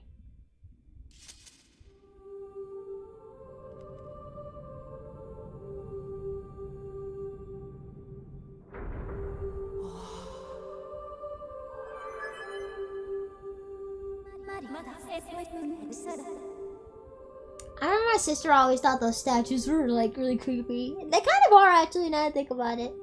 Master Link, I have important information. When you struck the crest with the Skyward strike from your sword, a message from the goddess awakened deep within my memories. The goddess intended this message for you, Master. These are her words. These are their stories. Dong dong! He who seeks the sacred flames, listen well, for I guide you from my place at the edge of time. The sacred flames are 3 in number. To obtain them, you must also earn relics known as the 3 sacred gifts. For each trial you overcome, you shall be blessed with one of the gifts. Make use of the power of these gifts, and you will find your way to the purifying sacred flames. Now I bestow onto you a melody. It will serve you as a key, opening the first trial that awaits you deep in the wilds of foreign woods.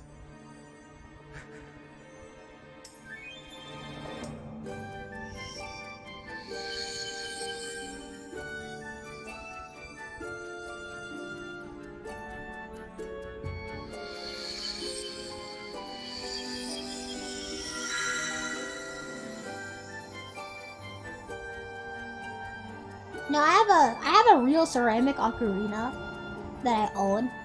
I once learned how to play this song on it. I think I also learned how to play this song on the instruments on Sky, which I have to do another Sky stream at some point too. I've been saving up those event candles. That song is called Farmer's Courage. Its rousing melody will guide you. You learned Farmer's Courage! Woo!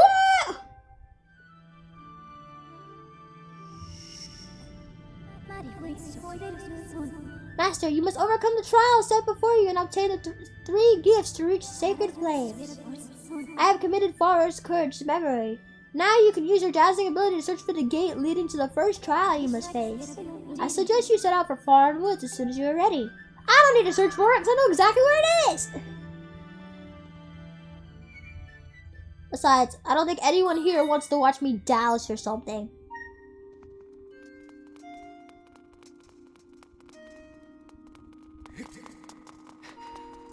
Ruin the Zelda Pro. Well, it is pretty easy to remember where like important key items are. Ah!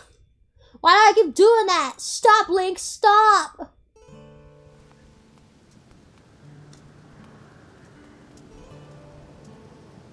There's an island over there.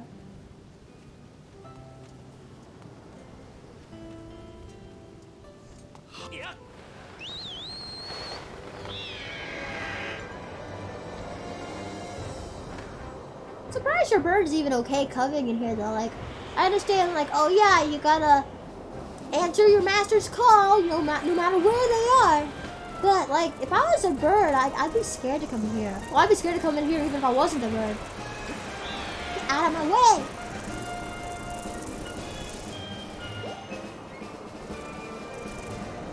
Now think about it, I don't know what the names of these things are. I don't know if I can even target them. Ah! Got that screen angle. No, stop! Also, this unfortunately means we gotta go through more cyclones. Ugh. They're just around the storm. They just appear in certain parts of the sky.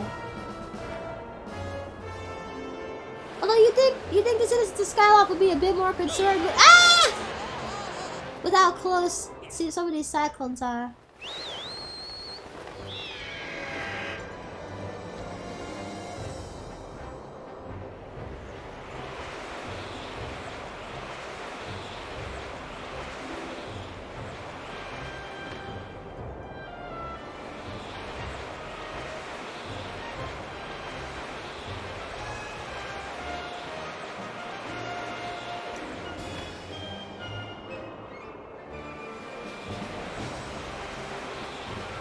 I feel like if I can expect that the cyclone is coming, it doesn't scare me as badly.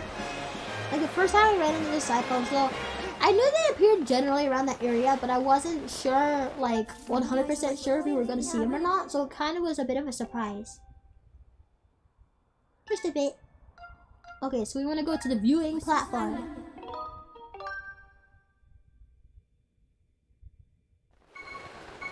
Don't worry, you're not alone. We're here. Ah, thank you. Thank you. A report, Master Link. I have detected the aura of a trial gate nearby. Gee, I wonder. It's almost as if I'm right next to it. If you can pinpoint the origin of this aura using dowsing, I am not using dowsing. I conjecture the song you learned at the Isle of Songs Forest Courage will reveal the gate. Dude, it's right down there. I don't need to search for it. No, Pokemon, leave me alone! It's a blue Pokemon. I don't want to tangle with you.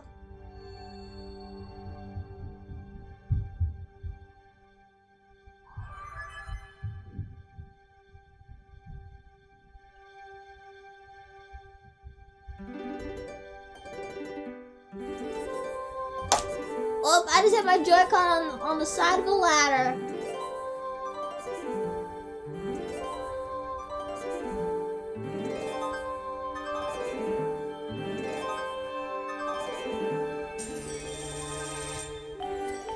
It is hidden like that? Yup. It's like there's a glowing light and blessed butterflies surrounding it. Yeah, if you don't know where it is, like it could be anywhere far in the woods. Like I just happen to know where it is because I've played the game before.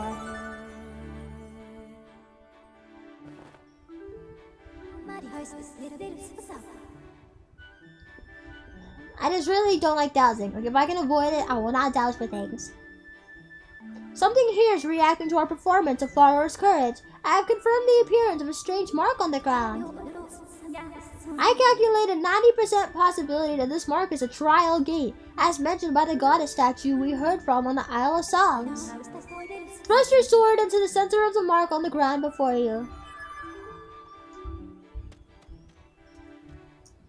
It's like, this part of the game, so many people don't like this part of the game, it's not even funny.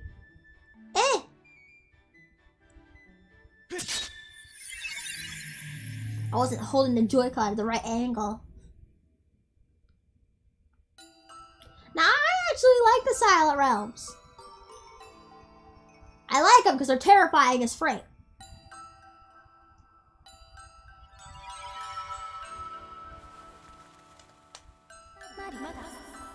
Master Link, as expected, I cannot follow you into this realm, for this trial calls out for your mind alone. This is the nature of places known as Silent Realms. They are domains of the spirit, accessible only to the goddess's chosen hero. This particular trial, Farwor's Silent Realm, tests the limits of your courage. Your spirit has temporarily separated from your physical body, so you may undertake this challenge. To reach the location of the flames that will enhance your sword, it is necessary for you to overcome this trial and undergo spiritual growth.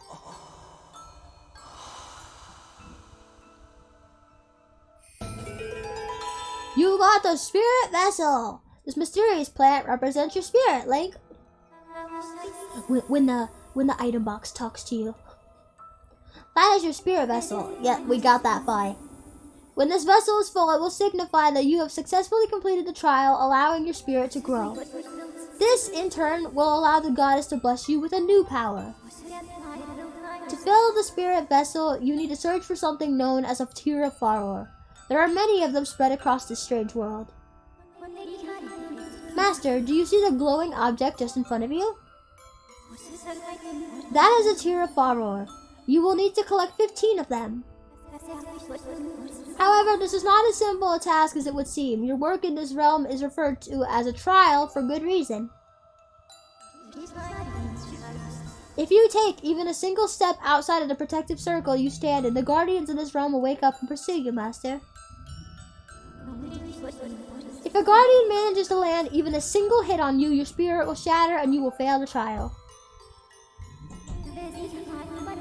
You must collect the tears scattered throughout this area and fill the spirit vessel without being hit by an attack. Was my explanation clear, Master? Do you want me to explain again? No! I do not need to hear it again. Honestly, your explanation covered pretty much every little thing it possibly could. Understood, Master. I will be eagerly awaiting your return in the outside world. May the goddess watch over you, Master. Okay, finally, Fire is done talking. Oh. So yeah, this is a silent realm. There's a good few of them in the game. A lot of people don't like them. But like, it seems pretty calm and serene right now, right? Well, if you don't have a Pterophoror and don't have your timer going, like, you can see that white flower on the top of the spirit vessel, that's a timer. It's full right now because I'm in this same spot. If I step outside though, because I don't have a Pterophoror yet, it'll just immediately empty. And the guardians wake up every time that timer is not going. And it's very spooky. It's a completely different vibe to it. I want to see Takanashi Kiara do this. This part of the game. I don't know if she's even reached it yet. I haven't checked on her playthrough in a while. You got a Pterophoror! This object's power halts the movement of the guardians for just 90 seconds. Collect all 15 to pass the trial. So yeah, now that I have one, as you can see, the timer's filling up and the petals are very slowly withering. Oh, I didn't even see that. I didn't even mean to pick this up. Okay, and then this is a light fruit. It puts beacons over the tears for 30 seconds. And in this game, there are two kinds of guardians. There's the land guardians, like the guy down there we just saw. Dusk Relic! Dusk Relic! So this is why we didn't see any Dusk Relics before. You find Dusk Relics in Silent Realms. You got a Dusk Relic! This item is similar in appearance to an Amber Relic, yet very different. It can only be found in certain places. Ta-da! Now we finally got one.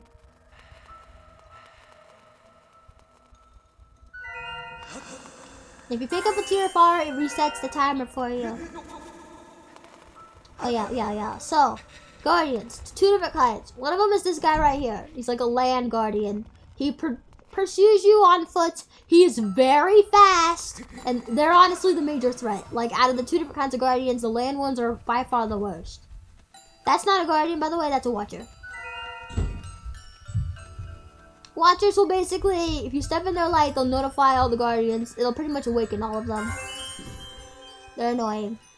Waking water will also do the same thing. This really weird looking water that Fi's about to tell me about. Master Link!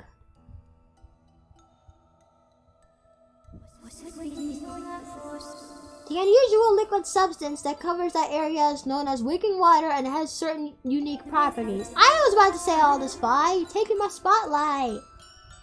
If you make contact with waking water, the guardians will be immediately alerted to your presence. Pools of waking water are located all throughout the area, so I suggest you watch where you step. Yeah, it's this really interesting looking water. Just gotta be very careful not to step in it.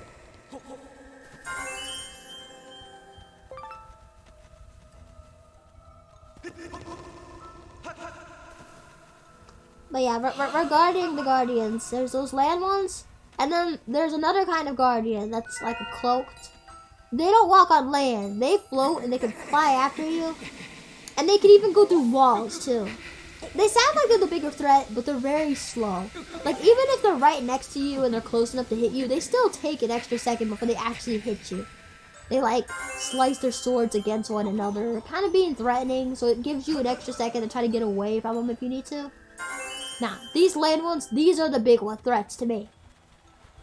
Now, if you know where, all the tiers are, like, this one's really easy. I don't think I've ever failed this trial before.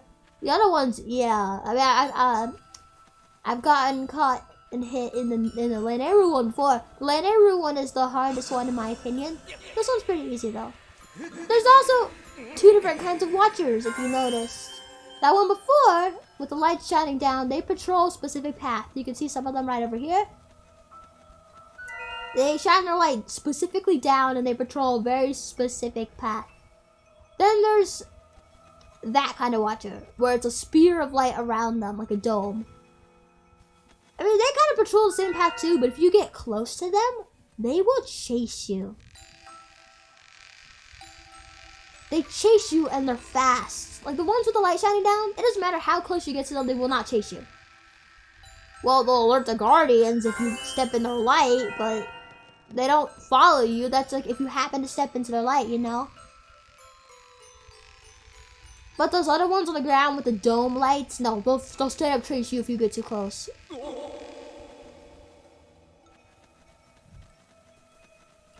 They're my least favorite kind of watcher. Wait, did I call them guardians a second ago? I might have accidentally called them guardians.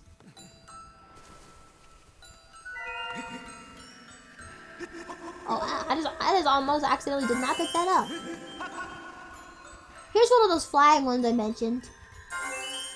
It also doesn't matter how close you get to them. You can touch them. They won't wake up. They only wake up if you touch waking water, if you run out of time naturally, or if you are spotted by a watcher. Those are the only ways to wake up. Okay, this guy.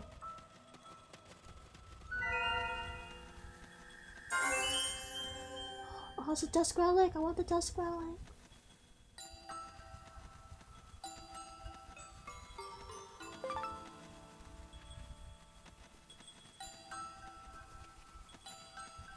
I am so surprised he did not see me.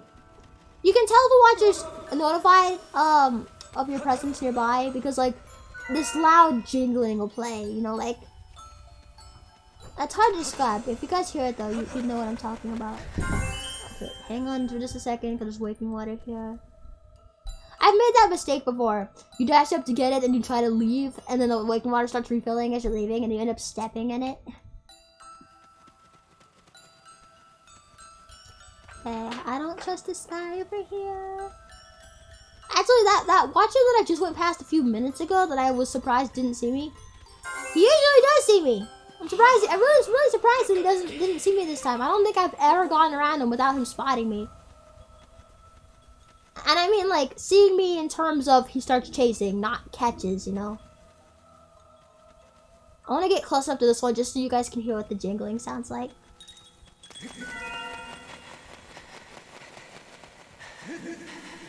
I don't know if you heard that, but it played. So, I'm not doing that again. So if you didn't hear it, then too bad for you. Although I'm sure once we get to the harder ones, you'll probably end up hearing it again.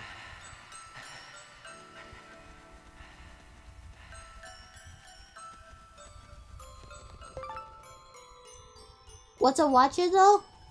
That's a watcher. They basically watch out for, you. Their whole point is that they'll wake up the guardians if you're caught. And the guardians are the things that can end your trial.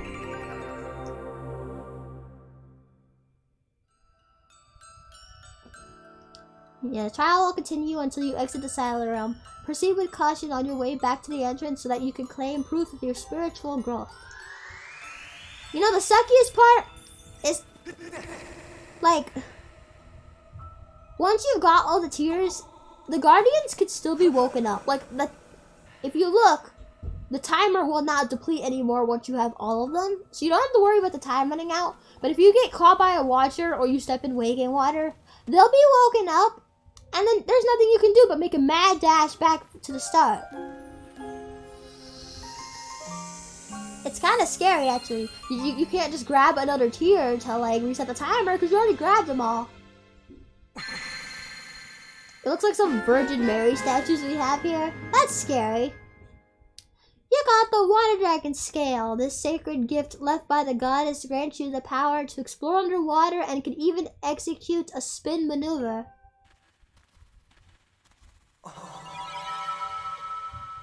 It's kind of weird though that Link can't swim underwater until he gets some scale. Like, you don't know how to swim underwater?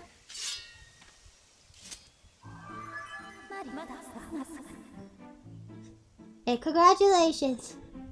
Did you know, actually, if you fail the Silent Realm, like, enough times in a row, it's possible for Fi to say, like, I'm beginning to question your being the hero. She'll start doubting you if you fail too many times in a row. I've never seen it myself, but I saw, like, a screenshot of it on Facebook. I actually had no idea she would say that until I saw the screenshot, because I've never failed enough times for her to say it. You have passed this trial. You now have the power to proceed to the location of the first sacred flame that will enhance your sword. The Water Dragon Scale is one of the goddess's sacred gifts. The great spirit of the Water Dragon has provided you with the ability to swim freely underwater. Yes, as if people don't have that ability naturally.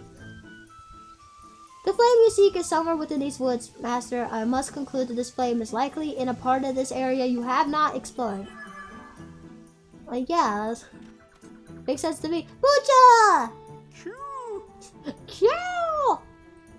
Ah, hello again. I see you have the Water Dragon Scale there. How do you know what this is?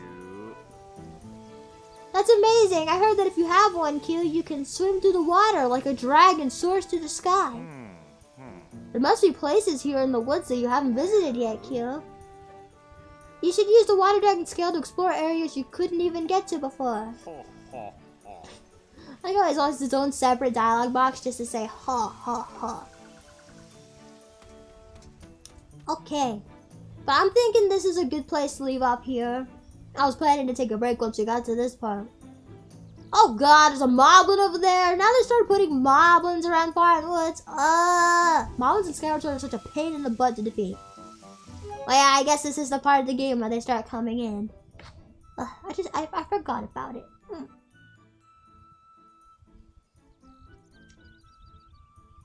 Stop bringing up how he cleans his butt if his arms are tidy, okay? He's like a wild animal. Maybe he just doesn't do that. Okay, so yeah, we're gonna go ahead and leave it off there. Man, it's been streaming for like 4.5 hours. I didn't think I'd be streaming this long today. But I guess it's worth it though, since I'm about to go like a week without streaming because of my vacation. So having a bit of a longer stream today makes up for it.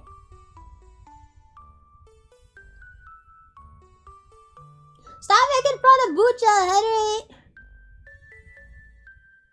Okay, let's see who is online. Oh, Frankpo's online. Actually, a good number of people are online today. I want to raid Frank though, because he's playing Super Mario 3D World. Wait, unless he's playing the Bowser's Fury content. In that case, I want to avoid spoilers.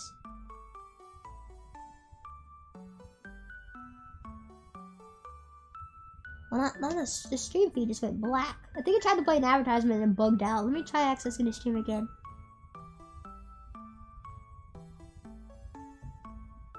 And okay, let me try reloading Twitch. Man, Twitch is being weird for me right now.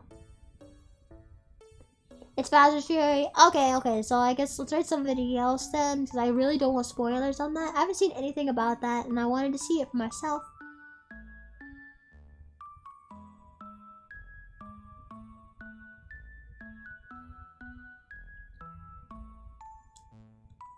We could raid Shatter. He's online.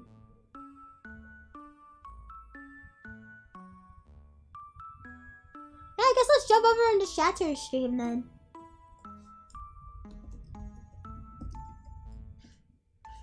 Oops, I keep forgetting to type in raid. I just typed in /Shatter Silga. I don't even know. I don't even want to know what kind of effect that would have if that was an actual command.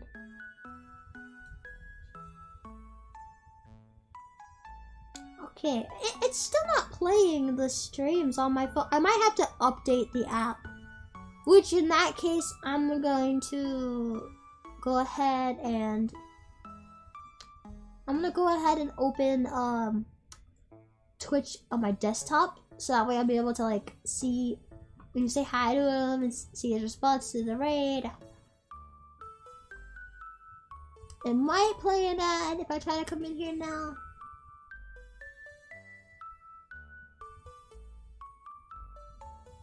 Okay, yeah, it's playing an ad. Thank you for checking on Frank's stream for me, though. I appreciate that, man. Okay, once this advertisement is done playing, Okay. It's done playing now. Alright, so thank you everybody for watching. I'm going to be taking a hiatus for this week. So, for the next stream, it's going to be the week after, or real late in the week. I don't know when I'll be back from my vacation exactly. We'll see.